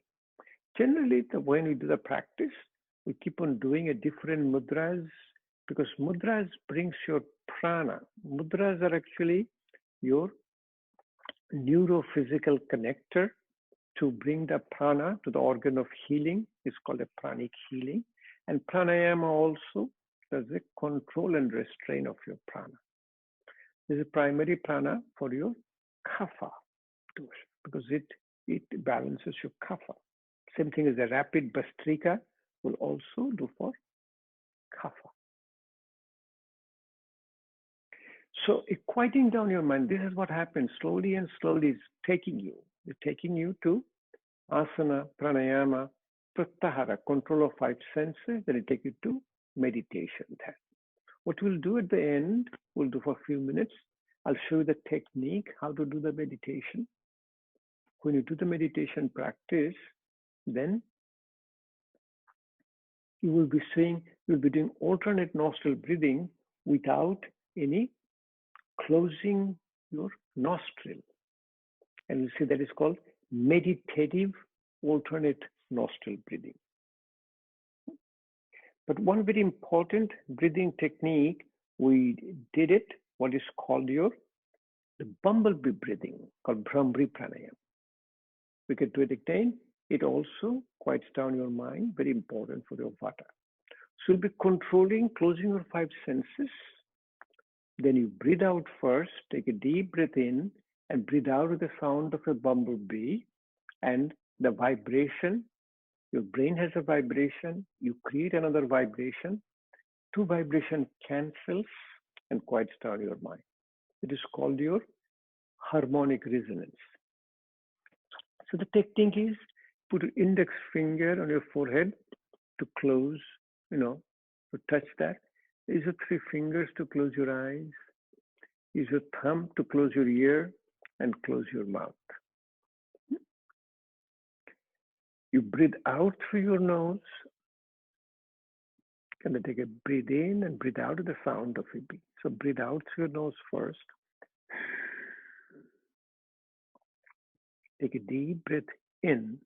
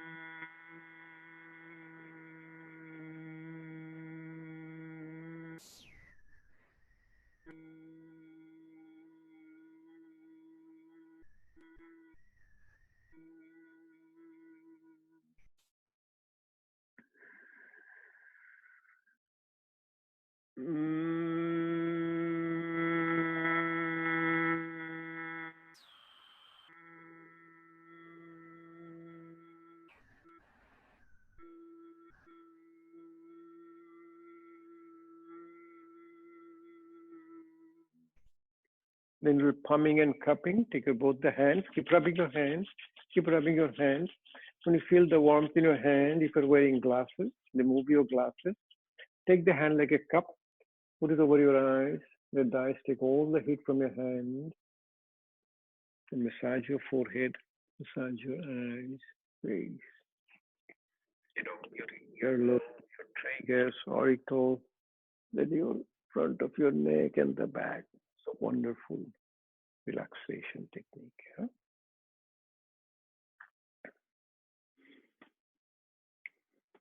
For pitta, you need a cooling pranayam. And as we said, that this Brahmari called bumblebee breathing is very good for your vata. Quiet down your mind. So pitta is a hot, it's a cooling. As I said, you don't breathe through your mouth because you breathe through your nose. But here you breathe through your mouth for cooling purposes. It's called Sitali Pranayam, cooling pranayam. The way you do it, again for your hands, you always put in a hand in a relax. You can do this mudra, is very relaxed, or you can do this Adi mudra, put it over here. The way to call Sitali is stick your tongue out, roll your tongue, and breathe through your mouth and breathe out through your nostril. Let me show it to you, then you will understand what we're talking about. Roll your tongue up.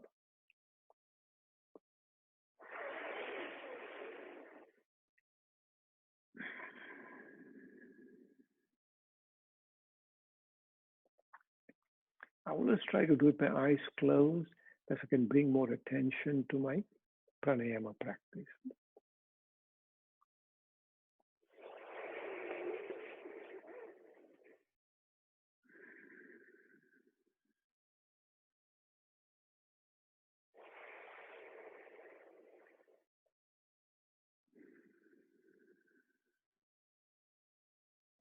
Within a few breaths, you feel a tremendous amount of cooling within yourself. Very good for women with hot flashes. Very good with the people with acid reflux disease, pitta-related disorder. Some people say that I cannot stick my tongue out. You call it pranayama, called a sitkari pranayama. You breathe through your teeth, like this. The teeth is here. What do you see?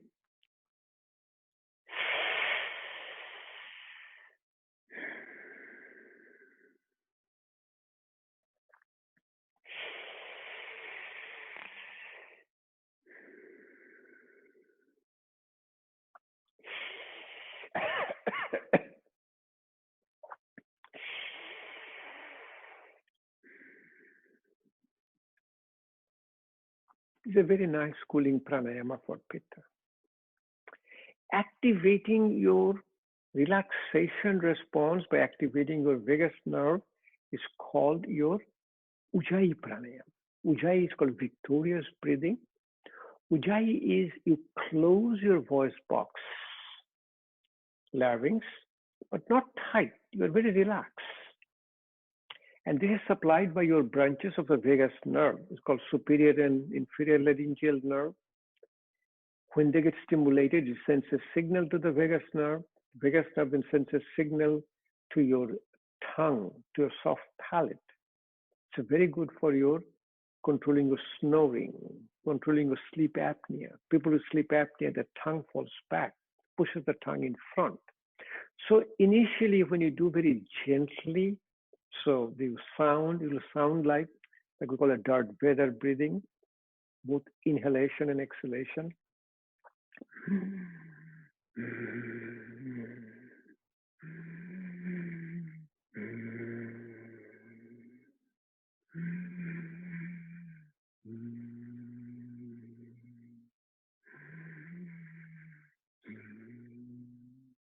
It's extremely focusing pranayama.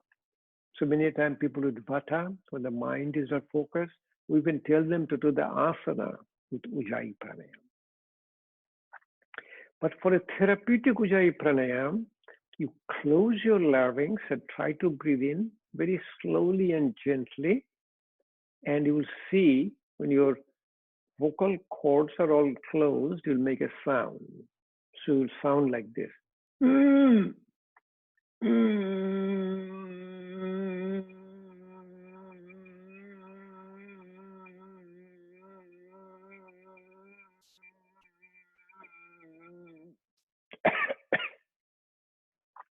When you get a little cough, it's entirely normal because the cough comes from the area where the larynx and vocal cord is. So if you're not used to it, you can try first. You can try a little bit of a small part, like a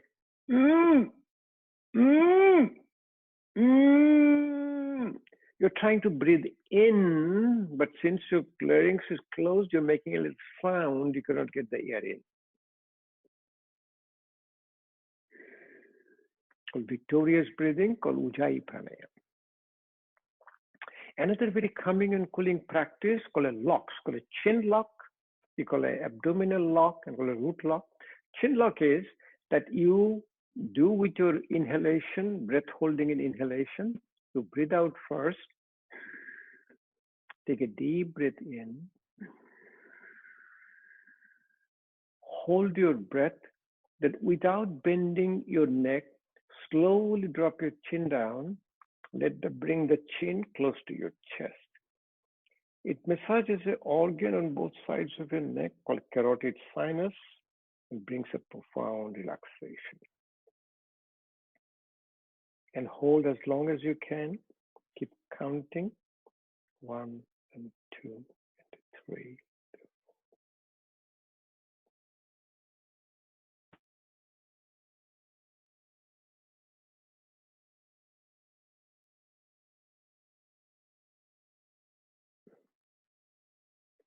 It's called chin lock with the breath holding and inhalation. Sanskrit name is called Murcha Pranayam. Murcha basically it's called like unconscious. It is so relaxing. The abdomen, your Agni, the Jathar Agni can be with you call a your abdominal lock. The way to practice abdominal lock is you breathe out. Generally, you like to do it in a really empty stomach, and your stomach is still not empty. So I'm just showing you once or twice. You don't have to practice much. Breathe out first again. Take a deep breath in. Completely breathe out. Suck your stomach in and hold.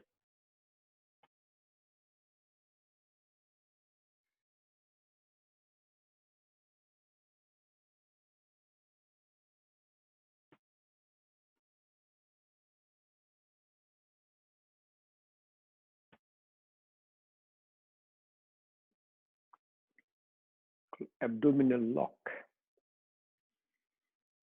Can I call a root lock? In a root lock you sit down, the same thing, you breathe out first. Take a deep breath in. Completely breathe out.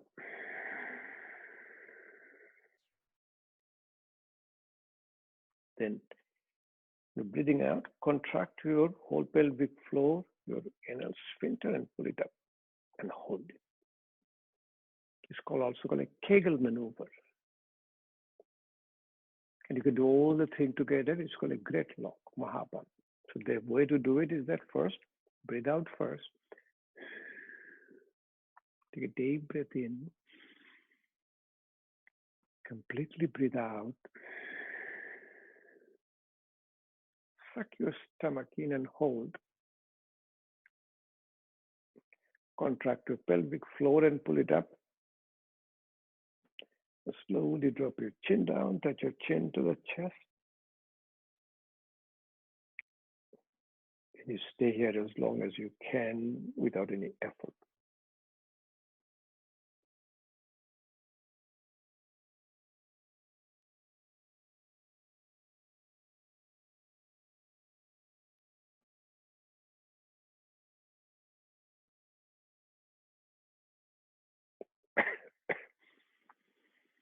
Called a great lock, Mahapan.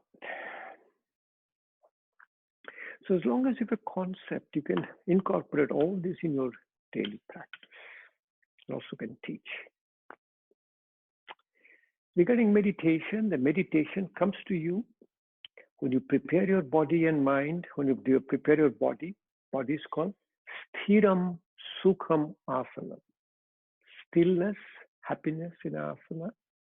Breathing is completely effortless breathing. Breathing out longer than breathing in. Then for Vata, you need a focus. The most important focus is your breath, called breath-centered meditation. Pitta is the same way. Pitta is also need a focus, but they need to focus within themselves. Pitta focus is called introspection. Pitta focuses on the soul. Vata also can focus like sitting, like you call visual imagery. When they close their eyes, they can visualize they're sitting in front of their, say, in front of the ocean, looking at a blue sky. Or they can sit in front of a mountain, looking at the tip of a mountain. Or in front of a, say, flame of a candle and looking at the flame. Pitta will do the same, look into the breathing. When the breathing comes into the belly button and they come out. And Kapha will need little active, we call it moving meditation, like when you're walking meditation. Or it's called Pratak. Pratak is like active, you look at your finger and keep looking at it without blinking. Many a time you bring very close to you. Or what you can do is called a Jyoti Tratak, like you light a candle, the flame of a candle, and look at the flame of a candle, keep looking at it without blinking. That's a meditative practice. So let's do a couple of meditative practice for you. Let's first do the breath-centered meditation, just to show you. Then we'll do a alternate nostril breathing without closing your nostril. Couple of minutes, and you'll see. Then we'll be a little silent before we finish. Sit down again with the spine straight,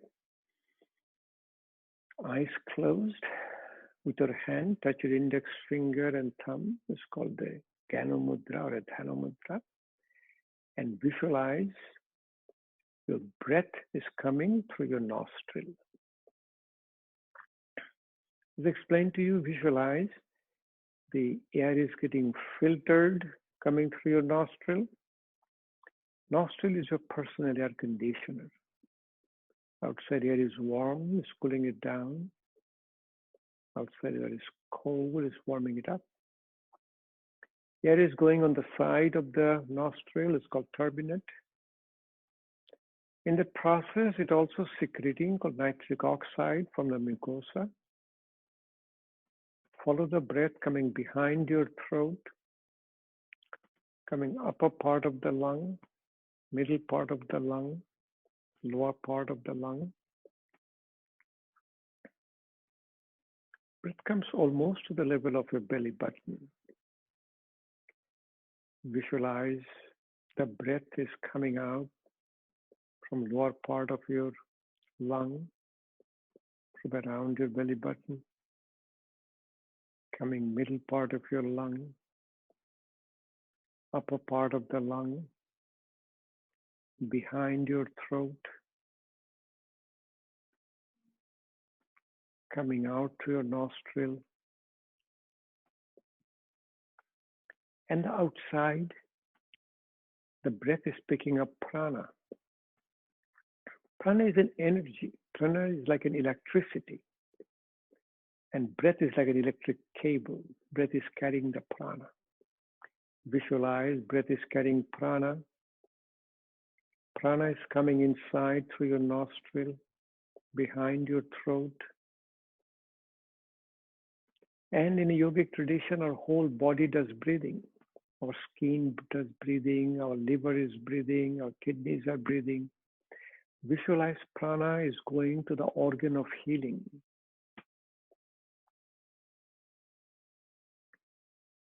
I have a heart problem and visualizing the prana is coming to my heart, causing the healing of my heart. You could visualize the prana is coming to the pancreas. If you have a diabetes, healing your pancreas. Coming to your back if you have a back problem. Slowly and slowly, you feel that you are getting a pranic healing. When your eyes are closed, when you're in a meditative state, when your body is in a proper relax and breath is effortless, you can visualize any part of your body. It is called your subtle body. The eyes closed, you can visualize you are going to Zenya yoga studio, you're entering through the door. You're sitting down in the floor of the yoga studio and you are having a program there. In the same context, bring your awareness to your nostril without closing your nostril. Visualize the air is coming out through your left nostril.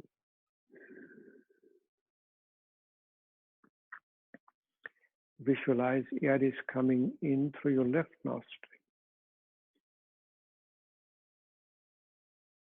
Visualize air is coming out through your right nostril.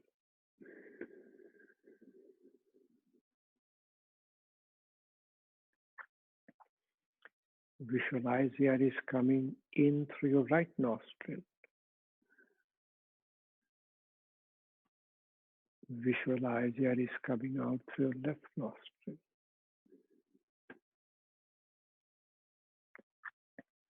Let's just for the practice sake, do about 5 counts of an alternate nostril breathing. Then you go for a silence. When you be in a silence, the silence also quiets down your 5 senses. When the 5 senses quiets down, you enter into a meditative practice from the 5th limb to the 6th limb to the 7th limb of yoga. And when I give you the signal, that will be finishing sign. And we'll do another called Lotus Mudra.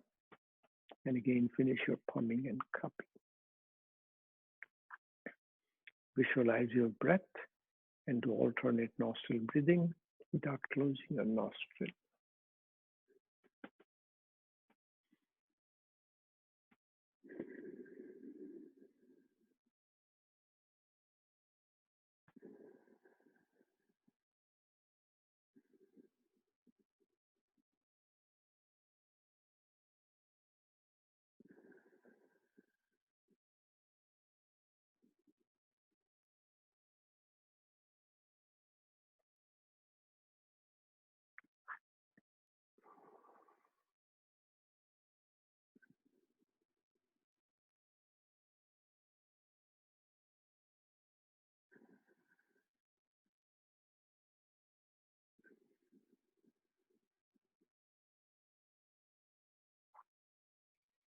Go into a moment of silence.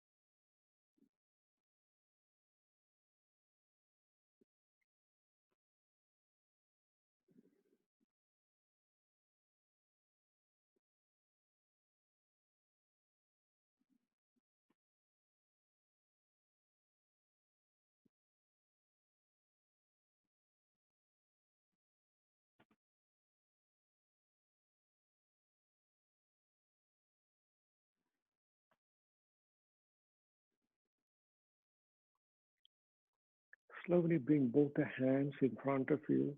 Touch your little finger and thumb. Separate your ring finger, middle finger, and index finger. Bring it in front of your heart chakra, in front of your heart, called the Lotus Mudra, Padma Mudra. Connects your body, mind, and spirit. Slowly bring the Lotus Mudra close to your heart. Heart is site of your soul. Practice of yoga, asana, pranayama, meditation gives us wellness, physical wellness, mental wellness, spiritual wellness. Physical wellness gives us strength and stamina. Mental and spiritual wellness gives us healing. Slowly put your hands in front, again in front of your heart chakra. This is a yogic way of saying, bowing your head, called Namaste. Well, I'm honoring the divinity within you. You are divine. Slowly again finish with the palming and cupping. Rub your hands, rub your hands.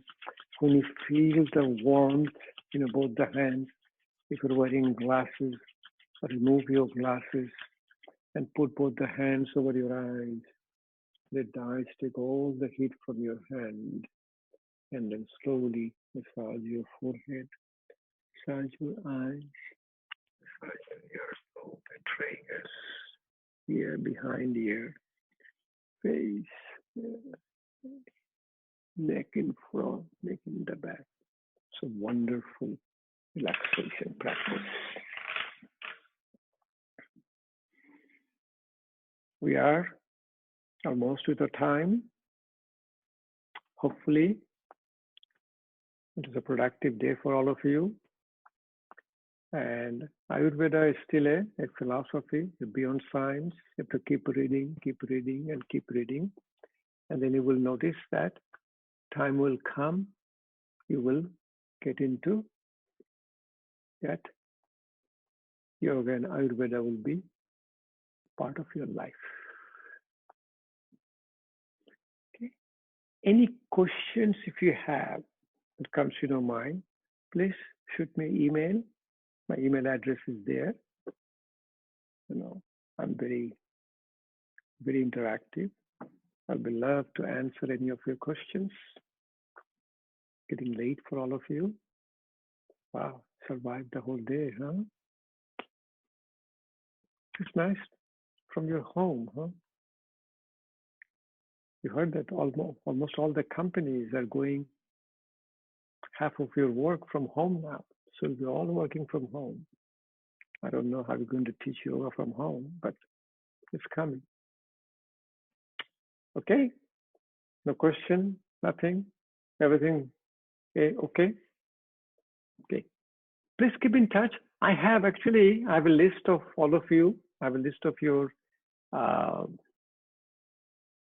you name it, I have it. I have all of your contact info. So when you shoot me an email, I will know who you are. I will know what is your questions. I'll be glad to answer. Okay. Thank you. Thank you. Bye-bye. Bye-bye. Yeah. See you later. Bye.